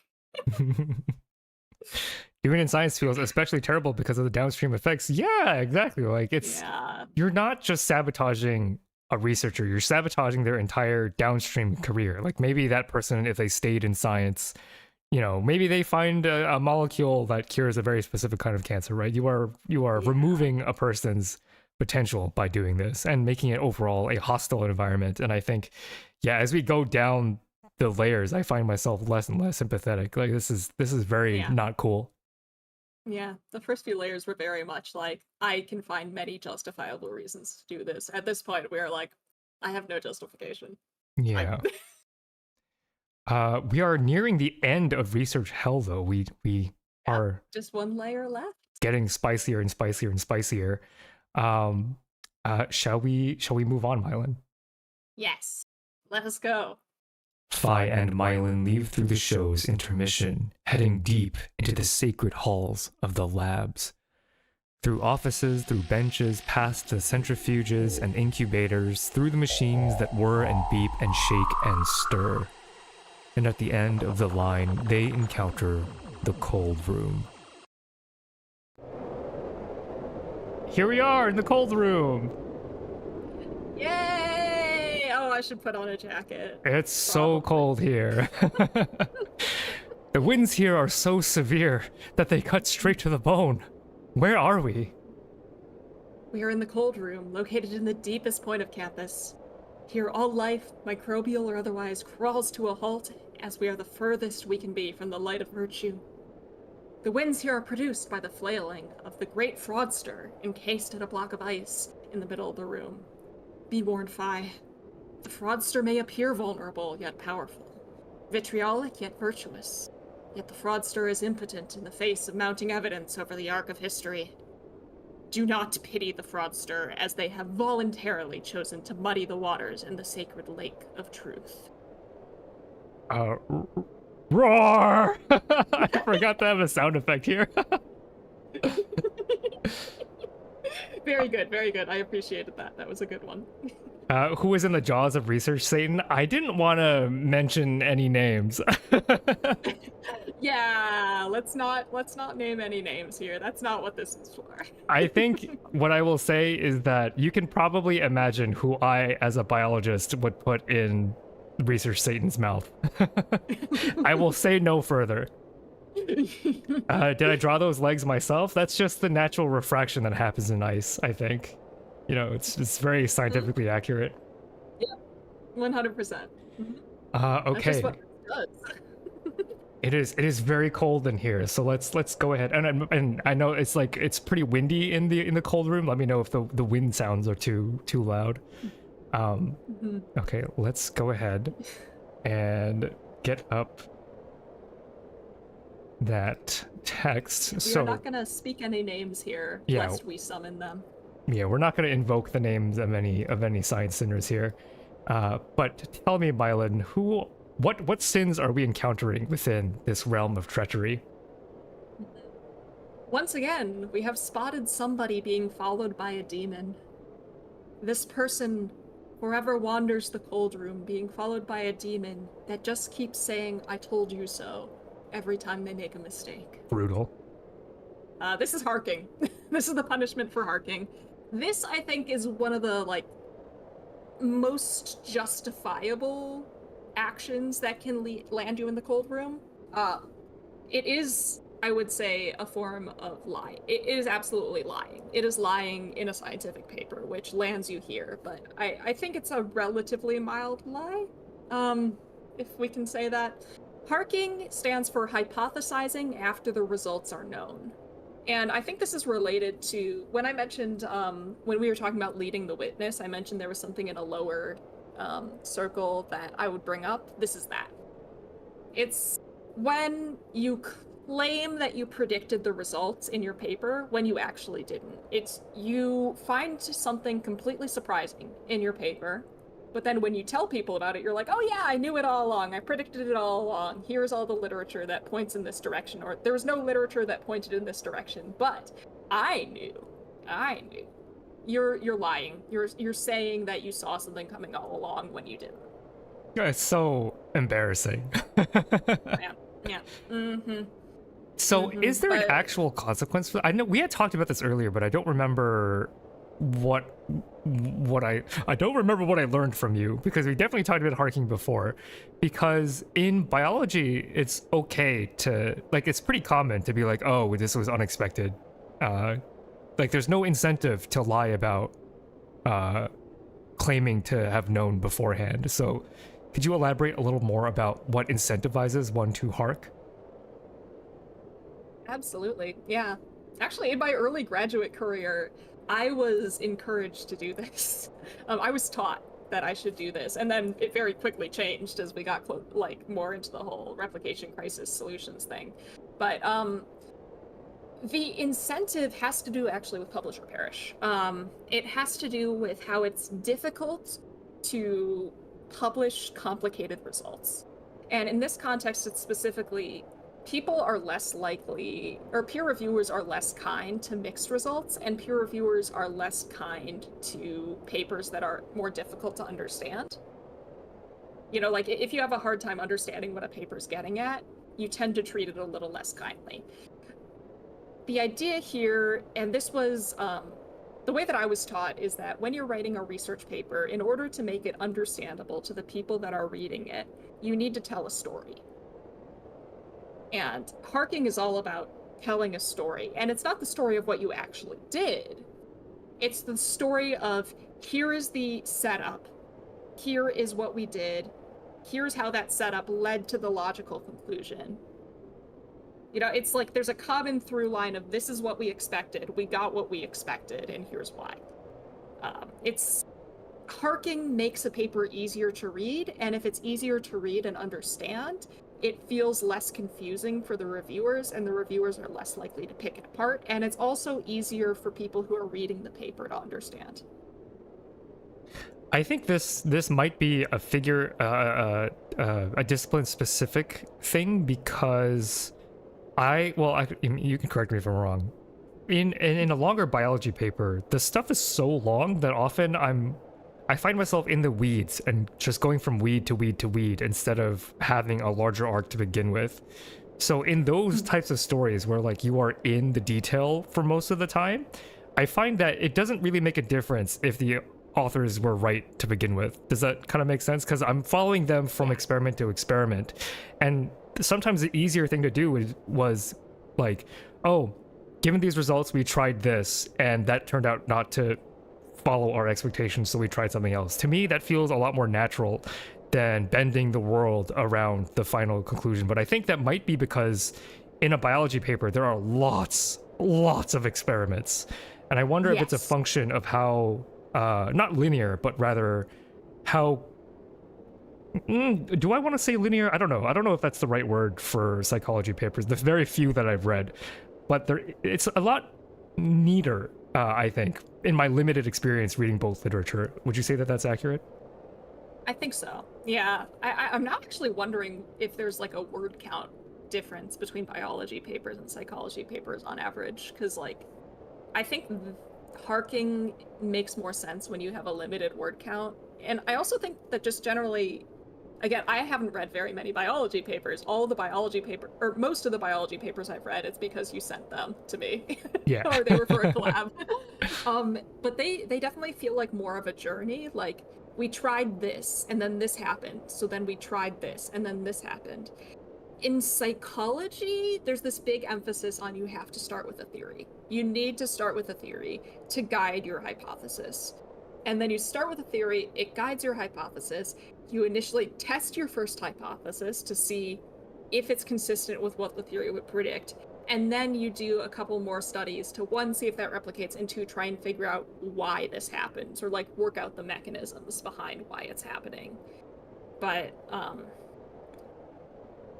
it's less about, I don't know, I think it's kind of like the way that we think about how we're explaining our papers, or explaining what we did. I think the biology, I don't want to say biology methodology seems more exploratory, but I think psychology is more like there is a set path. First, you test the hypothesis, and then you find out what happens.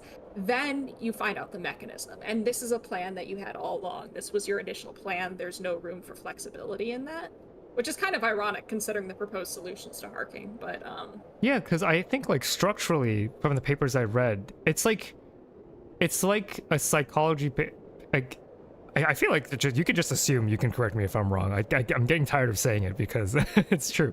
But like from what I've read, it's like when you have one longer-ish paper in psychology, it's like 3 complete stories strung together in order, as opposed to biology, where it's one long rambling journey, and at the end, in the discussion section, you get it tied all together for you all at the same time. It feels like psychology papers are built in a more stepwise manner, whereas biology is wandering in the forest for a long time until you get somewhere productive. You know, I think that's exactly it. I think that's what I was trying to express, but badly. I think that's exactly, because I was worried. I didn't want to say that like biology papers feel more rambly, wandering, poking around. But it's true. That's very accurate. It's a lot of wandering. Okay. Yeah. I think that's exactly it. With harking, and I think a lot of this stems from one particular paper that I was made to read in grad school about how to write a paper, and it's specifically, you are telling a story with a clear beginning, middle, and end. That is how you write a good psychology paper. And that paper specifically told you to hark. Like, if you get an unexpected result, then it impedes your ability to tell a story. So you have to pretend you expected it, so you can tell a good story where the introduction logically leads into the methods, logically leads into the results, logically leads into the discussion. I can sympathize with that, and it's another thing where I think you have an additional degree of freedom that we don't have. It's kind of like when we talked about the other thing that I found surprising, because biologists don't do it because we can't, somewhere earlier on in Hell. The replication one, right? Yeah. That we have to replicate stuff. It just says you can't start on step 2 because you need to take step 1 first. So I can see, like, given the apple, right? The apple in the garden, the temptation. I can see why some people take the temptation. And in fact, it's to a certain degree a part of the structural education, at least it was. So I am finding myself sympathetic, because before, like, as a biologist, this is crazy, because harking doesn't make your story more readable when all of biology is is just wandering through the forest. You know, like, Yeah. okay, cool, you knew where the other end of the forest was. That doesn't actually help me navigate the forest, right? But in psychology, Yes. I can see why it can be a useful rhetorical tool, because you have to take every step one after another. You don't get to ramble, right? You don't get to wander as much. So I can see why that happens. I am sympathetic here. Yeah. Unfortunately, we are deeply discouraged from rambling. Like, exploratory work in general, which is kind of like, I see biology's rambling as sort of like pseudo-exploratory work. Because psychology is so broad and there's so much going on, we are heavily encouraged to base anything we do off of a theory. We cannot be doing exploratory work. We like are heavily discouraged from doing anything exploratory, both by like our collaborators, our advisors, the peer reviewers. We need to have a clear path ahead of us. We can't just wander. We have to go in a straight line, is kind of the idea. So I think it's largely a cultural difference that leads to this. I would like, again, me being pedantic over words is like, Yeah. I don't want to call it culture, because that kind of implies like, oh, the humans behind them are different. I think it's a culture that is imposed by our formats, right? Yeah. If I were to write a biology paper in the psychology format, it would feel very forced and artificial. And as I said with like leading the witness, right, it would feel like you are dragging me by the neck. Whereas if you were to write a psychology paper in the biology format, it would be near unreadable, right? It would sound like you have no idea what you're doing. Like, it's not the people behind it that is different. It is the unique environment in which we choose to do research in, right? It's just it wouldn't work. I think that's kind of what I meant by culture, but I think it's also just the things that we're studying have different affordances, if you want to use a fancy word. Like, it makes sense to study them in different ways. And talk about them in different ways. Yeah, because I'm like hyper aware of like, people will take shots at psychology for anything, right? Like, like, I'm not giving you permission to take shots for nothing. It is a structural thing that is different between our fields. I almost do wonder if the reason we structure it that way is because people take shots at us, and if we have a clear story, we think it'll protect us from people taking shots. I wonder, it would be a fun exercise. I don't know when you'll ever find the time to do it, but it would be a fun exercise to write a psychology thing in, like, if I were to coach you on how a biologist would, maybe you give me data and I attempt to tell the story. That would that sounds fun. That would be kind of interesting. Because I have certain proclivities that make me prefer the wandering approach, because when you wander, you might wander into a different direction the author wants you to wander in, and that's a good thing, because the conclusions that you're drawing are different, so that you're not, my advisors say this all the time, you don't want to drink the author's Kool-Aid. You don't want to just like follow the obvious trail. You want the ability to explore what they did and come to your own conclusions. And I'm not saying that doesn't happen in psychology, but like, the feeling of being led is a lot stronger in biology, I think, because the experiments are so open to interpretation a lot of the time. Yeah, I do worry that I think it's because psychology is so heavy on theory and we have to follow theory, that like we feel like we cannot go off in different directions. And to some extent, I feel like we're very worried about false positives, and that the chances of having a false positive, I think, at least the way that we view it, are a lot higher if we're going off in a direction without some sort of theory to guide us. I mean, that's such a fun collab idea. I'm actually kind of excited. I don't know if you have any whatever data lying around, but I would love to, I can find data. So if I want to write a psych paper with me. Yeah, publishing in psych before in biology is crazy, because I'm unpublished. We can make it happen. It's so funny. If I could... Sorry, if I could ask you to just entertain the audience for a bit while I go and be right back. Smart. Okay. Hi, everybody. Okay, so I saw Piphibi. Sorry. Ask, does harking come from the bias of people not wanting a theory to be wrong, so not giving flexibility with the story? I think it's actually kind of the opposite. Well, I mean, not wanting to be wrong. I think it's like kind of half that, half not. Hey, Astral, how you doing?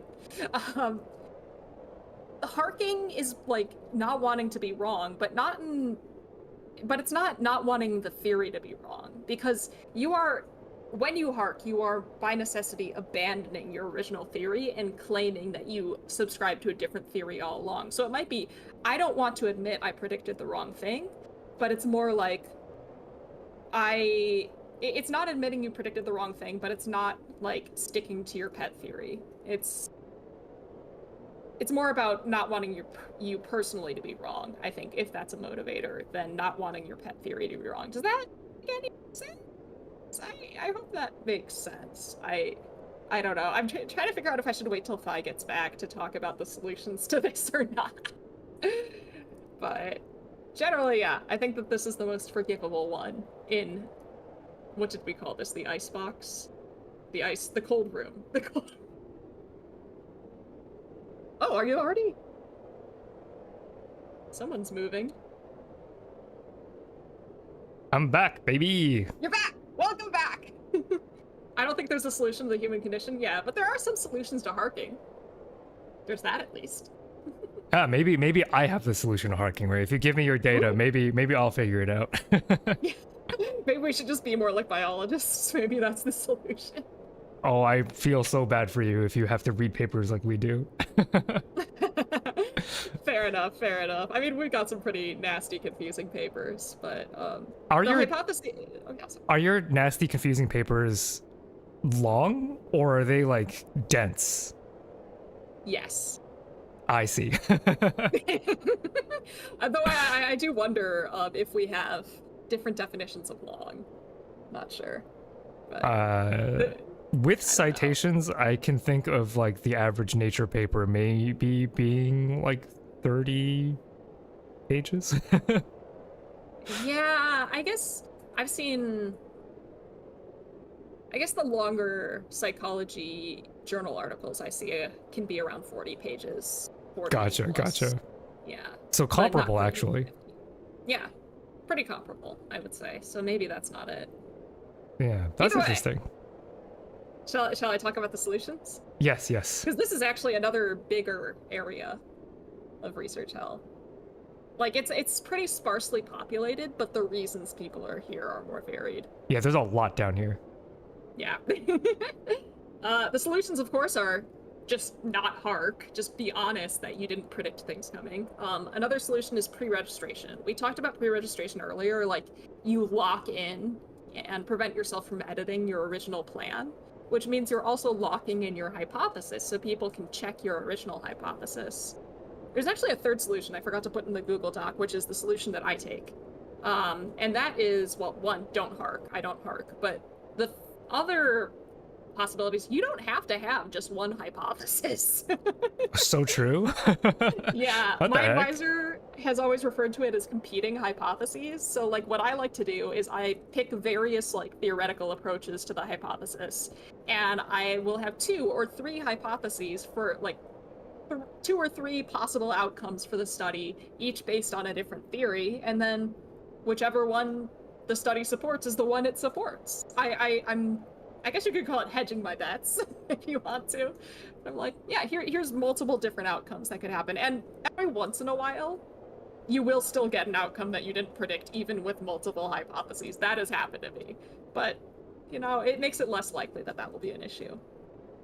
That is something that biologists do, and I didn't even think about it because it is sort of second nature to shout out other, again, because of the wandering thing, right? Like if you want your reader to wander into the correct direction, you have to point out why the other paths don't work. So yeah, that is pretty interesting. And again, I think like psychology will mention other things, but it'll, like, if you only have one hypothesis, you will pick your favorite theory and base your hypothesis on that, and then try and say, we expect this because we don't trust those other theories to work. Gotcha. Yeah, that's interesting. It's fun time. All right. I don't know what to call this next sinner. Maybe peeking at. Peeking? I think that's a good name for it. Or peeking before data is cooked. Yeah. Peeking before data's cooked. I don't know how better to phase this. I don't know. I don't know a better I've never seen a shortened version of the name of this, so unfortunate. It has a long name. Okay, but Or I what guess is this? changing data collection rules. Oh, Oh, yeah. That's good. yeah, that I think that's the shortened version I've seen of it. I'm looking at the punishment for people who do this, and it's just question marks. Maybe chat can maybe explain it, and then chat can come up with Yeah, a yeah. Okay, punishment. chat. We can all come up with a punishment for this particular one, because I forgot that I had failed to come up with one. There's a lot here. I'm very impressed that you managed to come up with a unique punishment for all these Thank you. I sinners. had a lot of fun with it, but I don't know why this one in particular I struggled with. This is so the data is raw or undercooked. You could say that. It's what happens when sometimes a researcher they have a hypothesis that they want to be the case, or they want to reject the null one way or another, and let's say you have collected 20 people, and then you go and you test your hypothesis on those 20 people, and then if you get the result you want, you just stop. You don't collect any more data. Alternatively, let's say you go out and you collect 200 people, and you see that the result that you wanted isn't quite there. It's not significant. You're not rejecting the null. So you collect another 200 people because you think with a bigger sample size, then you'll be able to reject the null. Essentially, you are checking your data and deciding whether to collect more data based on whether it's giving you the outcome you wanted. This sounds tricky. I'm immediately sympathetic, I think. That is my initial feeling. But I might be coming at this from like the wrong angle, right? Because I don't know if you would count this the same way, but say I did the power analysis for a mouse study given my initial data, and I calculate that I need 6 mice per treatment group, and the P is not quite there, I can't reject the null. Is this the same thing as just like, okay, I'll just do another 6 mice then? Because maybe my initial power analysis was flawed, right? How do I know I did the right calculation for the correct number of mice, right? Like this seems like a pretty gray area, and I want to know if that's accurate. I think that's a really great example, especially because power analyses based on past literature, at least, like a lot of times in psychology, we will rely on power analyses based on past literature. But we know past literature is affected by publication bias, which means that effect sizes in past literature tend to be overestimates of the true effect size. So our power analysis, if it's based on past literature, may very well tell us to collect fewer people than we actually need. So in that sense, it makes more sense. This is more in the context of you don't have a power analysis. You just you decide you're going to collect this much data, and then you just keep going. You either just, you're basing where you're going to stop your data collection, not on a power analysis, but on whether you got the results you wanted. Vibe surveying. Vibe surveying, yeah. Your sample size is based on vibes alone. That's crazy. I get like as an animal biologist, I don't know how often this happens in biology. I'm sure it does to a certain extent, outside of animal work, right? Because for animal work, you have to have a power. You must do that. But I wonder if outside, like for Western blots, you might not need a power analysis for. Maybe people are just vibe Western blotting too. It's kind of interesting. Yeah. And I mean, it's hard because sometimes you can't do a power analysis. Like maybe you're studying something completely new or something like that. There's no basis for power analysis, or for some reason, you're unable to run a pilot study to calculate the power analysis. And like, then you're kind of like, you can't do one. But yeah, it's unfortunate. Basically, is it possible that collecting more data does give you a more accurate result? Yes. But it's also possible, the more times you like mess with your sample and check the results, the more likely it is that you're going to get a false positive. Like the more changes you make, the more times you test the same hypothesis after tweaking something, the more likely you're just going to get a positive result, whether it's real or not, you know? Is that a theoretical thing, or is it like, because I accept that on the face of it, but I'm wondering what the underlying logic of it is. It's a statistical thing. You can think of it kind of like, you know those trick shot videos where somebody's like throwing something and trying to get in like perfect. a water bottle or whatever? Yeah. It's like, think about rejecting the hypothesis like a trick shot video. Okay. The more times you adjust like where the water bottle is, the more times you adjust how you throw it and stuff like that, the more adjustments you make, the more likely you are to get it in the bottle regardless of any actual skill. So I guess the And it's the hypothesis same here idea. is that I am skilled, is the hypothesis here. Yeah, maybe, yeah. The hypothesis is that you are skilled, but the more adjustments you make, the more likely you are to get it in regardless of skill. So basically, the more you change your mind, the more you start adjusting your study, whether it's stopping collecting data early, or collecting another 6 mice, and then another 6 mice, and another 6 mice. The more adjustments you make. Optional stopping! I've never heard it referred to that, but that's such a nicer way to refer to it. Thank you, Sai. Very cool. Yeah, but it increases the chance that your result is a fluke, essentially. It makes it more likely that... And also, you're kind of fudging your results. Like, you didn't get the result you wanted, and therefore you change your plans, or you change what you're going to do until you get the result you want. And Joseph Joestar would not approve. No. So, statistically, is this the same as, so say for example this person collects 20 samples, doesn't get the result they wanted, collects another 20, doesn't get the result they wanted, collects another 20. Okay, they've collected 60 at this point. If this person had just declared that they were going to collect 60 to begin with, is that the same? Does that have the same risk of it being a false positive, or is there something about rechecking that makes it more likely, or is it the raw increase in sample size? It's not the raw increase in sample size, it's the raw increase in the number of tests you're doing. I see. Yeah. Remember, alpha is that... with an alpha of 0.05, there is a 1 in 20 chance, or about a 5% chance, that you get a false positive. The more tests you do without adjusting your alpha, assuming you stay at that same alpha level, the more times you do a test, you're raising your chance of getting that false positive. Right, because with an N of 60 out of the gate, you only roll that gotcha one time. Exactly, you only roll the gotcha once. I'm learning, Chad, I'm learning. Yeah, it turns out... I love using a gotcha metaphor for this. Yeah, gotcha is quite good. Yeah, putting it down into... Gotcha is so good for explaining statistics, I love it. Terms that I understand. So we've got some punishments that people have listed in chat. Do you want to pick one? Yes. Pick one for this one? Forever. The cherries are... I do like that one. That's really good. I love that. Having to cook food, but it's only raw, undercooked, or overdone is their punishment. Ooh, I like that too. That one's good too. There's an one. additional layer of irony in that one. Yes. Well, being overseen by a Gordon Ramsay look. That's terrifying. I would cry. Yeah, it is kind of like a subtle form of P hacking. It's like not quite P hacking, but it's very much like in the same sort of area, I would say. P manipulation. Yeah, data manipulation. Oh, too bad there's no pity mechanic in research. So true. Maybe I would have gotten something. There is a pity mechanic. It's called false positives. Damn.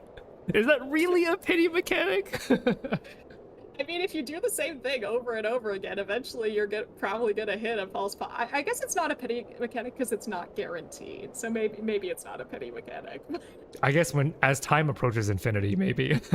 As time approaches infinity, it becomes more likely, though. I really like that your food is always raw or undercooked. I like that one too. I think that's a great one. Your food is always raw or overcooked. You can never get it right. It's like cooking everything in the toaster. Yeah, that's so funny. I love that. That has to be it here, Blaze. Thank you so much. Okay. We have leading the witness. Solutions. Oh, sorry. Yeah, solutions. Sorry. Yeah, sorry. The solution would be doing a power analysis, so and pre-registering your sample size. Neither of these are perfect solutions, and there are some reasons why they might not make sense depending on what you're doing. Like maybe you can't do a power analysis because you can't do a pilot study, and there's no real good past literature. Power analyses themselves are they can be a little weird. And pre-registering your sample size, that might make sense, but sometimes things come up. Like, let's say you collect like 200 people and then you realize there was a problem with your procedures and you have to throw out some of their data and then you have to collect more. Like, sometimes that happens too. Yeah. power analysis. I know it's not perfect, but Yeah, but it's pretty good. It's just it feels wild to just be like vibe sample size. Yeah. It's unfortunate. Unfortunately, I've been guilty of that. I'm out there cooking food that will never be perfectly cooked. I am guilty of it too. Now that I think about it, like because for Western blots, I didn't do power analyses on the Western blots, not all the time. In my defense, I was still doing the preliminary part for those experiments, but yeah, Actually, now that I think about it, I did this. If I didn't do a power analysis, I did pre-register. So am I really guilty? Making a plea. I did one of the two. I've always done one of the two. Okay, well, you know. clearly, I am free of sin. All right, let's go meet that next sinner, which is actually a sinner that we already met in an earlier layer. But I think revisiting this is not a bad idea. Just the more serious version of this. Yeah. I think this is. So I think I put this here, right? No. I think what you did was you put it in a higher thing, like in a higher circle. I moved it down here. Oh. And then you re-added it to the higher circle. Whoops. I think. No, it's okay. It's okay. I think I probably should have told you that I moved it. Oh, no worries. But I think there's a bit more in the solutions here, I think. Worth talking about. Because this is the one that I did a lot of the writing in. Yeah. So I think I already explained what I think of leading the witness. Do you want to give your take on it? Yeah, I think I placed this lower because I was specifically thinking of people who. Oh, sorry. Not only are they guiding. But before we go too much further, I think I like the format of having chat figure out the punishments. You can share your punishment at the end too, but we can compare what you came up with what chat came up with. Yes, I like that a lot too, because the punishment I think is very fun. I would love to hear what everybody thinks. We still have quite a bit punishments for people to come up for stuff with. Yeah. Yes. All right, so for leading the witness in this lower circle in the cold room, I was specifically thinking about not just people who are just sticking with leading you to one specific destination. I'm thinking of people who are actively ignoring, refusing to acknowledge, refusing to even mention alternative explanations for their findings. Like, they are actively ignoring any other possible path. Rather than just leading you down the one, they are actively preventing you from going down any other path. Yeah, that's like more serious for when it seems intentional as opposed to just like lazy argumentation. So chat, while we continue to discuss this, why don't you list punishments for people who lead the witness in a more serious manner?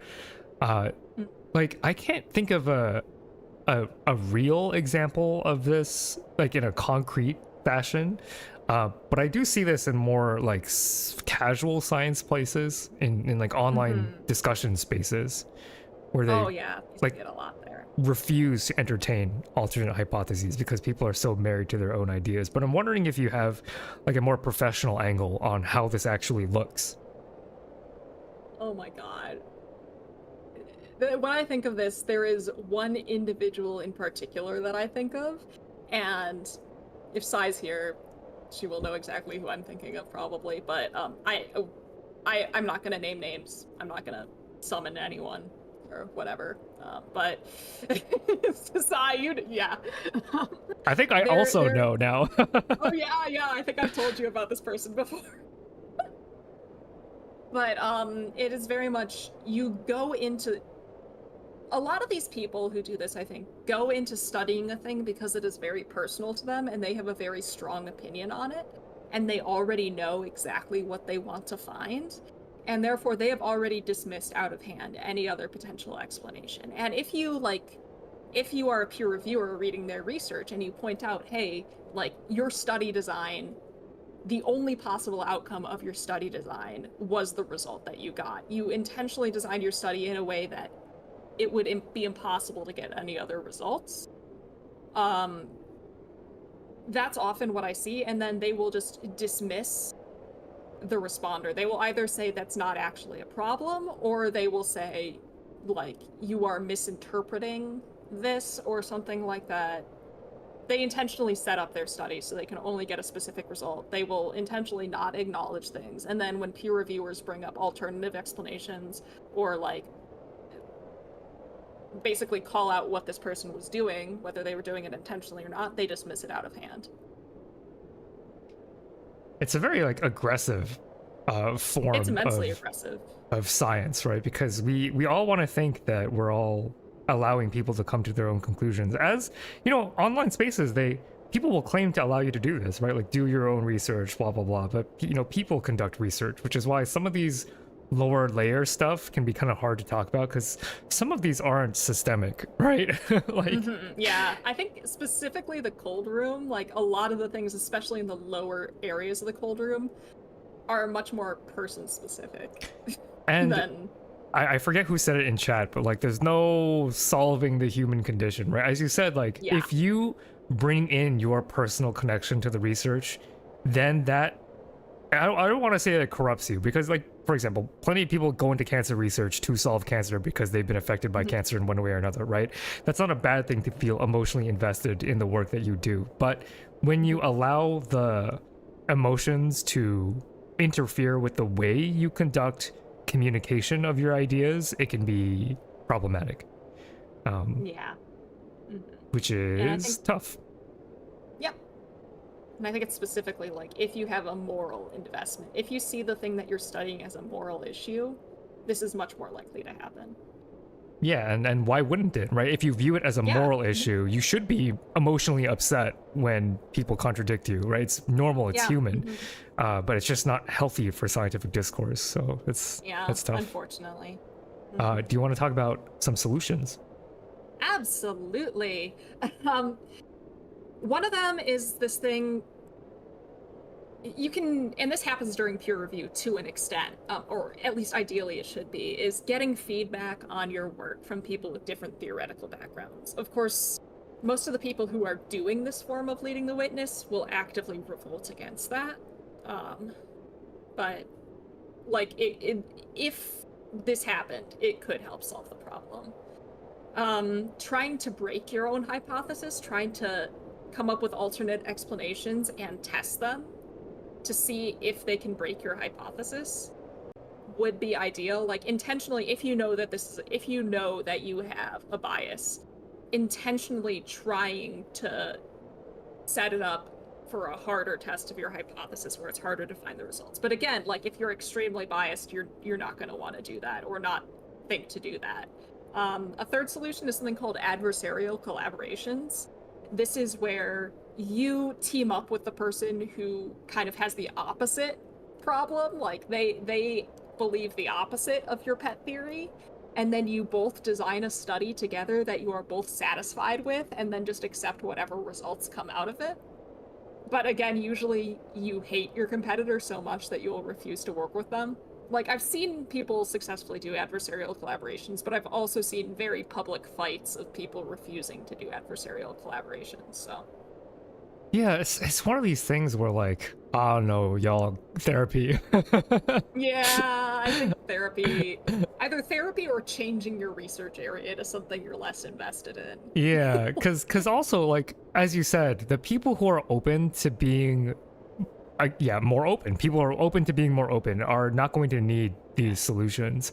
I think maybe there could be some journalistic incentive to make sure that you at least test one alternate hypothesis as a hard rule, but I don't know how well that would go over. That would be nice. Yeah. I mean, they can still set up their study so that the alternative fails, but I think at least acknowledging that there is an alternative is a start. Yeah, and if they ended up, the data don't lie. People can lie, but the data don't lie, and that might stop them from even publishing if they can see the train wreck that is about to happen.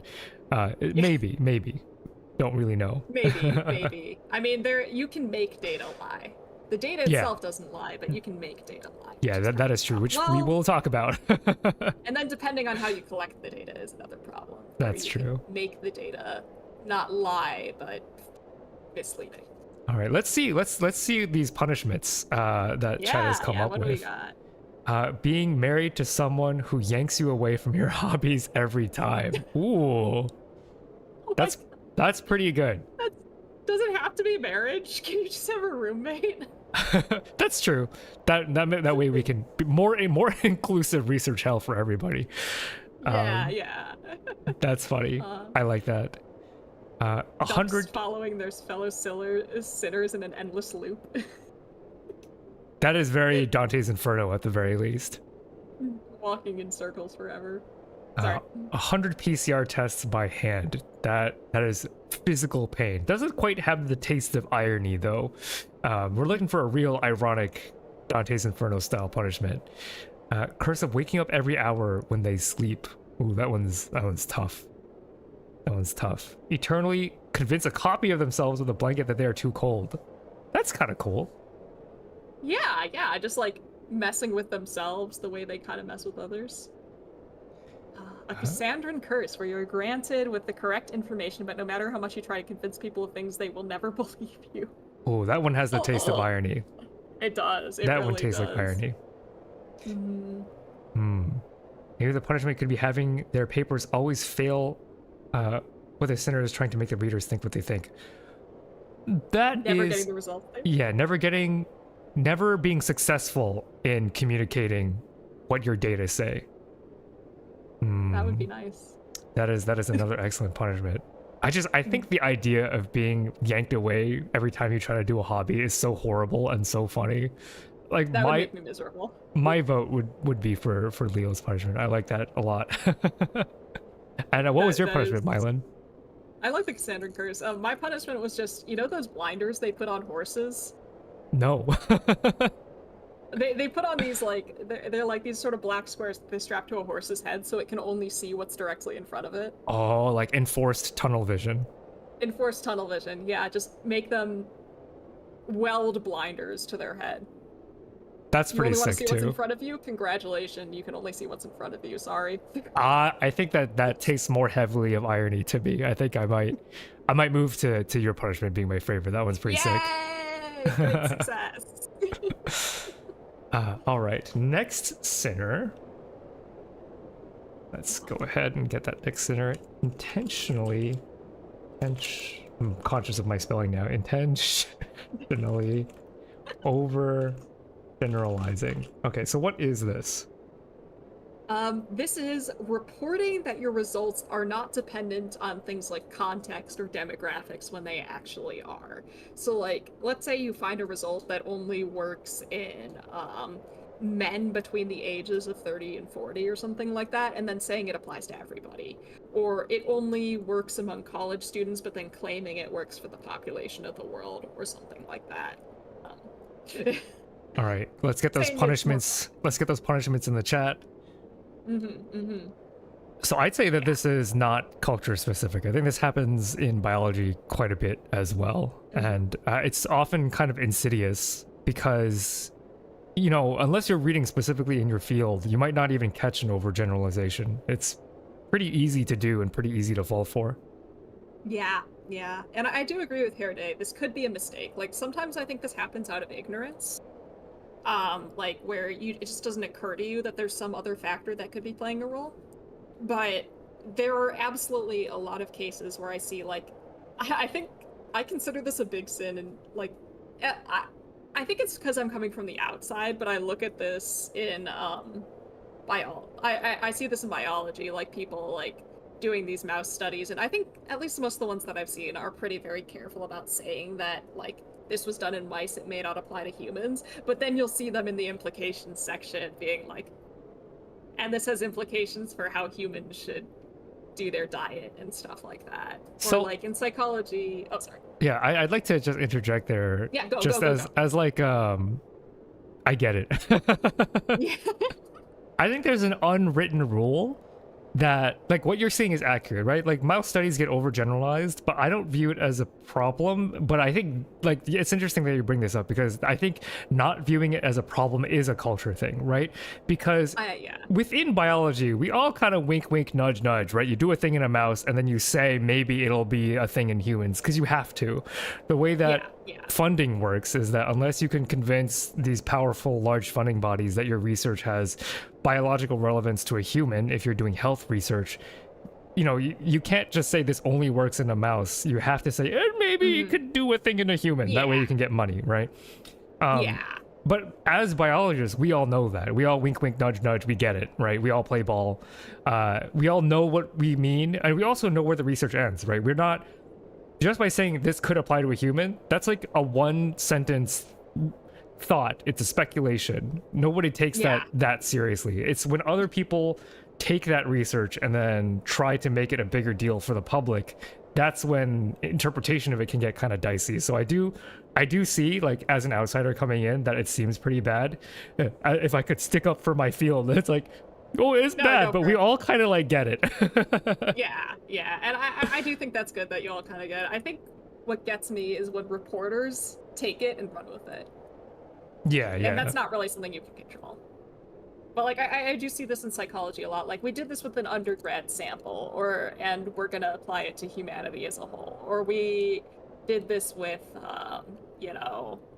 we did this with this one particular thing. We think it'll apply elsewhere. Or we only tested this. I know historically for a long time in medicine there was a lot of we tested this on men and therefore we assume it works for everybody. Yeah, that's a big issue. That kind of thing.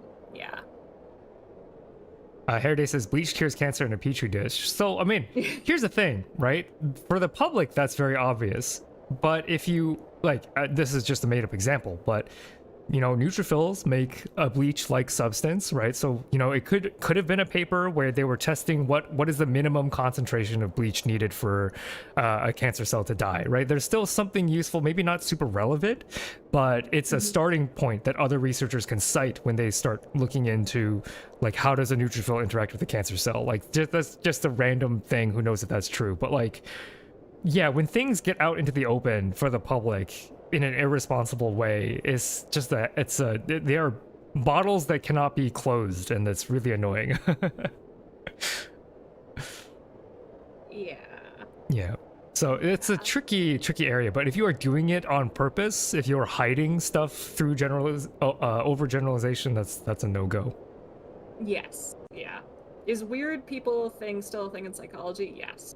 We're more aware of the problem of weird refers to a lot of like the samples that a lot of psychological research has been done on in the past and still is done on. It is specifically people from Western, educated, industrialized, rich, democratic countries.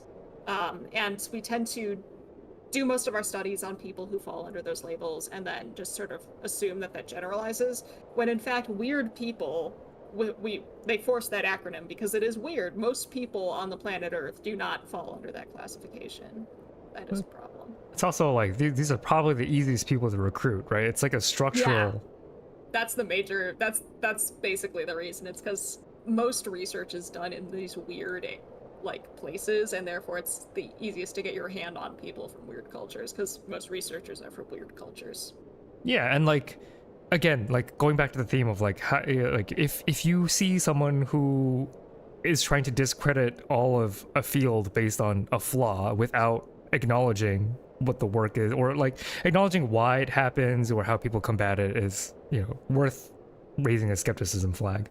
Yeah. Because like, who are you going to be able to recruit? Well, for starters, maybe somebody with a computer, right?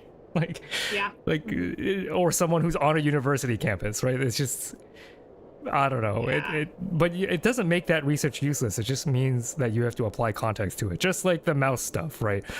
Stuff works in mice, they don't necessarily work in humans. And you can be critical of that, but you also should be like, okay, if it works in a mouse, it's worth trying eventually at some point in a human somehow, after you go through a couple of intermediate species first. Yes, absolutely, 100%. Here, a tiny piece of Phi, still thinking about that DSM thing that one commentator once said. That ruined me. Yeah. That one appears to be haunting you. That one anti-DSM comment was single-handedly the dumbest thing that I have ever read in my life. It was so psychologically damaging to my mortal being that You will never recover. I will never. I am different now. This is what I deal with all the time as a psychologist. I'm not.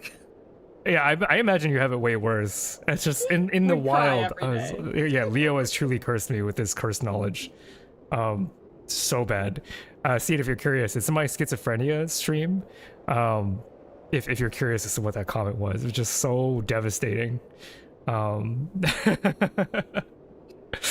watched the VOD just to find that section because, like, if I came in right at the end of the stream and you were like, "Oh yeah, I went like I went on a rant," and I I'm like, crashed "Okay," out. and then I went back through the VOD. You crashed out, yeah, and I went back to the VOD just specifically to watch your crash out. I don't want to make that a regular feature of my content because my content Yeah, should be no. responsible, nuanced communication of science. But every once in a while, you just read something so dumb that you have to you have to pump the brakes on what you're doing. Okay. What do we do to combat this overgeneralizing?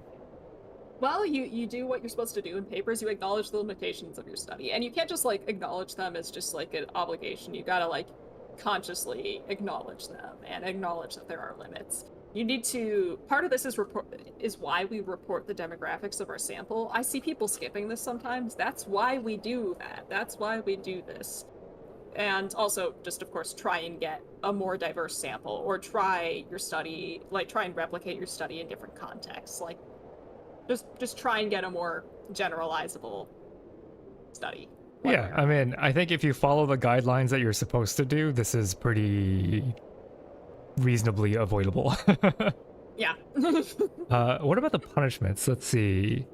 We gotta scroll a little up for which punishments people have said. It looks like we've got one about melting their face off, their individuality overgeneralized. That's pretty brutal, and we are in a pretty brutal circle of research hell.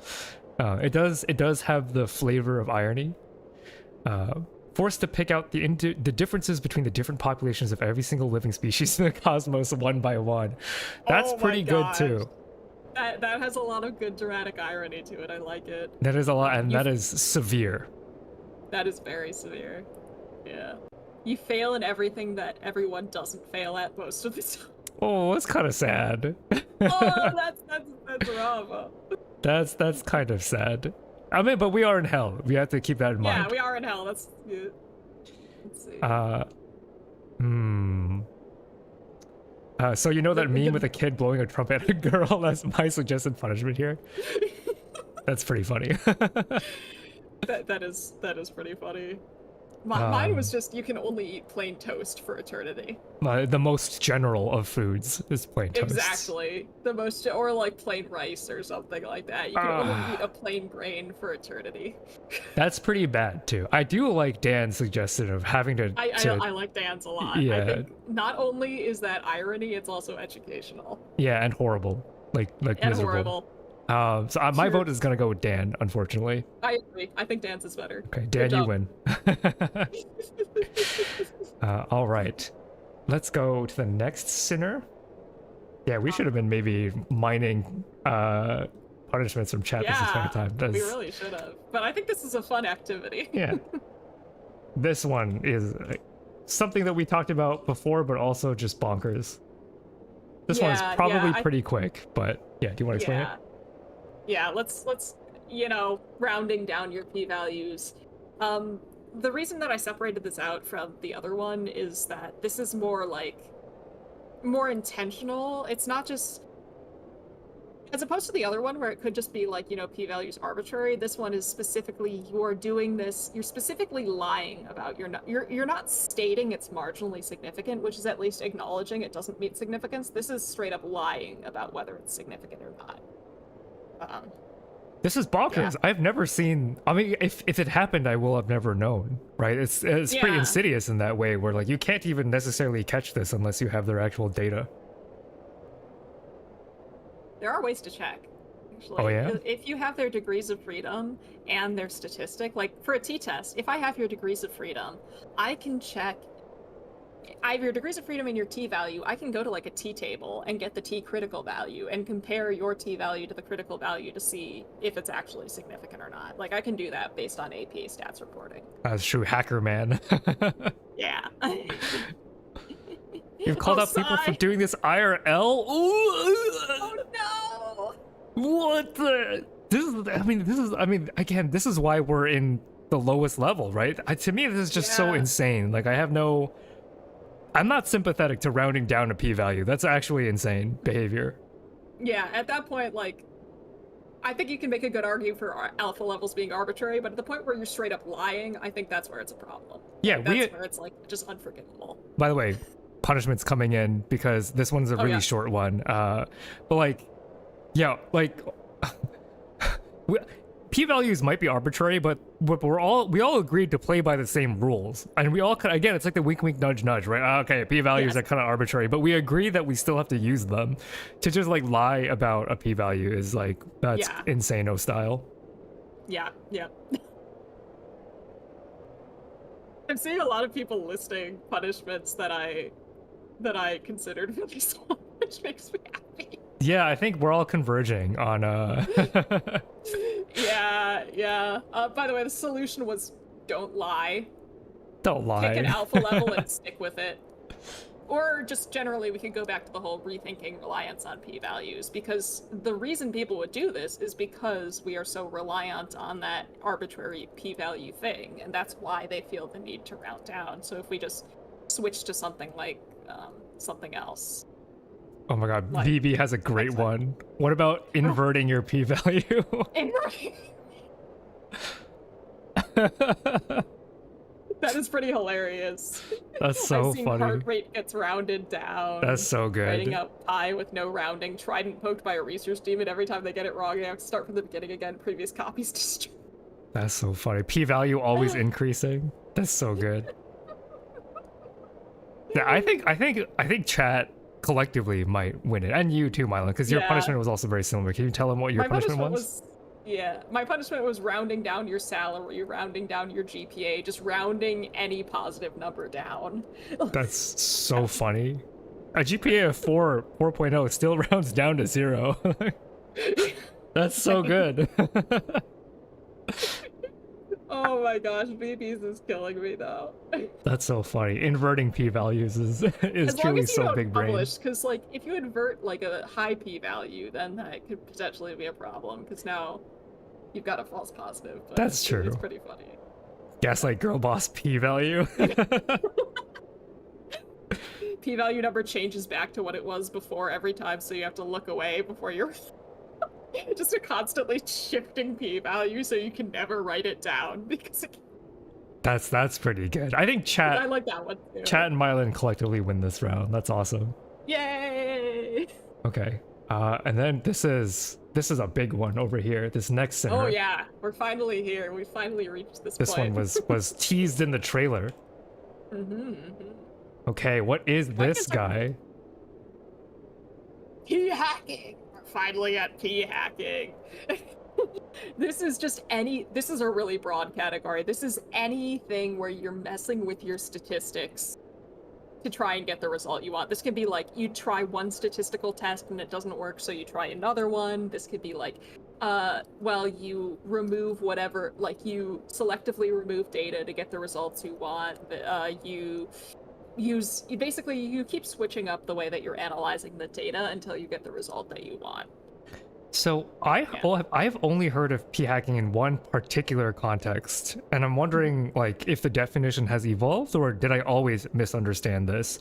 So in biology, I hear p-hacking more in the context of making multiple comparisons until you find something that is statistically significant, and that is always how I've understood p-hacking. But was I like honed in on one example, or has it opened up to a more broad range of misconduct? That's one type of p-hacking. It's the specific type that you mentioned is also known as phishing, I think, because you're just digging and like trying to find the thing that will pop up. But like you can also do things like, I'm gonna swap out covariates. Like I'm gonna swap out my control variables until I get what I want, or am or yeah. Or like I am or am not going to combine these two conditions depending on the results it gives me, or I am or am not going to do this correction to the data. Like I will or will not correct for a non-normal distribution depending on the results it gives me, or like Okay. I'll run this data as within or between subject, that kind of thing. Yeah, remember to get your punishments in the chat. But Yeah. there are some forms of this that I think are more sympathetic than others. Like in like as someone who is bad at statistics, sometimes you just don't do the right test when you first start off. But like just swapping your variables until you just, oh man, that's so nasty. Yeah, I think p-hacking specifically implies intent. That is Like, true. it's That not is that true. just like you messed up the first time, it's specifically that you are doing this to get an outcome that you want. You That are is true. hacking your data. So this is something that happens quite a bit in biology, in terms of fishing for stuff, right? Because you can have all of these huge patient studies that you have a patient data bank, you have all of their biometrics, and then you run enough different hypotheses, and you find, oh hey, age is correlated with I don't know, number of Labubus purchased or something. I mean, that one actually might be true, so maybe that's That probably is true. that's maybe not the best example. Hair color, hair color is correlated with number of Labubus purchased, right? Like two seemingly independent things about a person that come out as statistically significant because you fished for something. You just hacked away at that database until you found something that reached this value of significance. Now, what I want to ask you as someone who is more skilled in navigating these arenas is that not why is that bad in terms of like the relationship is statistically significant, but why is it bad to make that into a paper? False positives. False positive. Gotcha. Like, so in terms of phishing, that's the major one. Like, because like just due to our alpha level, 1 out of every 20 positive results we get will be a false positive. And to some extent, we can lower the probability by like, the idea is, at least in psychology, the way we talk about it is if your prediction is driven by a theory, if it's consistent with a theory, then it's more likely to be true. And because it's more likely to be true, you don't need to worry as much about a false positive because you already have some other reason to expect this thing to be here. However, if you're just doing exploratory research or like you're just like, testing a whole bunch of relationships just to see what drops out, you're at a higher risk of false positive because you don't necessarily have any reason to believe anything's there. Does that make sense? So let's say you have a huge patient data bank population, and this data bank for every patient, we have height, weight, age, sex, nail length, keratin level, whatever, all their blood markers. Is it correct? And this is me genuinely asking because I've always known that this is technically true, but I didn't understand the mechanics of why this is true. But you have all of these numbers about a patient, and every test you do, there is a certain chance that it is a false positive. And because you can do, does age correlate with hair color? Or, you can do all of these little connections. And because in a multi-dimensional data set, the number of combinations of comparisons can be quite large, that you are invariably going to run into false positives just as a statistical rule. Is that kind of the vibe? Yes. Oh my gosh. This means I get to talk about the salmon paper, doesn't it? Please go ahead. Enlighten us. I need to find the exact bit, but there was specifically in terms of multiple comparisons leading to more false positives, there was this famous study, like this was a big problem in neuroscience for a long time. Neuroscience was doing a lot of comparisons because you've got, like, it separates the brain into a bunch of little regions, like these little, you can think of them kind of like pixels, they call them voxels, and they would look at correlations between activation and all these voxels. But of course there's like billions of voxels in the brain, and they're testing like so many correlations all at once. And so that means that, like, because they're testing so many correlations, chances are high that they will get false positives.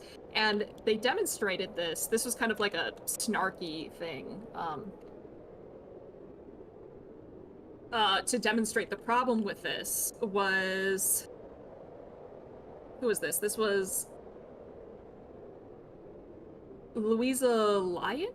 Was that who did this? Or was this just a opinion paper on it? Oh, here Well, it is. The Ig Nobel Prize in Neuroscience, the dead salmon study. Oh, sorry, what were you saying? oh no, sorry. I was just yeah, no, go ahead. Bennett et al. 2010. They went to the local grocery store and they bought a couple of dead salmon. They bought some salmon from the grocery store and they shoved them in, I think, an fMRI. They shoved them in an fMRI and they scanned the brains of these dead fish and they did analysis on the voxels in the brains of the dead fish, the way that most neuroscience studies were analyzing real, brain data at the time. And they found evidence that the dead fish were engaging in empathizing because there were so many voxels, there were so many correlations that they were finding just all these spurious correlations that could be interpreted in a way that was consistent with the hypothesis that dead salmon are capable of empathy. That's awesome. Right? Yeah, That's dead awesome. salmon in an fMRI. Yeah, it's dead salmon specifically in an fMRI. I believe they also showed the salmon pictures and stuff like that. Like, That's so they see that's how you clap back while playing with the rules, right? absolutely freaking incredible. It's the wildest freaking thing. Because this is so funny. this is not mean spirited, right? This is saying you're all doing this wrong, but you're being smart about it, and Yeah. I think that's pretty sick. Yeah, it's like, it's not calling anyone out, but it's saying here is a patently ridiculous thing that demonstrates a major problem in the literature. For p-hacking more generally, so that was specifically about the problem of like doing like multiple comparisons, like just doing a whole bunch of statistical tests without being careful about it. But p-hacking more generally has a similar study. It was I'm reminded of graduate school having to have like all of the relevant papers primed and ready to cite. Yeah, this was a study at That's not p-hacking, it's malicious compliance. True. Is this it? No. It was a study specifically where they p-hacked some data to get statistical evidence for the conclusion that listening to certain music, I think it was like the song Forever Young, actually reverses aging. That people in the condition that listened to this music were younger than people in the condition that didn't through p-hacking. That's so good. Mm-hmm. It was just very, very clever ways of making points. I think the reason that this belongs very much so in this layer of hell is because this is intentional. You can't accidentally p-hack. Is a role. Exactly. What you I'll cannot do this. This is putting in a lot of intentional effort because you did not get the results that you wanted, and putting in a lot of very intentional effort to get the results that you wanted. All right. So, what do we do about it? What's the solution here? Well, pre-registration, or just generally picking an analysis and sticking with it. You come up with your analysis plan, you write it down, and then you don't change it. You just do your original plan as much as possible. Sucking it up and accepting results even if you don't like them. Just take the L, man. Take the L, man. And then, I had to take the L during my PhD as well. I just abandoned a 4-year project because it just wasn't working. Yeah, exactly. You just gotta take the L sometimes. Or, like, the solution for helping people catch you doing this is making your data publicly available. If you share your data, then other people can see, well, if I try a different analysis than the one you did, do I still get the same results? Or is your analysis the only one that gets you the result you found? Kind of idea. People can check your work. Yeah, and again, it's another solution where it's like, just do science. Yeah, just do the science. Just do it the way you're supposed to. Don't do the bad thing. Because before it's like, okay, here are some things to combat the complex cultural and financial incentives behind these sins. This is just like, just do the good. Mm-hmm. All right, let's look at some punishments. Leo says, I feel like the classic punishments of having your liver hacked away upon by a raven sounds appropriate. That's pretty severe. Oh, that's scary. That's pretty hardcore. Scary. That's pretty metal. That does fit the aesthetic of the trailer for this stream. It's true. Rearrange your body parts just as you rearrange your data. That one's hilarious to me. I'm sorry. I like that. I like that a lot. They must write, the size requirements get smaller and smaller as they go on. That's pretty brutal. That's evil. That's vicious. Oh yeah, the green M&M, the green jelly bean comic. I use that all the time when I'm teaching my students specifically about this kind of stuff and false positive. Anyway, I shouldn't have brought that up. Now I have to explain the green jelly bean comic. You can post it in the Discord. I think that'd be, because I don't know what this is referring to.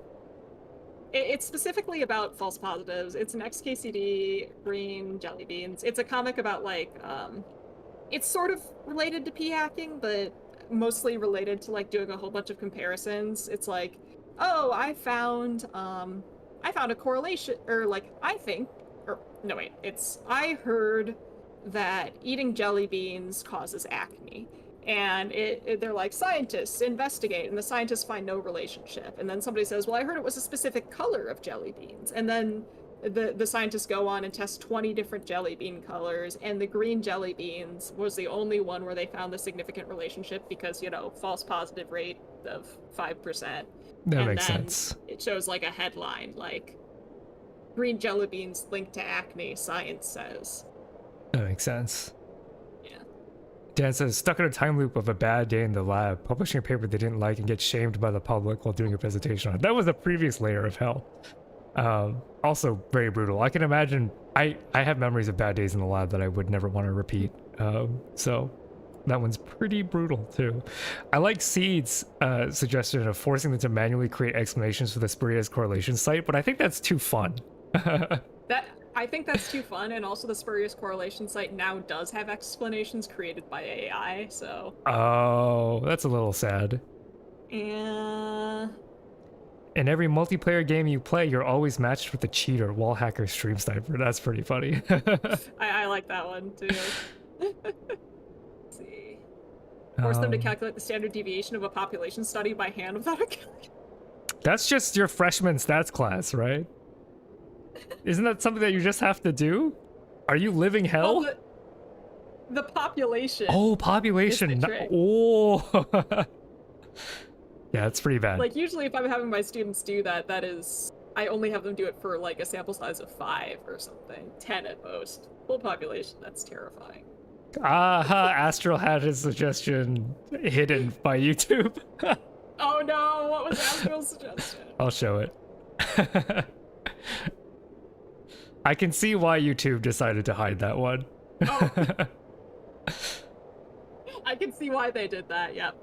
Oh, there's a lot of good entries for the punishments here. Do you want to tell them what your punishment was? My punishment was losing the ability to discern even the most obvious lies from the truth. So I'll say, to me, there's something very like Greek tragedy about that I like, that speaks to me. I like a lot of chats, but there's something uniquely like karmaic, I think, like tragic about that. So I'm gonna give you my vote. Which one are you voting for? I don't know if I can vote, because, you know, I have an obvious bias. But then again, I did think the getting your limbs rearranged, like Doc Rex explanation, made me laugh. So yeah, that one's pretty good. I like that. That's cool. All right, next Sinner. These are the last two, by the way. So we're gonna call it a stream relatively soon. We're almost there. How long have we've been going for? Nearly 4 hours, fuck. Yeah, this research hell is very long and very deep. It's true.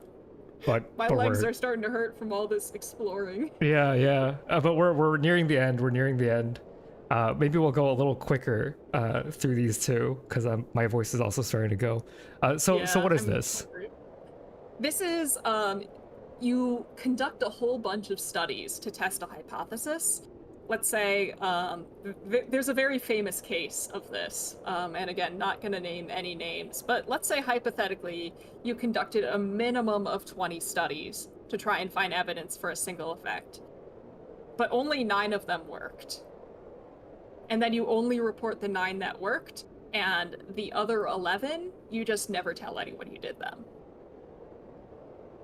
So is this similar to the file drawer problem, or is this distinct from that? Yes, it's kind of like the weaponized file drawer problem. It's specifically you do the same study over and over and over and over again until you get like 3 or 4 versions of it where you got the result you were expecting, and then you hide the rest. It's like a Oh. combination of the file drawer problem and like phishing.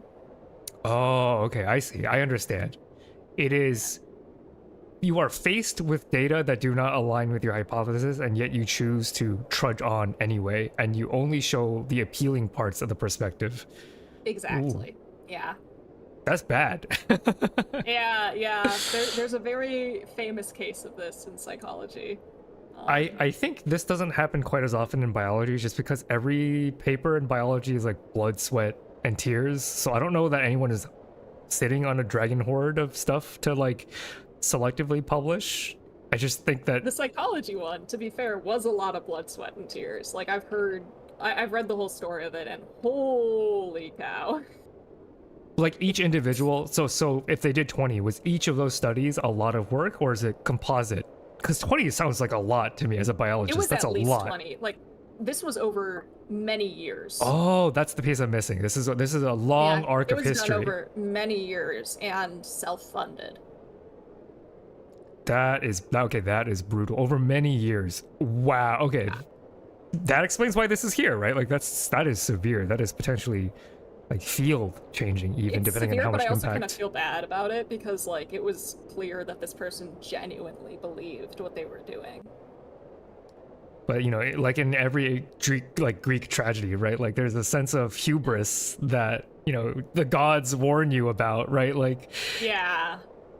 Like the data is not like most of the data, the bulk of the data is going completely counter to what you're finding, but you are just going on and continuing on this path until you get enough that it makes it look like a reliable effect. Like it looks like I have replicated this effect. Like I found it one time and then replicated it 8 times, when really there's another like 11, 12, 13, however many studies where I didn't replicate it that you don't know about. yeah, it's nuts. And I guess the solution pretty straightforward, right? Yeah, report all your studies, Just do the pre-register all your thing. studies. Just do the thing. Just do the Just thing. do the thing. If there's one thing you take away from the stream, it's just do the thing. All right, let's read some punishments. You are divided into a set of clones. The bits you dislike about condense into one of the clones, and people can only see that one, and you are stuck, unable to interact, only observe. Ooh, there's Oh, that sounds. something the Greek tragedy about that too. That's like my own personal hell. That's bad, right? That is bad. Yeah, People that's only real. see the bad parts of you. Wow. Oh my gosh, that would be awful. So They says have they to have redo the to. same difficult. Yeah, you can read it.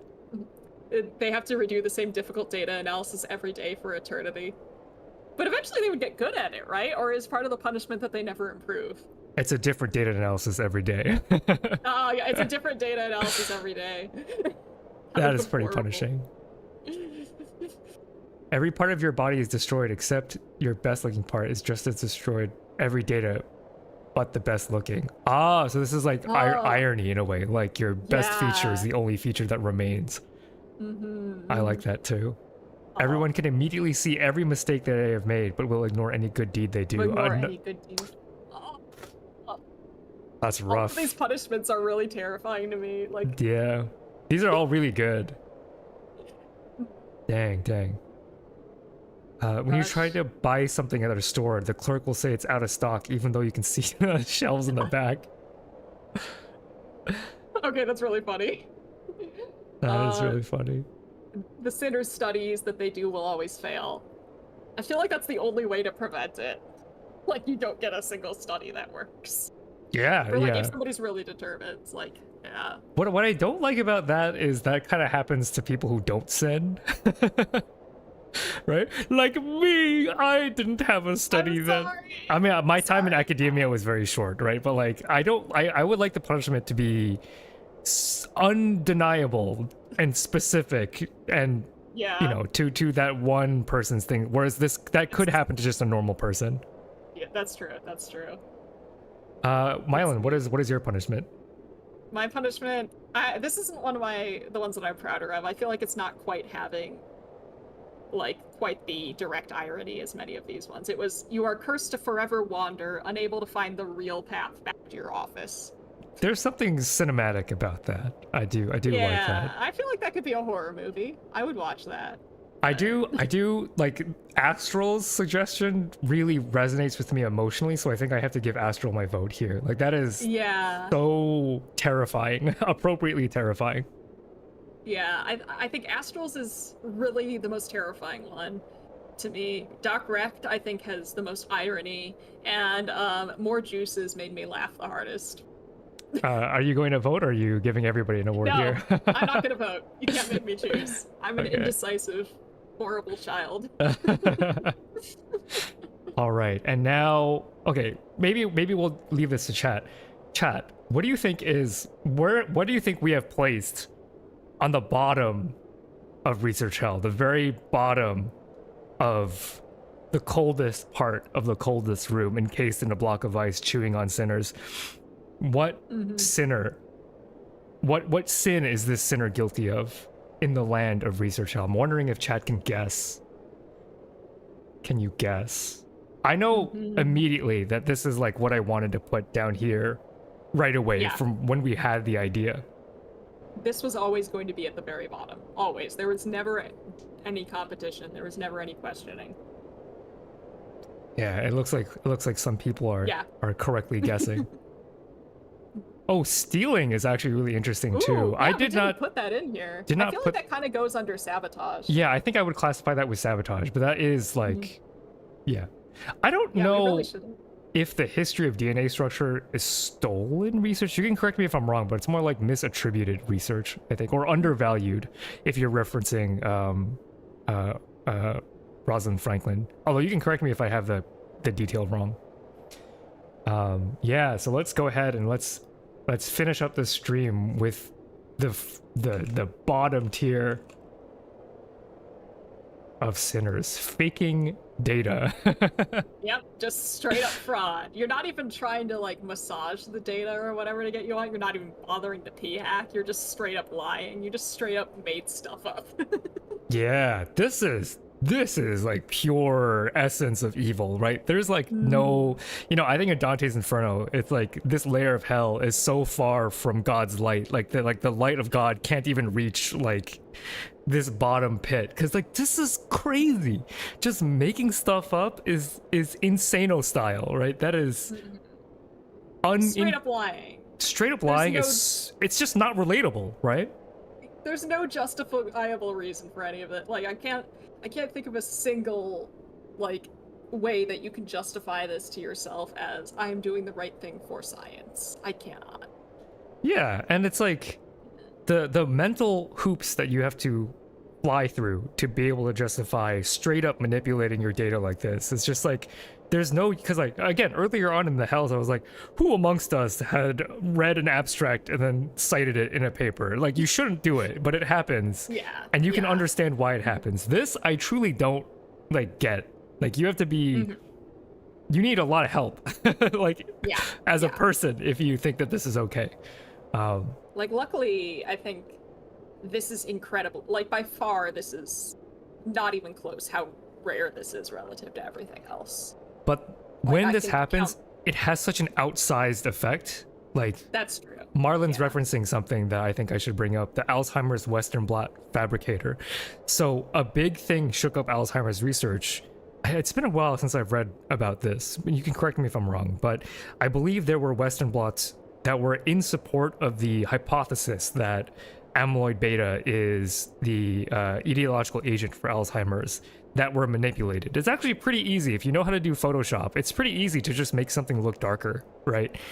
You just turn the contrast up and you can make it look like there is more protein in a sample than there really is, for example. You can also do things like copy and paste, right? You can just drag the selection tool around the blot and copy it and put it elsewhere in the paper if you need the data to look that way for your hypothesis, which is fraud, right? That's just straight up fraud.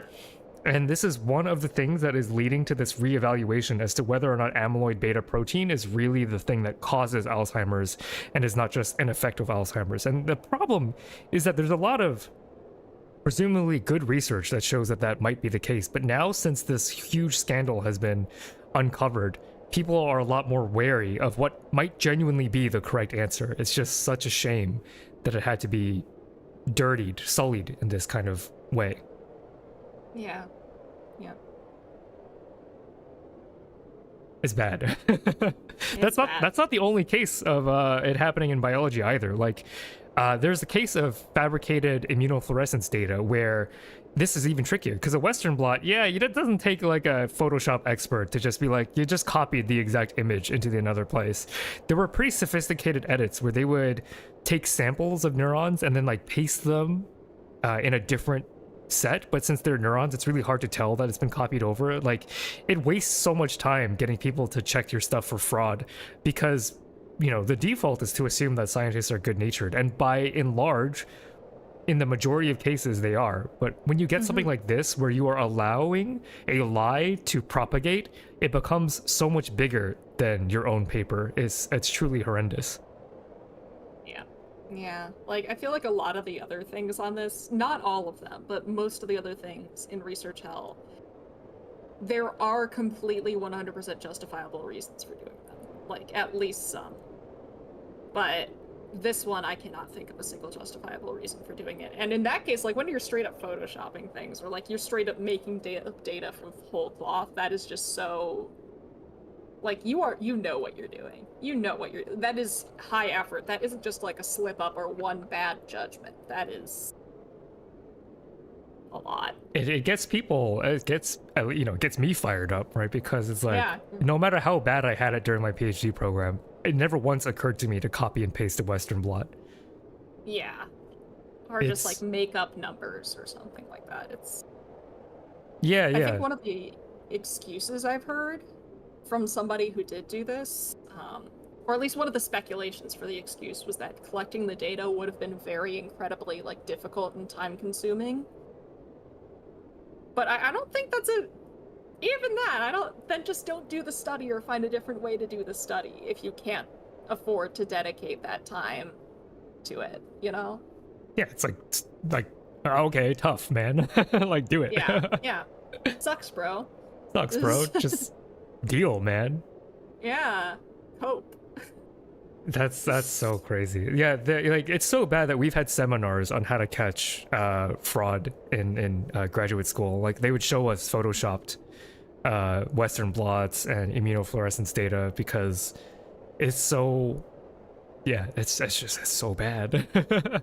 Yeah. I wonder if it's almost easier to like not do it in psychology, because a lot of the time it's not like visual images that we're dealing with in psychology, it's numbers, which you can just, if you are very set on doing fraud, it's less risky and less effort to just p-hack it, you know? That's true. You have an alternate route to get what you want that doesn't involve straight up fraud. Yeah. Yeah, whereas in biology, you have to make your like raw data available, and you can manipulate that raw data, but you have to manipulate it. You have to change the brightness, change the contrast, etc., etc. You have to do something to it. Yeah, whereas p-hacking is like a very indirect method to get what you want. Yeah. Okay, solution. I think this is pretty straightforward too. Don't do it. Don't do it. Don't do it. Don't do it. Just don't do it. Just don't do it. It's just that easy. Yeah. Of course, like, the solution to catching people who do this, or like discouraging people from doing it, is making data publicly available, which it sounds like that's a lot more possible. And like, I saw someone earlier saying, wait, some people don't make their data publicly available? And in psychology, like, if you can make your data publicly available, you absolutely should, but there are a lot of cases, especially like in certain areas of research, where it's not ethical to make your data publicly available. Like, you might be studying a sensitive topic, your data might be identifiable, maybe like you accidentally out somebody as having some socially undesirable characteristic, or you make it easy for people to identify somebody who does not want to be identified, or like whatever it is. So it's not always possible to ethically share data in psychology, but when you can, you should. And there's statistical analysis techniques that can detect fake data with a fair amount of accuracy. the sharing of data is kind of tricky in the field of biology because sometimes you want to, and this is like, whatever. But sometimes you will choose not to share your data because you're not done with it yet, and you don't want to get scooped. It's a sign of like research insecurity, which I can. It's sympathetic. It's a sympathetic reason to not want to share your data. But again, like apart from sharing your data, just don't do it. Don't do it. Just that easy. Just don't do it. Like if it's not working out, then do another study. Do something else. Yeah, we've all had stuff fail. Okay, let's see what the punishments are. Let's see if anybody can even come up with something horrible enough to warrant that's appropriate for these sinners. The Cassandra complex. Nobody ever trusts what you say. That's pretty good. I would say that I feel like that's similar to a punishment that we had before. Yeah. For every lie that the sinner said, a random cell dies, but will never be removed from the body. Ooh, biologically, that's... You would have to tell billions of lies, though, for it to, like, matter. That's true, yeah. I like the idea. I like the idea. And, like, there are way more blood cells than there are neurons, right? So you might not see the consequences if you've lied quite a bit. Let's see. What else? Maybe you feel like took the sum of all the data points. Like if they're numbers, take the sum of all the numbers and then just kill off that amount of cells. Yeah, that could end quite quite soon, depending. Yeah, like it depends on the type of data and the scales they're working on. But... From their body, like flower body parts never seen on this earth, sprout from the flesh of the sinner, just as he invented new data this world has never seen. That's a very anime Yu Yu Hakusho kind of. Jigoku, wait, no, the Hell's Paradise. Jigoku Raku. I like the imagery. That's pretty. It's pretty imagery. Pretty imagery. They are forced to live in the real world forever, immortal of the human mind, but can't ever approach the truth again. Can never hold an idea as true for more than a few minutes. Oh, like eternal paranoia or something. That's pretty interesting psychologically. They are shown how their own child has lied about their love to them. Oh gosh. Okay, we gotta be more inclusive to the research sinners that don't have children, but maybe a loved one in general. Yeah. That's pretty brutal. Random parts of your body or your surroundings become fake versions, and they are left to doubt their reality, like phantom limb syndrome, but permanent.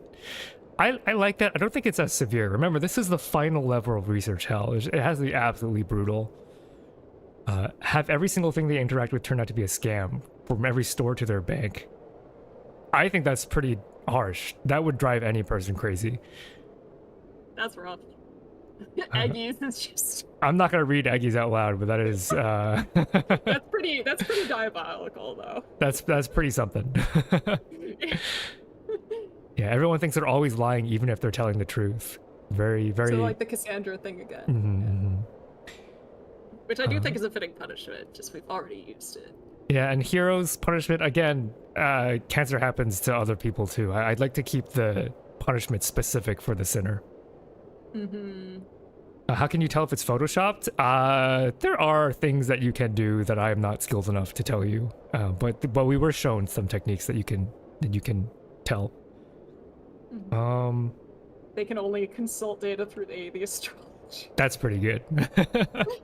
All the data you collect has been collected by the astrologer. Is a pretty good punishment. You can no longer find actual name brands when shopping. All your results are those weird companies with the random names. That's pretty funny. If this were above in the higher levels of research hell, I think that would be pretty appropriate. If you edit the brightness of an image, then can someone not change it back? The problem is that if you save that data and claim it as raw, then you are destroying data. For example, changing the brightness will change the brightness of every pixel, and when you start saturating, you are losing data. Right, same if you go too low, you will lose data in the contrast of certain things, which is really important for image processing. All right. A better version of them is created, which is consistently better than them in every way, and then they take over your life. That is pretty sad too. Everything turns out to be a scam. Yeah, I think we had that punishment before too. I think that's pretty good. That's pretty good. Psychosis, I would say, is another thing that actually happens to people, so I'd stay away from that. People who aren't research sinners. Okay, Myelin, what is your punishment? I really like the one that you had picked out. Thank you. It was you are banished from academia, of course, but also you're banished and now you have to spend the rest of your life debating science deniers, but also you can never find your words. And then I think I added this part. Also, you're stuck in a block of ice. Yeah. Not only do you have to debate science deniers, you're also stuck in a block of ice while you're in there. I really like that. To me, that is... It might not be as severe as some of what other people are saying, but there's something very funny about your life is just debating science deniers. Let me reread some of those old punishments. Let me see if I would vote theirs over this one, because I really like the punishment that it's not really fair to say we collabed on this, because I think I just added the block of ice thing to be funny.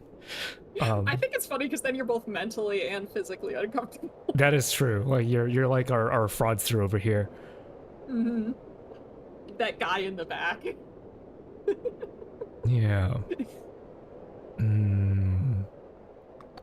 Yeah, Alex, that's kind of what I was thinking, except also you can't formulate, you can't find the right words to do it. Like it's like that permanent feeling of like, you think you're gonna clap back at them, but then the words that come out are just like spaghetti. Yeah. Yeah. I don't know. I think, I think it might be a little lame to do, but I think I'm voting for our own punishment for this last one. I'll vote on it. Who are you voting for? I really like mine, but also I don't know if I like mine because I'm biased or if I genuinely think it's the best, so I'm not gonna vote. Of course. Very, very, very research reasonable from you. All right, and that is it for our journey into research hell. Let's go ahead and go back to the surface. Yeah, let's go back up. It's cold down here. It's cold down there. And maybe we'll free chat for a couple of minutes. There you are. I can unhide you. Yeah. I was here all along. Spoilers. We just hid you in the V2 studio. I was hidden in the crop. I don't know, Sai, are you still around? I don't know if you're planning to stream afterwards, but we can certainly redirect people to you if you were still around. Yeah, she did say she was gonna. Levels of Heaven, feed a tour of the planets next time. Best practices. We can do that, maybe. I think Research Heaven would be pretty fun to do, too. But I don't know if we would have as much to say, is maybe my worry. Not. I feel like it would be a little less boring, or less interesting and entertaining, but also, I mean, best practices is a good thing to talk about. Yeah. I think that's pretty neat. Any of you have any questions that we can entertain about best practices, about our experiences with research? Yes, I will, but not straight away. Okay, why don't we link you her Twitch for now? And whenever Sai goes live, you can go watch her there. Bang. Maybe I have time to, like, go get some food in between now and Sai's stream. Yeah, I'm probably gonna go... I still have push-ups to do. I was gonna say the gym, but starting next week, I think I'll probably stream some co-working stuff where I can finish doing the Bean Fund push-ups. Because I'm probably going to the gym after this. Yeah. You might do. But I want to see it, Sai. I want to see it. That's not a deterrent. I will say, if your intent is deterring us from attending, that is not going to work. Sorry, Sai. How many push-ups do I have left? I have 200 push-ups left from the Bean Fund stream. When's Phy-ante's Purgatorio? That's actually more interesting than Research Heaven to me. So Myelin, but before Dante makes it to heaven, he has to go through Purgatory, where he like the people in Purgatory have to overcome their sinful nature, right? So like in hell, you are being punished. There's no attempt at like bettering yourself. But Research Purgatorio is like they're attempting to repent, attempting to learn, attempting to get better. So maybe that would be interesting to hear what chat has to say about Research Purgatorio one stream. Maybe we can talk about the ways that like psychology has tried to or well, not like science generally has tried to address like replication difficulties and stuff like that. Yeah, or like say, I mean, we talked a little bit about it here, but like ways that you can get out of research hell, like when you find yourself tempted by the dangerous fruit of taking shortcuts, manipulating data, like what you can do to overcome such temptations. Yeah, we could give that a shot as well. Yeah, I think they should have done it from the very beginning, is have people come up with punishments, because that was really, really fun. I really enjoyed reading everyone's suggestions. It was really nice. Yeah, they were very well thought out and appropriately dramatically ironic, which I thought was just so sick. All right, I think we've spent quite a bit of time chatting. 4 hours, what a meaty stream. Do you have anything to plug before I end stream? I wish I did. All I have to plug is that I am not being as productive as I might have hoped. Oh well. No worries. Hi everybody, there. watch me! Whoa! Watch me! By the way, if you didn't know, VTube Studio has a collab feature now, which you have to download the DLC from, which is why Myelin is having a blast right now. I have been having so much fun with this. Yeah, before, if you didn't know, before, to set up a collab like this, where we can both be live 2D, is like absolutely bonkers. It was so complicated, and now it's nice and easy, so that's really nice. Yes, all right. Life is good. So I'll say for the things that I have to plug, I don't have anything to plug either besides go watch Sai do karaoke whenever she does it. Also, thank you, Myelin, for joining me on this journey to hell. A lot of fun. There's a lot of work too, so I'm very glad that you. So for those of you who don't know, for those of you who aren't aware, like I did a lot of the like style stuff, like not really substantive, but like I made the little videos and the scenes and everything. But Myelin like wrote a long Google Doc about the actual content. Well, I mean, I did the actual content, but you did like the setup for this stream was ridiculous. The amount of work that you did on this is absolutely absurd. Like it was. I feel like I did barely anything. I mean, without the work that you did, we literally would have nothing to talk about. So fair enough. Thank you very much, and also for designing these neat hats, the Phy-ante and Myelin. The Mylergil crown. Yeah, those are pretty sick too. You came up with the idea for the hats. I just drew them. So I think we'll call it a day, and we'll end off. We'll have the ending screen be the music video again, because I think it's sick. Please do. I love that. I can watch it forever. All right, bye y'all. Bye bye. Bye everyone. Bye bye. Take care.